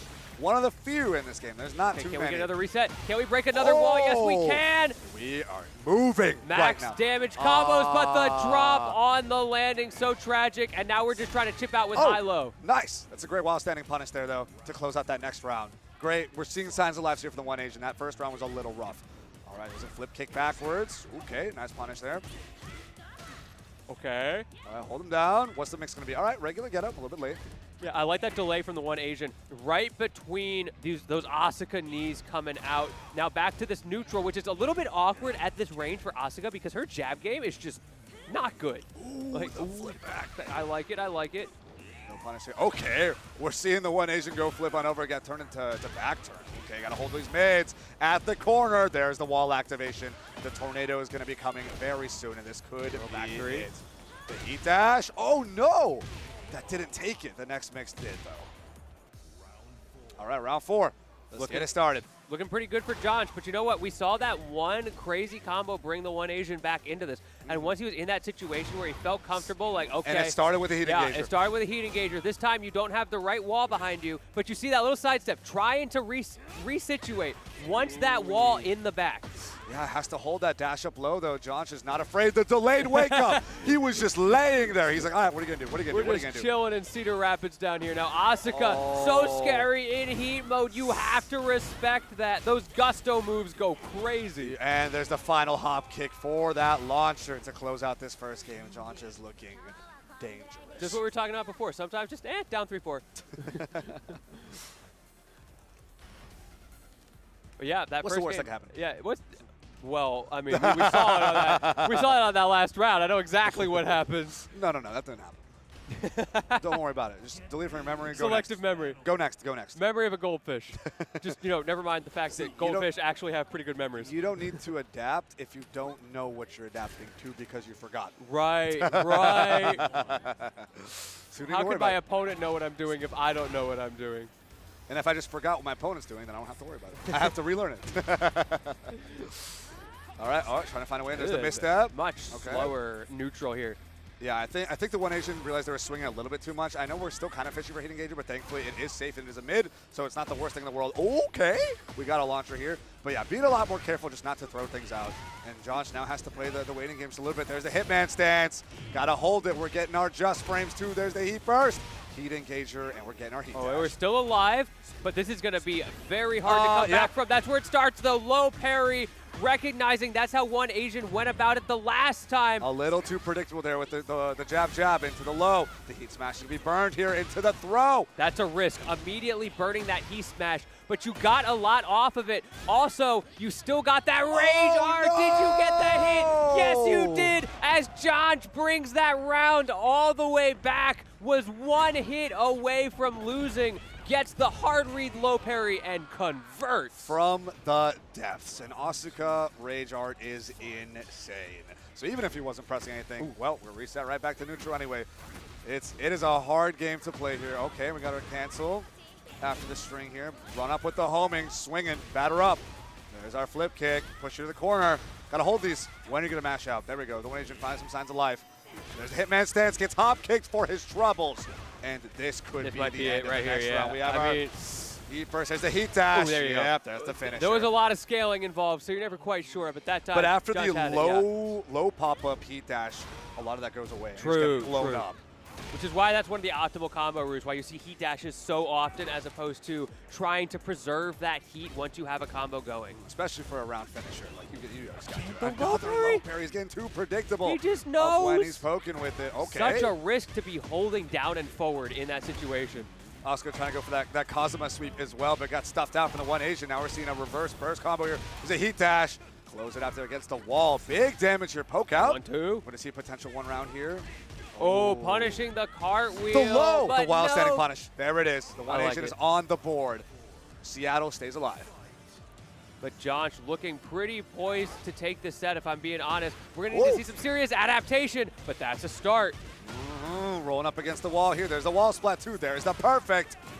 And keep you rolling around. There's the heat engagement to follow. What's the last mix going to be? Calm down, my guy. I'm sorry. It's an immediate heat dash. Burns away some of those plus frames. We've seen Jonch come back for more situations than these. Yeah, we have. We still have a lot of chip damage to work with. There's the heat burst to reverse it. We're going to see an immediate heat dash. Okay. A power crush in response. The low high into the misstep in a final jab to break it out. The one Asian now take us to round 5. We are still in this. We could be looking at a game 3 here on Rebels Hangar. The one Asian heard me talking smack, said I thought Jonch got this, turning that around so beautifully, and also, once again, off of a low parry. Yeah, but that misstep 1-2, Josh was a little too willing and eager to press on those. But it doesn't matter when you get a crazy crumple towards the corner and just blow up your opponent. There's the heat burst trying to catch the roll. The roll is safe here. We're seeing stuffed out low. And the final heat smash catches the one Asian mashing as Jonch takes it and moves on to winner side top 8. Jonch doing such a good job of leveraging the offensive power of that heat system, having those constant gusto moves to always keep your opponent guessing. Like, this character already has ridiculous plus frames once she gets in. So the ability to then make that even more destructive when you are in heat, it's wild. Sometimes you just crumble to it. Yeah, it's really tough. I think we're having our next winners match step up to the plate. But in the meantime, I hope you guys have been enjoying watching Battle of BC6 here on Tampa Never Sleeps. Again, grab some snacks, grab some water, stay hydrated, maybe take a quick bathroom break. We're going to have our next set coming up really, really soon. I'm thinking it's going to be Fighter JPN up against Apollyon. If I'm not mistaken, Fighter JPN had just taken the pre-local only 2 days ago. And Apollyon, the UBC fighting game hero, taking first place at multiple of their FGC meetups on Mondays. This is big.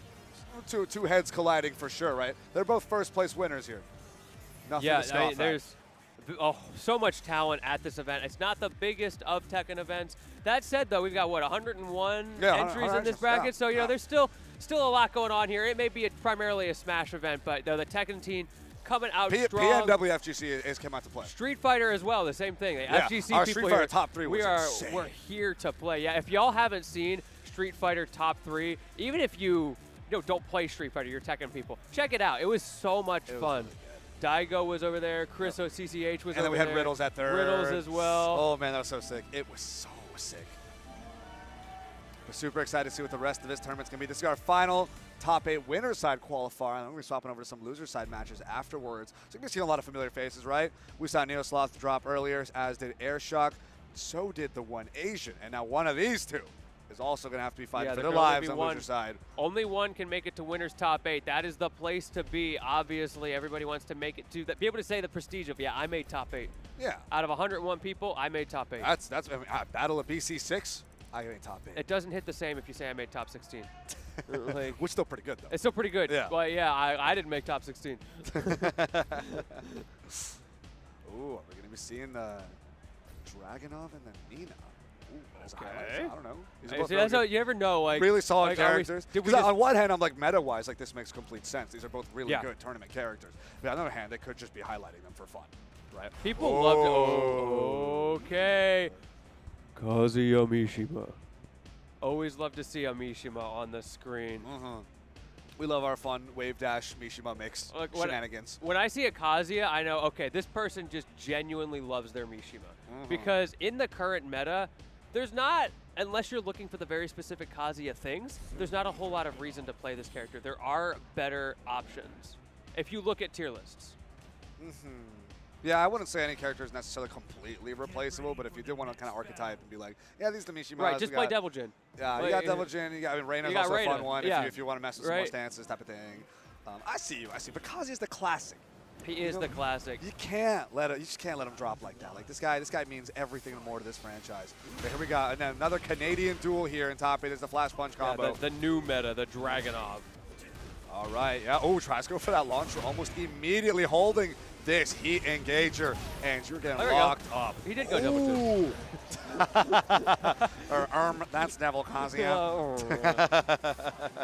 Oh, because the Devil Gene. Exactly. Now you got a Kazama Gene.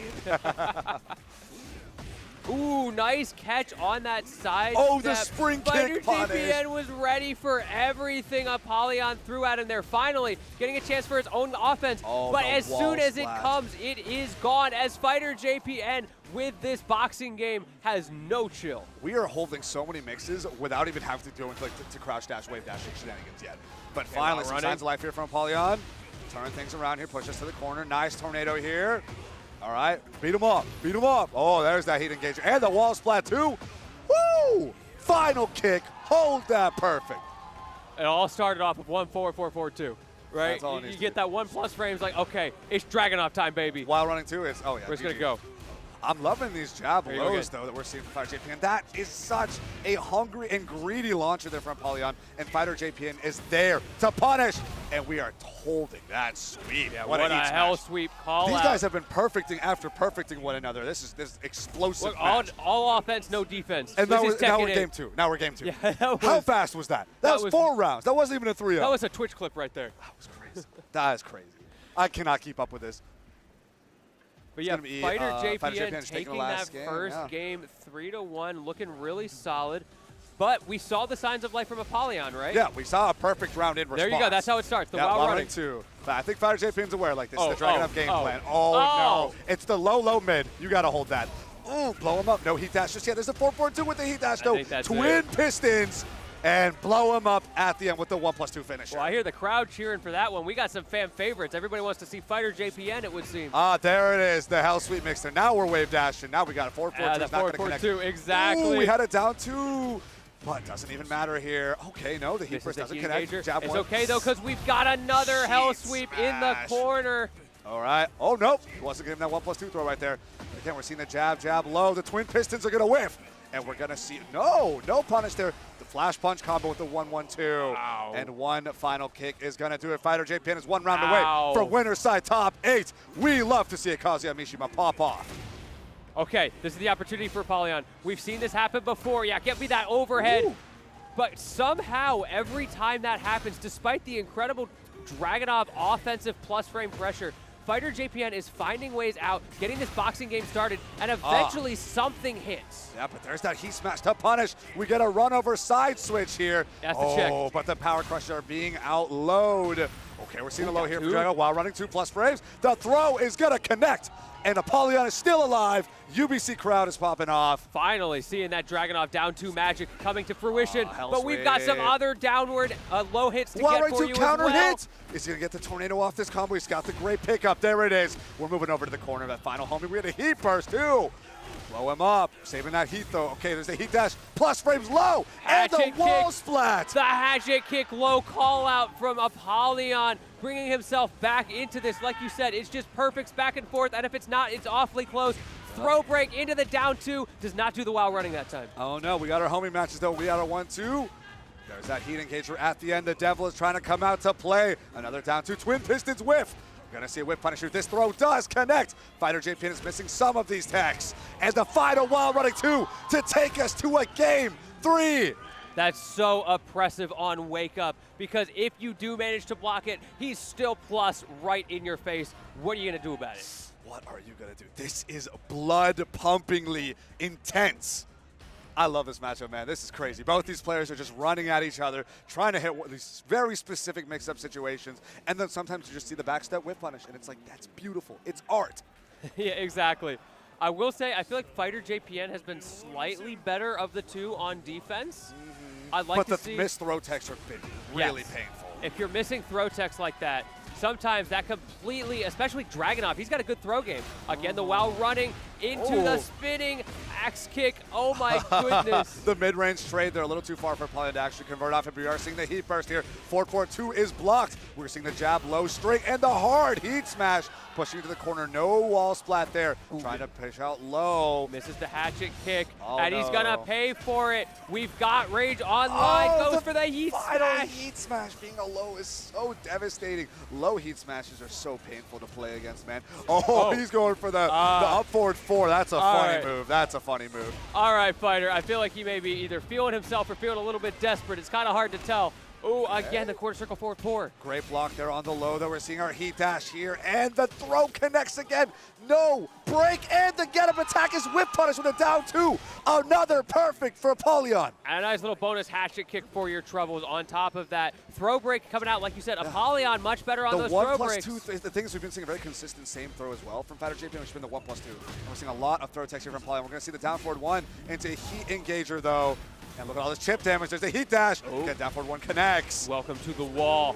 Can you get out? Ooh, okay. There's a down 2. Try to get some signs of life here. Heat engager, let's connect. Use those plus frames. Get a wall splat. We had a tornado 2. Beat him down to the ground. There's the heat burst as well. What's the mix going to be? He's not getting up. And the heat plus frames go crazy, and it's enough as the low comes out for Apollyon, putting himself, after such a difficult start in this set, on the cusp. And we are starting out this last round strong, still going, still in the corner. Get that heat smash going strong out here. He read the wave dash, mixed up correctly on that low, and got a fantastic punish of almost half health. Pushing you to the corner, finally some signs of life back from Fighter JPN with the heat burst in response. That heat meter is going down, though. There's the jab low into mid. But no more fear from Apollyon. Another throw that's untacked. No throw protects. And those hatchet kicks starting to come out again. So much pressure, so much control from Apollyon. He gets the read, but he's not able to punish it. This is an opportunity for Fighter JPN. He's got that heat burst. Is he going to burn it? He needs to find the opening fast. He's running out of time. There's the low mid 2, and the grab is going to whiff a down 2 for poking. When he's going to go to mash, we have the 1-2-2. The 1+2 finisher gets punished with the wild running 2, and Apollyon takes it 2-1 over Fighter JPN for winner side, top side. What a comeback. Top 8 winner side, my bad. But oh my goodness, what a set. Wow. That was a crazy comeback. I gotta say, first Very game, impressed. Fighter JPN was looking so I was strong. like, oh, well, it's a quick 2-0. It was so okay. strong from Fighter JPN. Again, the winner of the pre-local 2, just devastating with Kazi. We weren't even having to see the wave dash mix. Yeah, it I was about to necessary. mention that. There was like hardly any wavoo going on. It wasn't the Kazuya necessary. He was Classic. still cooking without it. But then he Did started he even bringing out. electric? I don't think I saw. I don't think I saw a single electric. I saw someone, not even in heat too. That's insane. My man doesn't even need electrics, and he's cooking this hard. Yeah. Just wait until he finds out that like he's on the move list. He's only like halfway through at this point. He's gonna get to that one and go, oh wait, that's a thing. But Apollyon's adaptation was incredible. We saw a lot of impatient mashing, a lot of losing onto high-low mix. But once he had an idea of how that Kazuya jab combo works, right? The jab, the high, low, mid, realizing it's not a complete combo. You don't have to worry about so much pressure at the end of the day. Then we saw Apollyon turn on and flip the stakes entirely. The pressure went the complete other direction. And Fighter JPN, while being pretty solid on defense, was definitely crumbling under the pressure of those throws and, of course, the standard Dragunov mix. Yeah, it was like you said, a beautiful set. Being able to see those classic things, the things that you expect to see, the things we've all experienced in our ranked games, and exactly what it feels like to be on the other side of it. We're like, well, I don't know what to do. I got hatchet kicked. I got I don't even play the game at this point. Oh, no, I just got thrown and down 2'd. Yeah, I mean. Oops. A GG, we go next. Guess I'll just electric about it. Yeah, but that rounds out our top 8 winner side. But that's only winner side. Yeah, we're going to have Ziggy Zensei up against Zed, and we're going to have Apollyon up against Josh. It's a lot of Canadian representation, which of course makes sense. We're over here in BC. It's Battle of BC. Yeah. We're going to have players from BC. That makes complete total sense. But we do have Ziggy Zensei being the one Washington representative. Yeah, we got to represent Ziggy Sensei And up that's here. just winner side. That's just winner It's side. just So winner of course, side, we of still course. got a lot of losers matches left to run. We're going to have Kenzaki versus. Oh, no. Oh, yeah. This is a fun Butt 77. I eat okay. Butt 77. Thank well, you. at least he's humble about Thank you so much. Yeah, I mean, it's definitely humble. That's for sure. The that's modern for sure. man. Keeping it straightforward. Yeah. So another, I do believe it's another duel of regular players from around the scene here in the BC area. Both another players that will show up at Okizeme pretty often. We're going to go here to Elegant Palace with Azucena. So again, we got to watch out for those crazy combos up against the Fang. Did she make coffee? I never noticed that. Yeah, she's. I wish he talked about that more. Anyway, instantly running in. That's exactly what you expect to see from Azucena. There's no way you said that. All right, so yeah, we got Fang, we got Azucena. She definitely doesn't talk about coffee. Yeah, that's true. What she does talk about is while running 3-2. That's what we're talking about. Like, because we're seeing way too much of that. Like, immediately, like, come on. As soon as the round started. We're going to have our low whiff, though. Trying to step go low. up. Okay, we're just going for the rage. I think that's going to here. hit, yeah. Yeah, that's not going to kill, but it's going to be dangerously close. At least I'm pretty sure. Let's see. I don't know. Yeah. Good eye. I told Good you. eye. You would do great on Will It Kill. Boom! But that man. final slowdown. The slow-mo never gets old. Yeah, Fang was just a little too fast. I eat butt 77 rather was just a little too. There's got to be a way to abbreviate that. I mean, there is IEB 77. That's my boy, IEB. As a fellow 77 user from way back in the days of Combo Man 77, I don't know if I can approve of the name IE Butt 77, but for better or worse, I have to consider this man my brother, and that is going to be a perfect up against with the heat smash from Kenzaki. Yeah, answering back pretty well. They're definitely into that homing. Making a statement with it as well. Like, you barely lose a round, then you come back into the perfect. Also, we see the jab liberator stances coming out. IE Butt's handling it pretty well, but can you handle the while running 3-2? Can't mash on those plus frames. He did end up getting scooped. There's our tornado heat burst. We're going to see heat dash combo right here, right now. We're going to save it. All right, we're saving it. While running 3-2, can't sidestep. See that? New patch, that wouldn't have worked. That would not have happened on the new patch. But anyway, we can't talk about what's not here yet. We got to talk about what's here right now. And that while running 3-2 did end up connecting. IE Butts goes down around Kenzaki, looking good. 1 round away here at Elegant Palace. These boxing checks from Kenzaki have been so effective at pushing IE Butts into the corner. Like, look where they are in the stage relative to the wall. So hard to get out of this for Fang. He's trying to rotate around, but it's a little bit too little, too late. While running 3-2 gets you into the wall with the wall break, going to reset your positioning, which means you might get another one. No! One hit away. It's literally one singular poke. Great crouch underneath, but not a while standing launcher punish there. And the crouch underneath, the power crush for Kenzaki to take the first game. All right, I see a little dance there. Like a nice little shuffle. Just a moment. She'd do great at a coffee shop. They'd love her there. Oh, yeah. Oh, yeah. They'd love her at a coffee shop. That's right. Get ready for the next battle. Game number 2 here. I think the big adaptation that we need to see from IE Butts is just don't get hit by while running 3-2. You've got to find answers to that, or at least answers to the plus on block mix-ups after that. All right, let's see what a round start looks like. Okay, stance back. We're flipping on all over. All right, trying to jab check here. Great crouch. While standing punish here from Kenzaki. I think we may be able to hit the corner as well here. Midnight Siege is, yeah, there's the wall splat. Take all that damage. What's the roll going to be? Yep, hit you low. Now we got these mid checks with down forward wall. Ooh, into immediate heat engager. Push the corner, waits out the plus frames. We get a reversal throw here from IE Butts. Try to turn things around. There's the mid. That mid is also a great launcher, but no, the heat smash. Way too fast, way too powerful. And we're going to see IE Butts go down another round. I feel like you should have used a grab to swap sides. That was such a difficult situation even after the throw because you're still quite literally back to the wall. And every time this happens, look how Kenzaki just blows up IE Butts in the corner. That's tough. While running 3-2. Okay, waits it out. This time no mashing. Instead it has to hold the low afterwards. That's fine. We take that low every day of the week. All right, that crumple was thankfully not an entire counter hit launcher, but still ends up getting scooped after they trade. Not a lot of damage. We're going to push over to the corner. Heat engager is not going to get connected. Okay, turn things around. Look, it's not a fake out if your opponent's just going to mash on it. And now IE Butts has an opportunity. This time Kenzaki up against the wall, but the one too many lows. Low gets punished there. I saw the sidestep on that spring kick, and I thought it was over. I thought IE Butts actually took the entire round. Ends up dropping the combo after a couple of hits, right? It was close, but it wasn't enough. And yep, there's the wild running 3-2 into the immediate low. We're going to see another low. No, we're going mid this time, expecting IE Butts to adapt to the low, but no. Ooh, that final crouch to end up trading here. Still got pushed over to the corner. There's the back turn stance as well from Azucena. And finally, the counter hit launcher. Just look at how many different loops of offensive pressure Kenzaki went through there. We saw the Liberator stance, we saw the back turn stance, we saw the regular highs and lows. Woo, spring kick. Ooh, that spring kick, the tracking went crazy. Yeah, it did hit on block, but yeah, no jab punish there. I do think the position was a little awkward though. Again, these wild running 3-2s, IE Butts getting shoved on over to the corner, trying to recover some of this gray health back, but taking too much chip damage. There's a throw, reversal. Let's turn this around. Okay, there's our launcher. That should be it. There you go.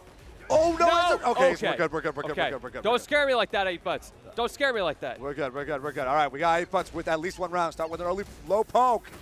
We're going to see that third hit there from the Azucena string. No, we're going to see that wild running 3-2 instead. Right into the knee. We've been seeing that a lot as well now. The 3-2 into the knee. Trying to find a new way to mix up IE Butts in that situation because those 3-2s aren't really working anymore for anything beyond this corner carry. The wild running 3-2 catches him in the air, gets a wall splat and a tornado follow. Now we're in heat. There's the heat smash. Hold these plus frames up in Liberator stance. Does indeed block the low. Gets a little bit of a punish, but way too far behind. And that hop kick will be punished. And we're going to see, Kenzaki move up 2-0 over IE Butts. Now we'll have to play Neo Slot later in Losers, and they're going to be playing for Losers top 8, so that's going to be a crazy set once we get there. I'm just glad I don't have to say that name anymore. Yeah, me too. But we got some more coffee headed towards this top 8. I know y'all are excited about that. Everybody loves coffee around here. Maybe if he didn't spend so much time eating butts, he could have learned to not mash earlier on wild running 3-2. But hey, that's just my, I don't know, maybe I'm just salty about the name. Well, let's take a quick break from the action, by the way, to talk about some of the ways that this action has been made possible. Oh, yeah. We got Gallant Gaming being the one and only collective crew to put this entire thing together. Battle of BC would literally not exist without them. They've been helping out with other events as well, Apex in the past, Rise and Grind as well. These guys go around it. So if you guys need a team, a crew, a collective to put together a fantastic esports event, Gallant Gaming is your gang. Hit them up. hire these guys. You really should. You really, really should. And while you're at it, check out Fully Loaded Electronics, because you don't just need a production team to run your event. You also need the arcade cabinets, you need the PS5s, you need the monitors, whatever it is you're looking for.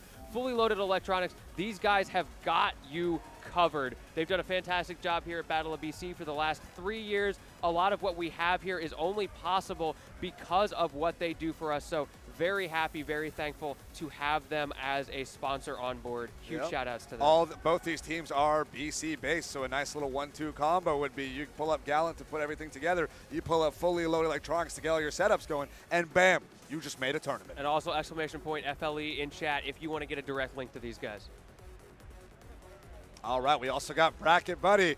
Gallant Gaming put this up together and only recently launched to give you guys an even easier access to LotteryStart.gg brackets, helps you keep up with top seeds, helps you keep up with upsets, your own friends, and general mobility and fluidity navigating through these brackets, because sometimes Start.gg on mobile doesn't always play super nice. So this Bracket Buddy application, which should be live here, at least in the NA, over on Google Play. I can tell you it's definitely live, because Ziggy and I, not Ziggy Zensi, just Ziggy. Just Ziggy. We were using it earlier during our bracket to talk about, okay, what kind of upsets have been happening in this bracket to get those storylines. It basically, it builds the storylines for us as commentators. There you go. You got your live consumer review. It was great. We actively applied it to put on a fantastic commentary blog. And so you guys could also download it, give it a shot as well.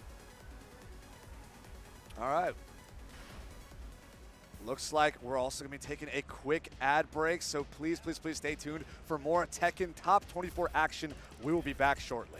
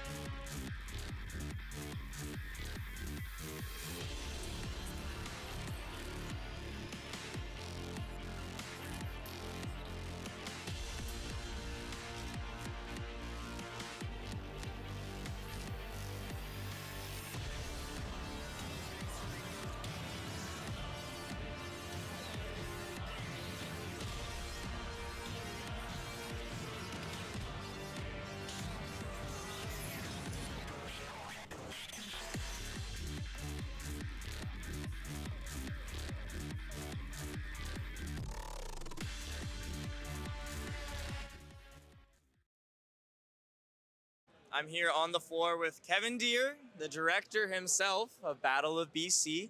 And Kevin, my first question for you is, this is the 6th iteration of your tournament. Yeah. So tell me a little bit about what the emotions are like, what the experience is like, having such a beautiful venue. It's being the 6th time around. Yeah, I mean, it's the 6th time around, but I gotta say it hasn't gotten any easier. This one's been the hardest one yet, truthfully behind the scenes, because we're just pushing ourselves to take so much on. Honestly, if we wanted to run Battle of BC 5 Part 2, we could have done that pretty comfortably, but you know us, we didn't want to stop there, so we continued to scale up. Much bigger, much nicer venue this year as well. 5 days of programming. Honestly, that was pretty ambitious of us, but it was really exciting. The pregame last night was crazy. What is it like having everybody come to you for a change? Yeah, you probably know really well at this point how proud I am of Vancouver. I'm born and raised in this city, and I love this city. I travel all around the world, but I always come home and remind myself, wow, I love Vancouver, because there's just so much good stuff here, right? Yeah. And so I love when I get to welcome the world into my home, show them how awesome of a place this is. I love giving people recommendations on where to go and showing them around and that kind of stuff. So this is my turn to host the world in our city and show them just how beautiful a destination Vancouver really is. Absolutely. All right, thank you so much. Really appreciate it. I'm sure you're a busy man. Enjoy the stream.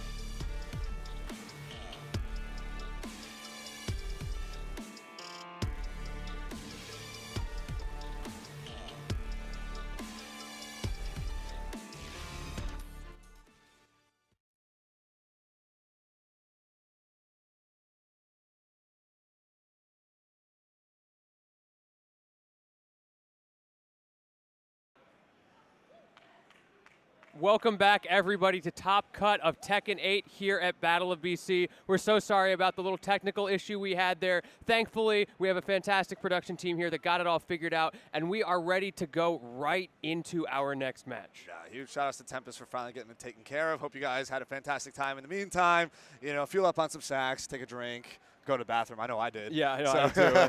Look, I got a lot of water over here, and it can only go one place. Hey, wait. Yeah, cheers. Cheers. Yeah, hydrate or dihydrate, chat.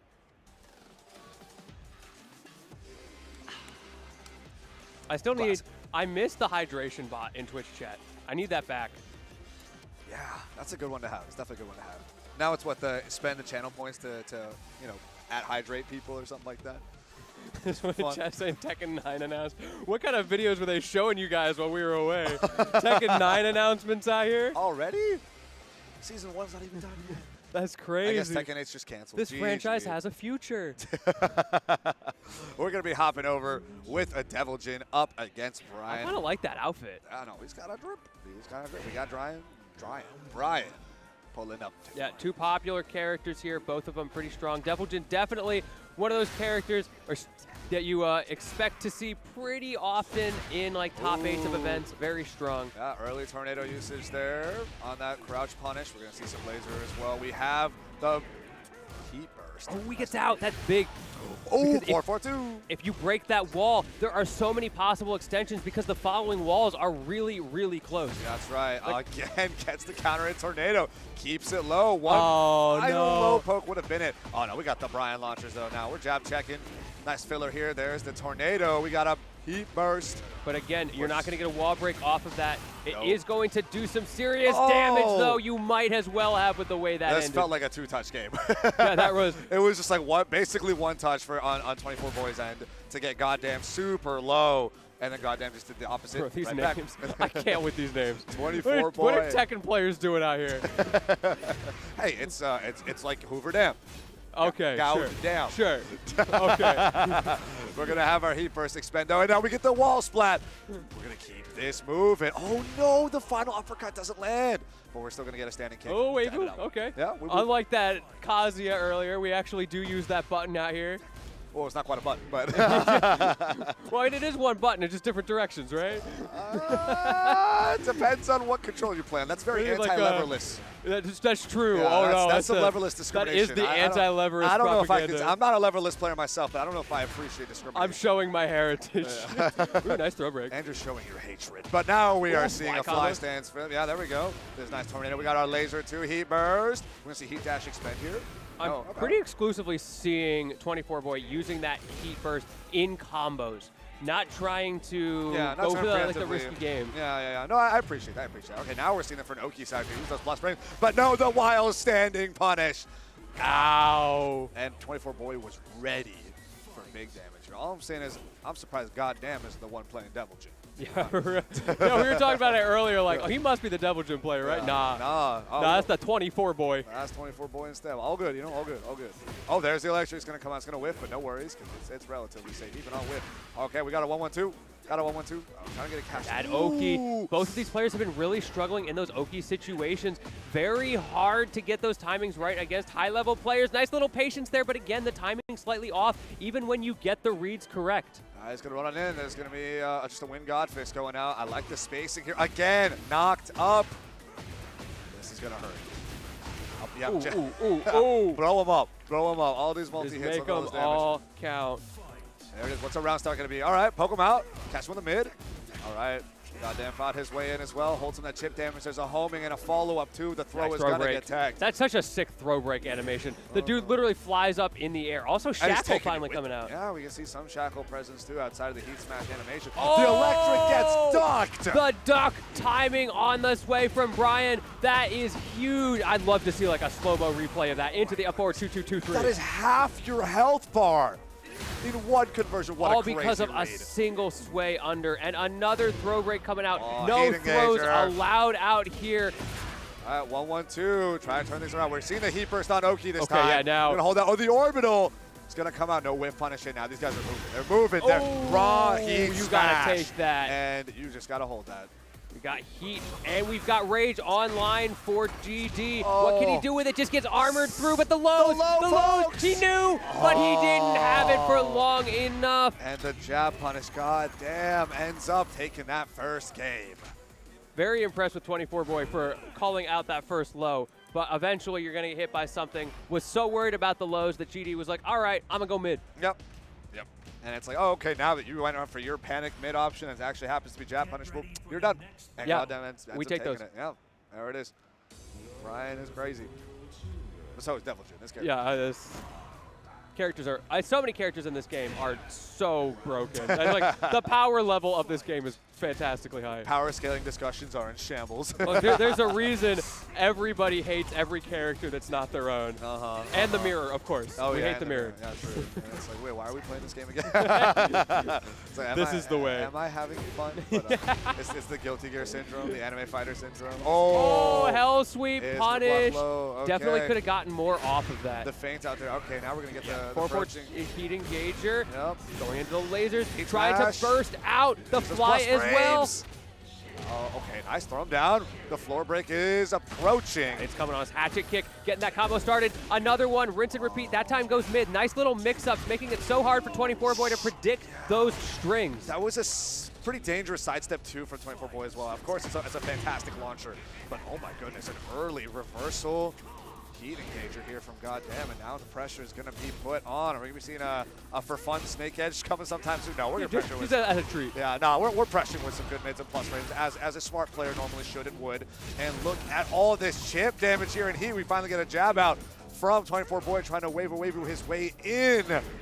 I feel like GD is struggling with the punish game. Like we saw it in the last round on the blocked hell sweep, which is minus, what, 23, I think? He only got like a basic 12, 13 frame punish off of that. Yeah, could have been a little more. Now we're not seeing a whole lot of other opportunities to punish instead, but catch him out of the air with that tornado. Hold him down, push back to the corner here. Are we going to be seeing a floor break sometime again? soon? The crouch jab to punish you with electric. Every time 24 Boy goes for those electrics, it feels like GD knows you're going to get the big combo off of this, though. Maybe a shackle. No, goes right in. We got our standing punish there, too. Okay, swipe him There's low. those big lows. Yeah, got to keep him honest. All right, jab it out, jab it out. What's the floor break going to be, though, huh? Let's see it, let's see it. You're running out of time to get it. Frames. 24 Boy needs to find something soon. Does not get punished finally this time. Jabs out. All right, wave. Ooh, oh, tries to get that dive I kick. like it. All right, 1-1. Oh, the delay two actually ends up connecting. And look at these fours as well. We're running out of time. Oh, Snake Edge gets punished there. Nice. That was so tough. I mean, GD had so little time to work with. He would have had to pull out the miracle of offensive miracles, and he wasn't quite able to do it. Yeah, now we're getting some down forward one mid checks here. Oh, another whiffed electric here. We haven't even seen it hit on block. At least get that pushback in safety, but no. Instead of having to hold these plus frames, there's going to be that jab 1-2 that we have shackle out. Morning Crow 1. Yeah, speaking of plus frames, and now speaking of ground breaks as well, we were wondering when that would come out, who would get the benefits. Turns out it's going to be 24 Boy, and goes for the low as well with the hell sweep, and we are continuing the combo, doubling down, doubling the floor breaks into the heat engager. So many resources being used right now. Yeah, there's that plus freight, the orbital to get him out. We have a heat smash here. Okay, just dashes up with Morning Crow. We're going to see heat first in response here from Goddamn. Trying to use some of that pressure just to get some health back. Kick him low. No, we've been here before. All right, Jam out 1-1-2 is going to fall out. There's the roll. Look at the time. Lead here. Look at the time. There's the low. And he's going for it. the Rage Art to finish this off. Wow. Another round here in 24 Boys' favor. We're going to a round 5 in game 2. Really desperate to make this comeback. It looked like GD was going to get the clean sweep in the second game, but somehow 24 Boy found a way back into it. Now we are on the final level of the stage. No more wall breaks, no more ground breaks, or any of that to be had. Just good old-fashioned Tekken. Oh boy, he's going to have to hold that throw here. We got a side swap too. Kick him real hard in the shins. I like the movement here again. Hold those plus frames. Jab, 1-1-2 almost every single time. All right, we have our get up right back. Oh, spacing. Look, he may not have that waifu, but he's got that dash forward, that dash back, and he's got the openings, but not the throw as 24 Boy goes out for the heat burst, trying to make something happen. We're going to see our heat dash expenditure as well. There's the heat Speaking of smash. which. Getting your own plus frames as well. He actually mashes on the Morning Crow 1 and ends up having to take a lot more damage than necessary as 24 Boy cleans it up. We're going to a game 3 here, folks. The double low. It's so easy to be like, well, of course he was going to keep hitting low there, but that's something he hasn't been doing for the whole set. That was the moment he needed that mix-up, and he chose to expend it there. And now GD's definitely going to have that on his radar next time. It'll be interesting to see if that comes up again. What's it going to be? Is it going to be a high or is it going to be a low? Keep an eye out. We'll have to see where the mix-up game continues as we're going into the stratosphere. All right, I'm ready for those throw combo loops.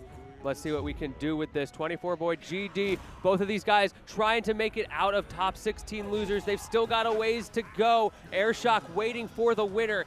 Who is it going to be in this game number 3? Yeah, okay, 2 heat engagers back to back. Neither are going to land. Neither will be punished either, though. All right, got to hold this pressure here from Brian's approach, trying to space each other out. This is definitely the boxing game. Finally finds a way in. We have a wild standing punish and a laser to follow up. This is going to be taking us pretty close to the corner here of JD up against the wall. Oh, no, the timing!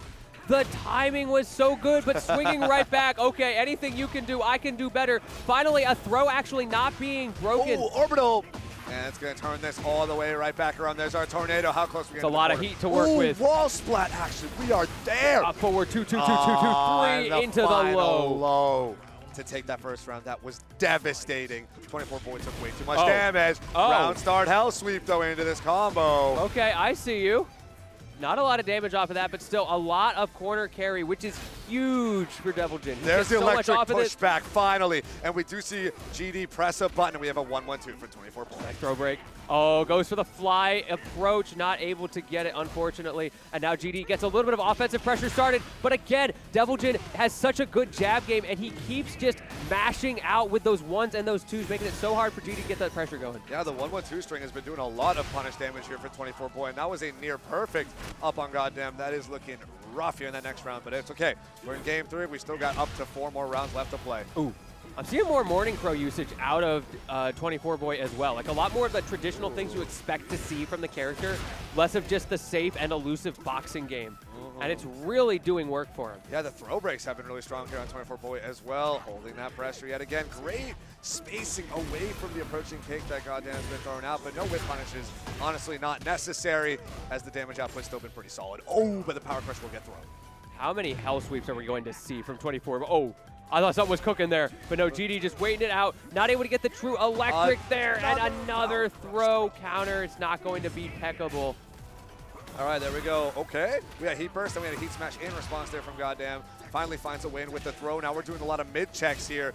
Oh, the jabs almost got sidestepped, but they were able to correct. Jab 1-1-2. Yeah, you have to burn it. You're out of time. So many of these, but that's the launcher that you needed. The crazy mix after the Morning Crow resets the stance into a hop kick launcher. What a read from 24 Boy. He bet the entire round on that. More than that, he now has the opportunity to win the entire set off of that. Just one more round. Meanwhile, GD, he's got 2 to come back from. He can absolutely make it work. 4-4-2 going to be punished by 24 Boy. Great spacing there, but it doesn't matter the way GD has been able to just push him into the corner. Oh yeah, gotta hold that hell sweep damage even after you're already on the ground. It's not gonna be a full combo, but every single point counts. Almost gets the throw in the corner as well. Goddamn, has struggled a little bit with taking a lot of these throws. Again, there's the approaching Heat Engager. Trying to get some mid checks here. Electric to push back and caught you mashing after Electric. You can't do that. Big damage output here for 24 Boy. Is that gonna be enough? I think it is. With the Heat Burst. No, we're not seeing the dash combo. It whiffed, so unfortunate for 24 Boy, but now GD has one last opportunity, but it gets taken away from him. The Morning Crow option in just raw, not even after a Heat Smash, and 24 Boy takes it after a nail biter of a set. Truly a nail biter. 2-1. 24 Boy moving on up to play against Airshock. What a great set here on loser side. This is where the matches really, really matter. Like, of course, you want to make it through on winners, but once you're down here, you know this is it. This is all I've got. There is no saving something for later to catch my opponent off guard, and that's when you get amazing call-outs like that. Yeah, you have crazy tight sets like this, too. Honestly, again, at the beginning of that set, I feel like Goddamn was feeling pretty strong. Yeah, I was like, okay. And we got to see, I think, honestly, 24 Boy kind of returned to basics, right? It was like, got a wave dash, hell sweep. Got to just punish things with jab. If I'm not confident, that's fine. Jab is not going to be super punishable. It's usually going to end up being -12 anyway. It's only really jab punishable or slightly worse back. So not too big of a deal. Just let me talk these 10 frames. I get damage over time, right? And then it's just you pressure with Morning Crow plus frames. Sometimes Goddamn ended up mashing. He get way more damage than he wanted to. And overall, just cleaned it up on the side of 24 Boy. And yeah, that's going to be going to him. It's great stuff. Great stuff. Yeah, very great adaptation from him. I like you mentioned that jab game. Such a threat in the matchup because Brian, he doesn't really have as potent of a boxing game when he's in that just like scrapping neutral. No one really has an advantage. So the way he was able to just jab out, be annoying in that up-close game, actually turned it into a really, I think for Devil Jin, Brian, a unique spacing game that it created. Like, you didn't see Shackle really come out. A very potent move that gives him free plus frames even if you block. Terrifying to deal with, but because of the ranges that were working for him, he didn't want to step that slight bit back and give Brian the breathing room. Yeah, the adjustment of ranges is really important too, because early on we saw a lot of electrics being whiffed and actually getting whiffed punished by Goddamn, right? 24 Boy struggling with that. So later on became a lot more selective about when am I supposed to be using electrics, at what range am I supposed to use electrics, and now completely flipped the situation where he hit electric on block, got pushback on Goddamn, Goddamn would mash, and 24 Boy would get a punish instead. Yeah. Right? Almost completely inverted the situation just by waiting out when to actually press the button. For sure. That's very important. And there's also definitely something to be said for sometimes people just are more comfortable using certain moves, whether it's what they find works for them or just what they like. Like what they enjoy using. Yeah. With a game that has over 100 moves per character typically, you can set up sort of a set of set play items that you use, Yeah, a you little centralize like your a flow character, chart of how you want to play with them, and maybe in some cases, Shackle's not on there. Or in other cases, maybe you're crazy and you play Kazuya without wave dashing and without using electrics. We saw that earlier, and you know what? He won. No, he was cooking. He didn't win the set. Didn't win the set, but he won some. He won some games. He won Like, quite a he few got pretty rounds. far. Yeah, I won quite a few rounds. It was crazy. It was tight. It was tight. Very impressive that he's able to do that. I'd love to see him maybe actually use some electrics, but I'm still not over that set. That was crazy. Yeah, I mean, honestly, you can see Kazuya's kind of commit to the wave dashing 50-50 without actually using a lot of electrics. Right. And they can still end up playing super well, right? So on Yeah, one that's hand, like his big it is threat. you want to approach with wave dash pressure, right? You got your low or your mid, right? You got the axe kick or you got the hell sweep. And on the other hand, it's like, oh, I also want to be playing that mid-range spacing game with electrics, but the problem is the high. It is duckable. The frame data is great, but a big part is that you're hitting on a block.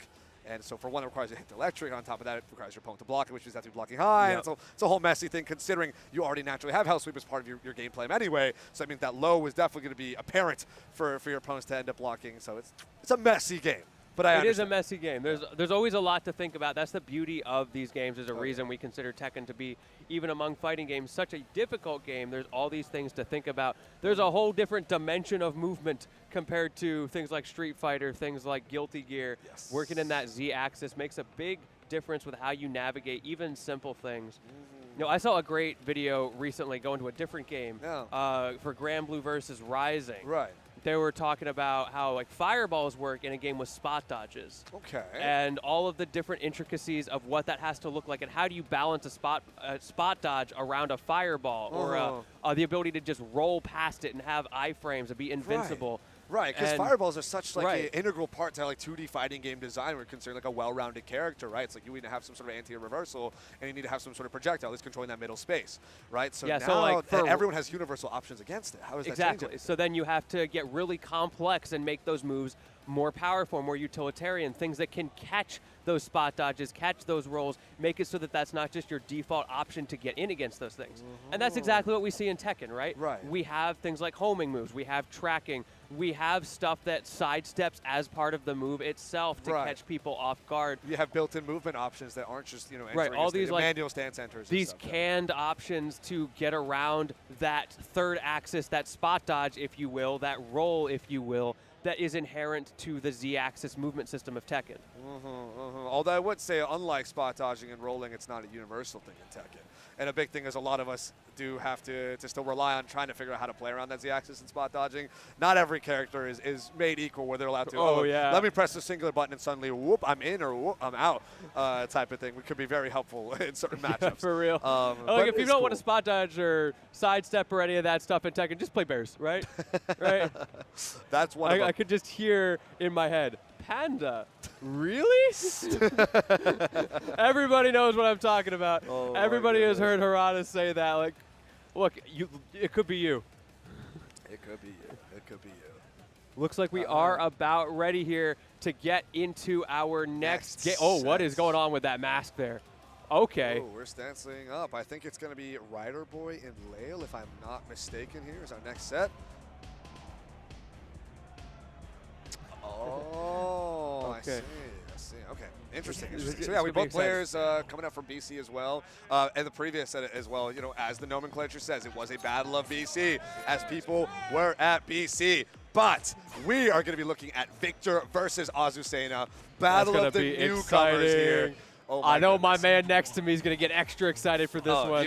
I'm Victor a personal enjoyer. big Victor fan. We start off with a down back 4 into a full crouch 1+2, get our 1+2 throw after. Try to go for forward 1+2, and then the pack 1+2 power crush gets crushed into finally connecting. And we get it. Chat said the mask is the battle pass reward. They know. This guy's playing in the future. Ooh, Rider Boy starting off with a standing 1+2 counter hit launcher. I'm liking the combo here with the Perfumer stance. We're getting the 4-4-2 launcher as well. Ooh, I love that finisher right there. Oh no, you thought you got out. However, Crouch is under the grab, but that's the classic in heat. That is safe. Up 1+2 is only -4 in heat. It is such a great reversal. It blows you up. It's going to proc these wall splats, these wall activations, and then you just get Oh no, goes for the Fantastic low block. We have a while standing 1 punish as well. Big damage. We're taking this to the corner. Right when you think you finally have it, you get blocked on your low. You lose half your health for it, and that heat is still online, which means that up 1+4 isn't a fantastic evasive option that you have. As the Victor pressure does not end. They don't block the final stance 1-2-2 string right there. Oh, wait. Take a lot of damage, but Leo is recovering. Oh, wait. Get some throws here, some recoverable health back as well. We're pretty much even while running. Oh, the while running 3-2 into grabbing. Oh, no, I lied. No, I didn't lie. That is it. Okay, I forgot. I was like, there's no way that this doesn't kill. They threw the power crush, and that's going to take it. Sounds of life here from Leo. Ooh, the round start down back 4 is going to get counter hit launched here. Azucena also going to have some great corner carry here to the edge. We get the wall activation. Tornado has been spent, but Heat Burst is still here. Oh, first hit of there you Wild go. Running 3. See, we thought we were playing post-patch, that's all. Oh, the crush though. Gonna get hit for that. And we have so much heat to work with here. Are we going to spend it? No, we're not. We're going to try to get the regular wake up. Goes for the low, going for the mid, going for the grabs. But now we break through. Opportunity for Leo to get through for one last toast, but doesn't get it. The counter hit down back 4. This will be big damage. We have Rajar online. This should be taking it this first game. Going up to Rider Boy with Victor Chevalier. Look, we don't be blocking. Bam. These guys are mashing buttons. Yeah, the number of counter hit launchers we've seen across it's been crazy. This first game has been ridiculous. But man, that's what I mean. Victor's fishing for that, right? That 1+2 is a counter hit launcher. That down back 4 counter hit launcher, a big part of his damage output. Not a lot of wild running too, which is interesting, right? A big part, I feel, of Victor's neutral game plan. You know, while running 2 in mid, that's +5, right? We're seeing Azucena do the same with while running 3-2. But, yeah, I don't know. Probably an intentional choice here on Rider Boy, feeling like they don't really need it. They're going to pull up with different options instead, so let's see it. Oh, this is best case scenario for you. We are going home stage advantage, Joel. That has to be cheating. France. We're going to This Paris. has to be cheating. Celebration on the Seine. You'll love to see Twilight it. Cruise Party. Best soundtrack in the game. I can never be upset.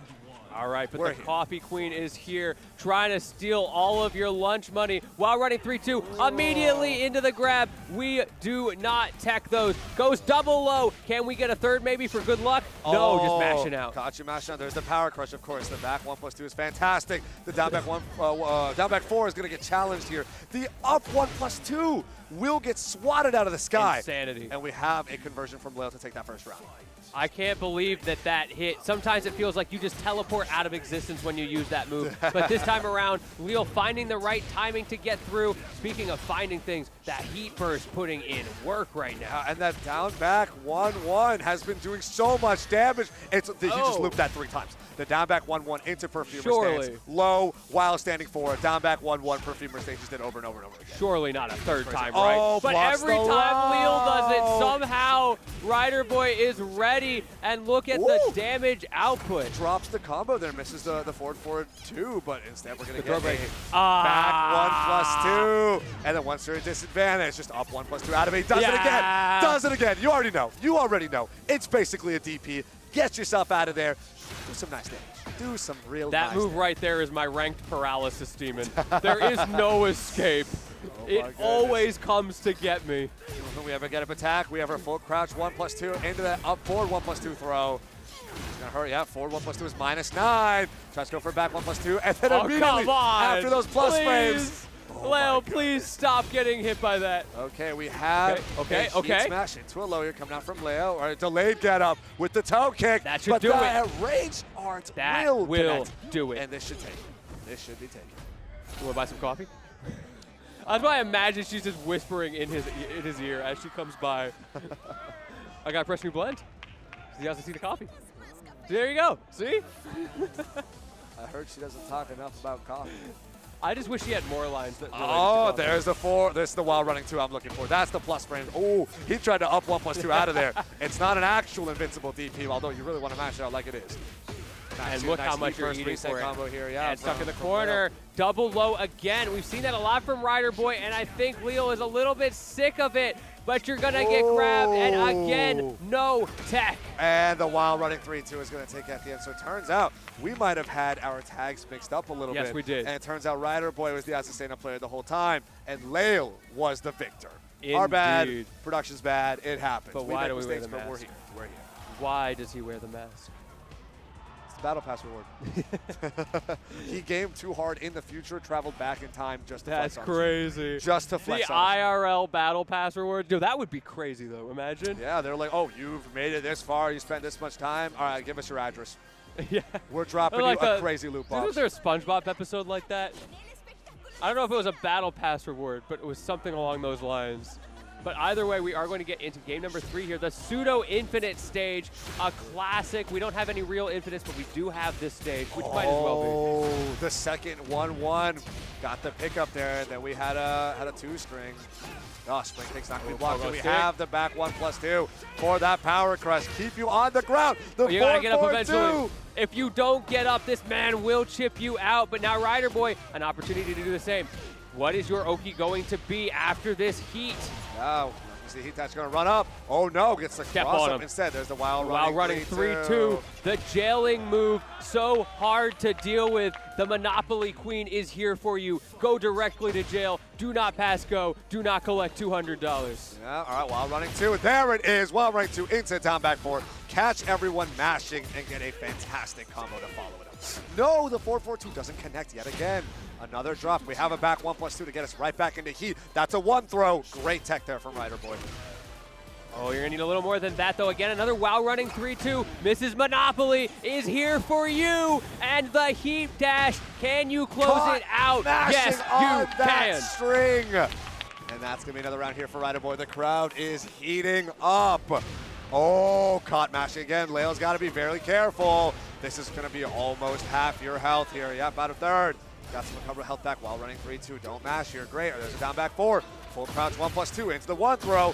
Getting some of that health back. Are we see a while running 2 here? No. We see a 4-4-2 instead. Oh. And a heat engager in response to early heat dash. No mash on the third part. Goes for the full jab string. Doesn't tech the throw. Rider Boy is 1 mix away from moving on. All off of a WoW running 3-2 once again. My man popping off from the jaws of defeat. It looked so hard after the first couple of rounds of that game, but brought it back. I see why this man got the Battle Pass reward. He earned it. Our Masked Crusader continues to live on, and the crowd seems to be very happy.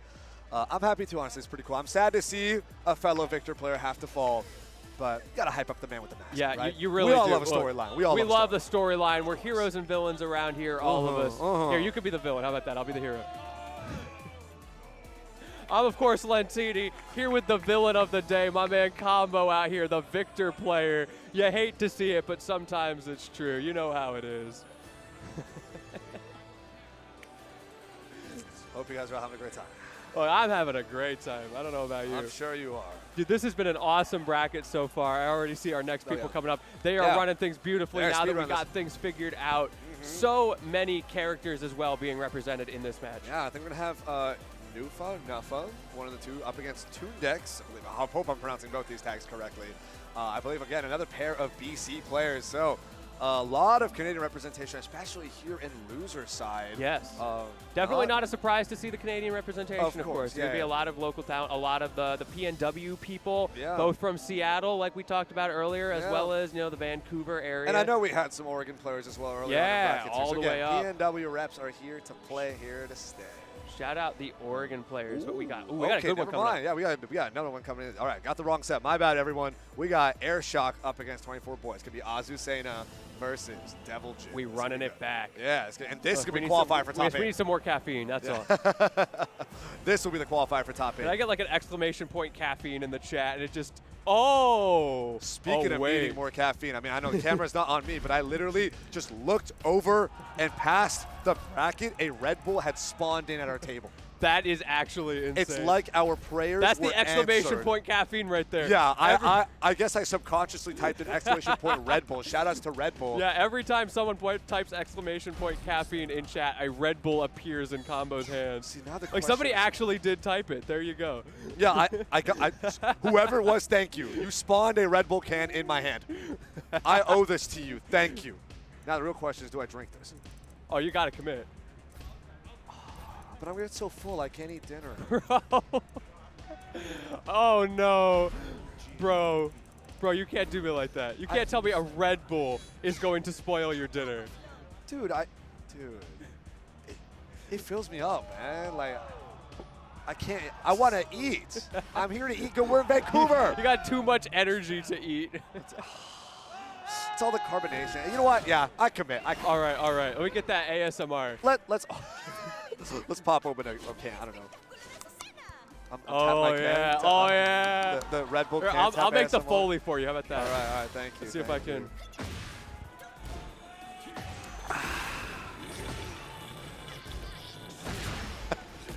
All right, we're going to be hopping into our next set. Here's a qualifier for a top 8. Airshock up against 24 Boy. Here's a heat burst combo to start things off. All right, got our laser here. There's the Morning Crow, and Morning Crow 1. Can't be caught mashing there. Tries to roll away, pushing 24 Boy over into the corner. We're going to be seeing a side swap, though. Hit him low. We do have Rage Art activated. We're going to see Airshot go for it. No, there it's going to be. See, that's a perfect time to do it, except for the fact you don't have enough health. So honestly, smart for Airshot to not press an armor move right there, because Morning Crow, you know that Deluge is going to keep wanting to use those plus frames. Yeah, it's free real estate. Free plus frames all across the shop here for 24 Boy. There's a reason it's so popular in the toolkit. I'm curious to see maybe in this matchup if we're going to start to see that Shackle come out or not. Oh. Either way, Airshock not giving you the opportunity, on the verge of a perfect here for round number 2. Yeah, this is looking rough. Yeah, and caught again. Can't be caught lacking or mashing in the corner. You will get blown up. We are 1 round apiece here. Oh, wow, standing punish there. There's our laser. Here's our heat burst combo. We're going to see a wall break. Oh, no. He's going to drop the combo a little early. Maybe looking for a reset along the wall.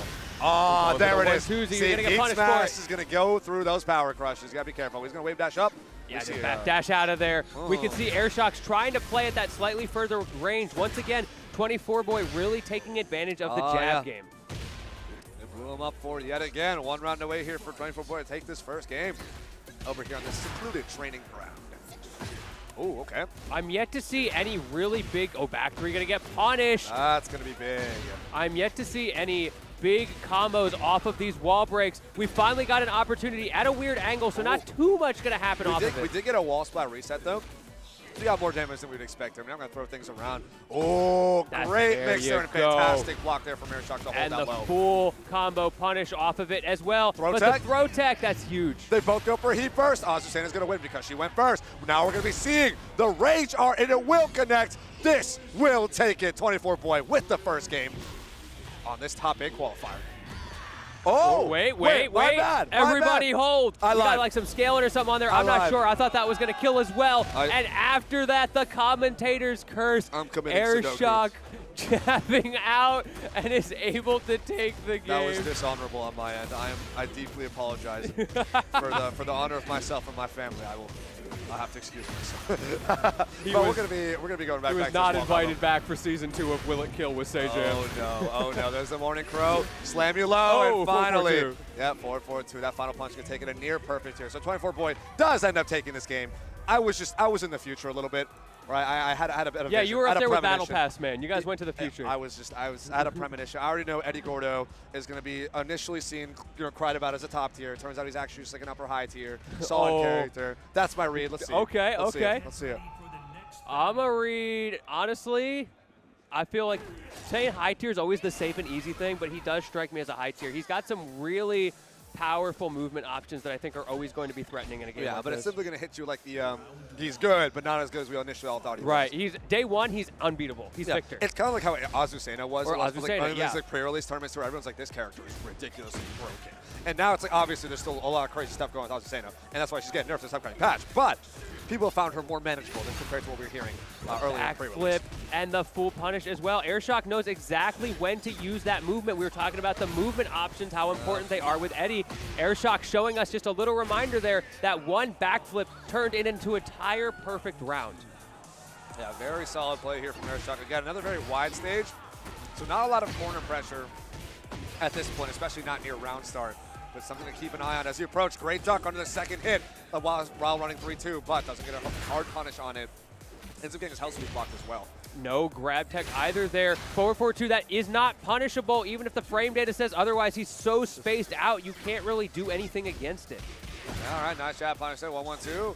Wave dash off the low sweep, rather low slice. The throw tag. We're going to get punished here. We're going to have a heat engager because it traded. We're not going to transition to a heat dash. Watch the lows. 1-2, 1-2. Oh, caught 1-2, 1-2. They just keep coming out, but it's always a different set of 1s and 2s. There's no escape. All right, nice grab attack here. Ooh. Heat engager, what's the mix going to be here? Mid. Oh, that's a counter hit. No hard confirm off of Not get the homing, expecting maybe a side tech there. There's the low, trying to open up Airshock, but Airshock is ready for it. Sometimes taking those lows is like, that's fine. I'm just going to keep mashing on you anyway because now I'm plus. Oh my goodness. They had to hold so many plus frames, so many mid mixes. 24-boy couldn't even press a button, and Airshock replies with a dominating 3-0 in rounds, taking us to game 3. Oh, a little hydration break here. He doesn't have a Red Bull, unfortunately, though there is a nice Red Bull cooler right next to him over there. Maybe should just reach over and get that power up. Yeah, I mean, it's there. It's there. And now the real question is, how does that end up from over there onto this table? Who did it? Superposition. I don't know. I'm telling you, Twitch chat spawned that in for sure. I'm telling you, it's magic, man. Like I said, I time traveled up front with Mr. Massman. I'm sure teleportation's not too unreasonable. Okay, another jab opening for 24-boy. He keeps finding those, and now these kicks in neutral, just trying to get those counter hits, trying to get something started, and you cannot grab this man. 24-boy with the reactions. Yeah, all right. Okay, we We're dash burning it that in. heat smash.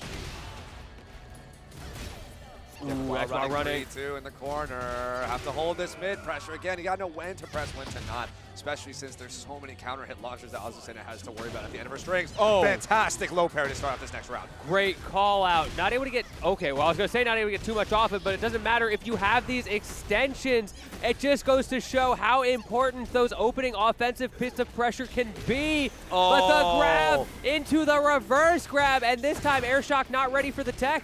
Yeah, we're going to see a ground break here. Solid damage there, about a 4th health. Electric's going to whiff. We're going to see a launcher also whiff. No punish. Yeah, 1-1-2 to break this out. Great duck under the throw. They both go for their heat burst. Airshock a little too slow. Yeah, 24-boy's going to come out. There's the plus frames. Again, the throw. Airshock really struggling to attack those. We're getting another wall break here. This could be a big combo. We're seeing a heat dash. No, it's not quite enough to take it. But you're one low away, but Airshock knows that. Ends up off. going for the high. Yeah. Take it off. Das Boot. There it is, 1-1 here in terms of games, 1-1 in terms of rounds. We're at the bottom, the true descent into the subconscious. Oh, it's going to be a hard launcher. Airshock is spending so much time crouched, and I'm not seeing 24-boy being able to get a lot of punish off of that. Oh, great Instead, crouch. there you go. That's what we needed. This is a strong counter hit combo here. What's the Oki going to be afterwards? All right, kick it off. There's the heat burst to reply. Yeah, just cancel that immediately. Plus frames, +8 right there, up to go for, I guess, a late grab. But the heat burst on Airshock side is going to come out sooner. The hell sweep, though. Is this combo going to be enough? I don't think it will. It's so close. It is so close. One final mix. And the whip punished with the jab. That is such a scary situation to be in. When you are a jab away from death, you can't be -10 in someone's face for the rest of the match, and you somehow have to take their whole health bar. It just feels insurmountable sometimes. That's ridiculous. Okay. Ooh. We're playing kind of a delayed string game here from Airshock, not completing a lot of these strings, throwing a lot of high-low mids. Ooh. Yeah, sometimes you just have to mix up those timings, get your opponent to crouch at the slightly wrong intervals, or you just, mash those plus frames. Okay, opt to go for a crazy mix-up there on the Morning Crow instead of the one. Cancel stance and goes into wave dash hell sweep, but and no. we are down to the last round. Yeah, final game, final round. Here at the bottom of Subconscious, what are we going to find? Oh, I think I just saw a crouch coming out from 24-boy, getting punished for it. Hell And sweep. another hell sweep. He keeps finding these, which is amazing with the relatively few number of electrics that we see coming out from 24-boy. They're very carefully placed. We have seen a couple, but you got to be careful. Can't get too willy-nilly with it. I understand. I respect it. There's the shackle. Morning Crow 1 does connect. Kicks him off again. Use those plus frames. And into the back three. Heat engager goes for the heat throw smash instead. Yeah, heat smash immediately. And a heat More smash plus in frames. response. Blow him up. One mix away, but there is Rage Art. The whip punish, the jab. 1-1-2, the bread and butter.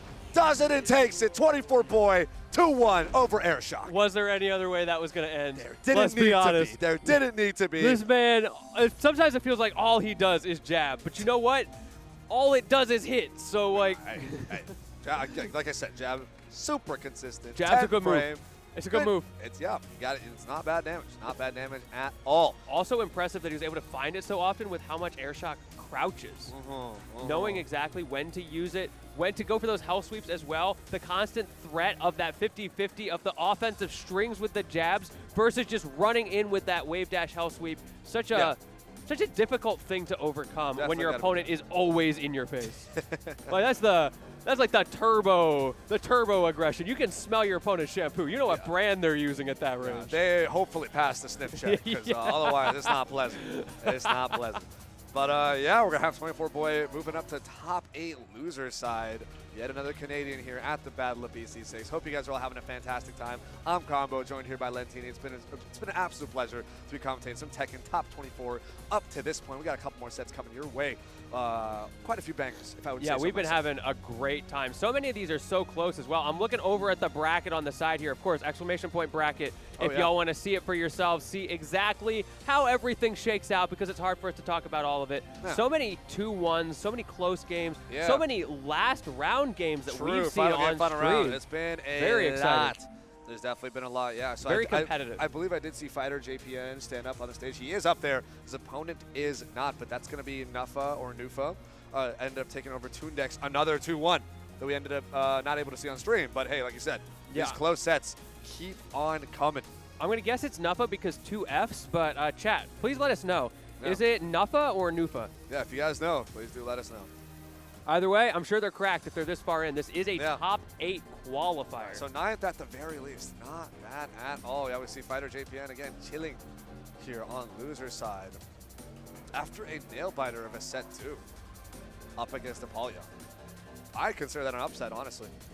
Okay, I do see someone in chat saying Nufa, so we will go with that for now. Right, it cool. makes sense, Sounds you good. know, phonetically, double Fs, you have the soft vowel, all that stuff. Y'all had phonics in 3rd grade and forgot the rest of it like me, but yeah.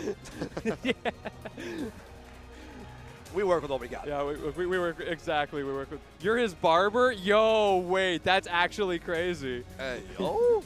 We've Is this got legit? the barber hookup in the chat. In the chat? Telling us how Out to here to pronounce the support? name. That is awesome. Oh, no, yeah, you gotta be the GOAT. Yeah, now wait. you cannot lose in front of your barber. Yeah, right? that's- People are that's like, rough. sometimes they bring their partners to events like, oh no, I can't lose in front of my girlfriend. I can't lose in front of my boyfriend. But no, you can't lose in front of your barber, man. And Ziggy Sensei is this person's coach. This person is in it. That's awesome. Oh man, they are stacked. Wow, the barber buff, the big BB. You know, if he wins, let's say he gets top 8. Does he get like a discount, like 10% off next week's cut? Can we make that happen for my man? I will see. Yeah, we gotta reward him, right? If we're gonna punish him for losing, there's gotta be a right, reward for winning. There's gotta be. You get nicked haircut. Oh no. Oh, no. No, Please not the don't. nick in your haircut. Dude. Don't do my man like that. Okay, we say yes to the 10% off. Okay. We got a Let's see deal it. here. Let's see it. We got a deal. All right, Fighter JPN. We're out here bargaining for you. Let's make it happen. Now I want to see this happen. There's a storyline unfolding. Heck yeah. I'm happy to see the Kazuya back on screen. We're going to be seeing a Steve Fox on the other side, the Golden Boxer. He doesn't know what he's fighting for, you're right. Bowl cut if he loses, yeah! Oh, yeah. All of this was discussed and confirmed and shook on without the consent of Fighter JPN, but that's okay. That doesn't matter. We're here for content. That's what matters. Look, I'm sure he'd shake on it. He's a fighting game player. Fighting game players always shake on it. So yeah, bet your mortgage on a money match? Hell yeah. Oh, yeah, of course. Hell yeah, I'll see you I there. got this. Here's the deed. Putting it on the table right now. All right, we're going back into the stratosphere. Steve Fox up against Kazuya Mishima. We have Nufa coming out, again, representing North America. Let's see the Canadian Fighter JPN. Gotta hold this early Steve combo. Okay, jab it out, jab it out. A little bit of peekaboo, if you will. Ooh, I like that. Okay, gotta hold that low. All right, yeah, we have the jab low. No, the counter hit launcher up against the wall, too. We're getting a heat burst after the quick wall spat. There's no, the he heat dropped dash, but he dropped the combo. There's a 1+2 throw. Speaking of dropping, also, that was so much health from that throw on Kazuya. Goodness. All right, there is white wave dash into our heat engager. Hold that mid, but doesn't go for the combo after. Instead, opts to charge it for the chip damage and the plus frames to jab it out after. I did not realize how much health Kazuya gets back when he throws people. That's crazy. It's good, man. It's good. You gotta keep your eye out. Lucky driver. Another solid Steve combo here. Yes, we're getting that. Real tornado uppercut. All right, jab it out, jab it out. We still do have Kazuya in heat. There's the Devil Blaster. He's going to have to hold the crouch, though. Okay, there's our homing as well. Okay, 1+2 finisher. Ooh, we got a heat dash. We see Nuffa trying to get those stance mix-ups started, but it seems like Fighter JPN knows when they're coming. He's catching those sways, he's catching those side steps, those weaves, and just blowing him up. Yeah, we're seeing Fighter JPN go for a lot more just wave dashes as well. It's always fun to see. There's the homing. Nice crouch underneath the jab. Oh, the double crouch. The crouch underneath the guard break. The twin pistons will get punished, though. The wild standing 1-2. Jab will also get punished, too. Wow, Nuffa's oppression is crazy. Yeah, Nuffa really going for these ducking options. Such a great threat with the way that Fighter JPN is playing, but you're going to get hit eventually. Getting blown up for this. Can you get out of this threatening corner scenario? All right, got to hold this heat dash. There's a low. Okay. Oh, Ooh. nice. Got a little hot punch. Finish. All right, nice side step right there. Doesn't have to hold the power crush either. Now we're going for the low. There's another mid doing the 4-4-2 to follow. Okay, oh, hit him out of the caught air. That time. Yeah, 1+2 finisher. Oh, nice little weave there. Oh, knocked The up. Shoryuken's coming out as well. Hitting into the combos, pushing Fighter JPN not just onto the wall, but into the corner, really making you think about your defensive options. Yeah, nice flash punch combo to get Nuffa kind of away from Fighter JPN in the corner, but ended up right back where he started with another throw. Got to hold that. And now we are final round here on this game. We saw this before with Fighter JPN. He would just blow someone up initially, and then their opponent was able to adapt and bring it back. And that's kind of what we've seen here from Nuffa in game number 1. Yeah, great side step on that jab punish and another throw. Are we looking at a perfect on this last mix? Great low block, but tries to wild standing 1-2 punish in response, and it's not going to work. It's going to get punished, though. Twin pistons are punishable. And Nuffa takes the first game. And it almost felt like a reverse. It wasn't quite a reverse 3-0 round, but it was close. Yeah, it really really just felt like a very explosive start from Fighter JPN, and Nuffa kind of like tamed the tidal wave type of thing. I was like, all right, we got to chill. We got to slow this thing down. Well, let's see if we get any character changes here. Oh, what's going on here? What you doing, my guy? Where are we going? I don't know about. He's all over the map. Like, bro, did you forget what your character is? Maybe he's ready to pick random. Oh, Azucena maybe? Okay. Yeah, solid checking those controls as well. Make sure everything's good. Yeah, Azucena very popular right now. Okay, bro. Please. Is it Lily? No, it's not Lily. Is it Azucena? Is he just burning time? Nope, it's not Azucena. Is it Lily? Nope, it's not Lily. What is it? Azucena? Bro, what is happening? It's okay. Azucena. Okay. We got Dude. it. We got it. Dude, what was that? Oh, and as a heads up, this is our final set before top 8. The rest of top 8 has been locked in. Other players from loser side that we hadn't got to see on stream were Kenzaki and Rider Boy, so huge congratulations to them as well. So we got Kenzaki, 24 Boy, and Rider Boy all coming out on loser side for top 8. In between Fighter JPN and Nuffa will be our final contestant for top 8. Let's make some noise. Let's get hyped for what may be the last game. It all comes down to this. Let's see if that Azucena pick is going to work for Fighter JPN. If one thing, I know we're going to see a lot of a certain move, that while running 3-2, use it while it's good, because it's going away in a couple of days, my guy. Not entirely, but yeah, it's going to be a lot harder to use. Okay, great grab attack there. Boom KO. Oh. Gonna have to hold that heat engager win punish, though. All right, we're burning this. Right up along the corner. Ooh, poke flow. All right, that's all it needs to be. That's a near perfect. It's a near perfect. Yeah, I'll take near perfect. Okay, started off with a mid. Try to get some follow-ups. Nuffa using a lot of the same things that seemed to work in that last round, but Fighter JPN now has got the offense started. Maybe just needed to warm things up, but the reversal, the side so switch much throw damage. into the wall splat combo damage is almost half your health. All right, sniping it when you're leaning back, though. The double while running 3-2 is That's so scary when you're at low health, because they get free plus frames in your face when you just need one little tick of damage to do it, and anything will take you out. Meanwhile, though, Nuffa, talking about taking people out, taking you to the corner right now on the start of round 3. Yeah, it is. Gotta be careful. All right, trying to jab your way out. Yes, the third hit is gonna get mixed up again. Oh, nice duck. So far, it's just been whoever gets that first big opening has been the one to take it. Let's see if Guard that continues as Fighter JPN on the last legs, but able to fight out with the armor. The Wild Running 3-2, a fantastic tech right there on the low grab and ends up getting punched out of it. I'm surprised that it didn't opt for another Wild Running 3-2. I feel like the pressure was just laid bare right there. Nappa trying to close this out in 2. Fighter JPN on their last life right now. Throw break, get off of me. Wild Running 3-2 going to connect into the Liberator stance as they launch each other into oblivion. Oh, great duck right here for some reversal damage. The sidestep as well. Nappa is really aware of the movement, but the kick forward almost takes it, but not quite. The duck. That ducking stance is such a threat from Nufa. He heat has so engager. many options, so much pressure. Is this going to be it? The throw break is huge for Fighter JPN, but finds the opening anyway. And with that, Nufa is going to move on loser's side into top 8, solidifying the bracket for the day. Look at that pop-off. Ziggy Sensei in the back as well. And finally shake it off. Good sportsmanship, but man, Nufa was really feeling the flow right there. It's all about that boxing pressure, man. You gotta throw out those flickers. You gotta throw out everything else you can.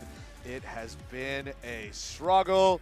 Nufa is gonna claim their spot. So let's take a real quick look at who we got on top 8. We got Ziggy Sensei and Zed coming up from top side of winners quarters right on top 8, and then we also have Apollyon and the One Asian. So both Washington players up against our BC players, and then loser side we got 24 Boy up against Kanzaki, the BC team kill, and then we got Nufa also representing the US up against Rider Boy from Canada. Man, what a stacked top 8 we got. All these players have put on such fantastic shows for everyone, for us and everyone else watching too, and the crowd live here. Yeah, it's been Battle great of to see the BC6. in-person crowd. There's nothing quite like coming out to one of these huge international events like Battle of BC. It's been an absolute pleasure to be here. Unfortunately for us, this is going to be the end of our time on the mic, but we have some incredible talent lined up to take over the commentary for y'all. Yeah, check out that venue. We don't have a lot of people in this area right now because everybody's over playing their friendlies or they're overlooking at Smash, but I can guarantee you showing up, this though, place has high. been absolutely crowded today. Yeah, people have definitely pulled up. Now you can see us from another angle. Hey, what's good, everybody? How's it going? All right, but welcome back to looking at our faces from up front. This is going to be indeed the end of our block here for Top 24. I've been Combo. This has been Lentini. Definitely check out our socials. Let us know how we did, or if you want to hit us up for any future events, we'll also be happy. But we're going to be throwing ourselves over to a quick break, and then we're going to go over to top 8. So please, please, please stay tuned. We have fantastic commentators stepping up to play. I do believe it's going to be TK Breezy and Jay Wong replacing us here, filling out the rest of top 8. You don't want to miss it. Stay tuned. We'll see you guys on the flip side. Take care.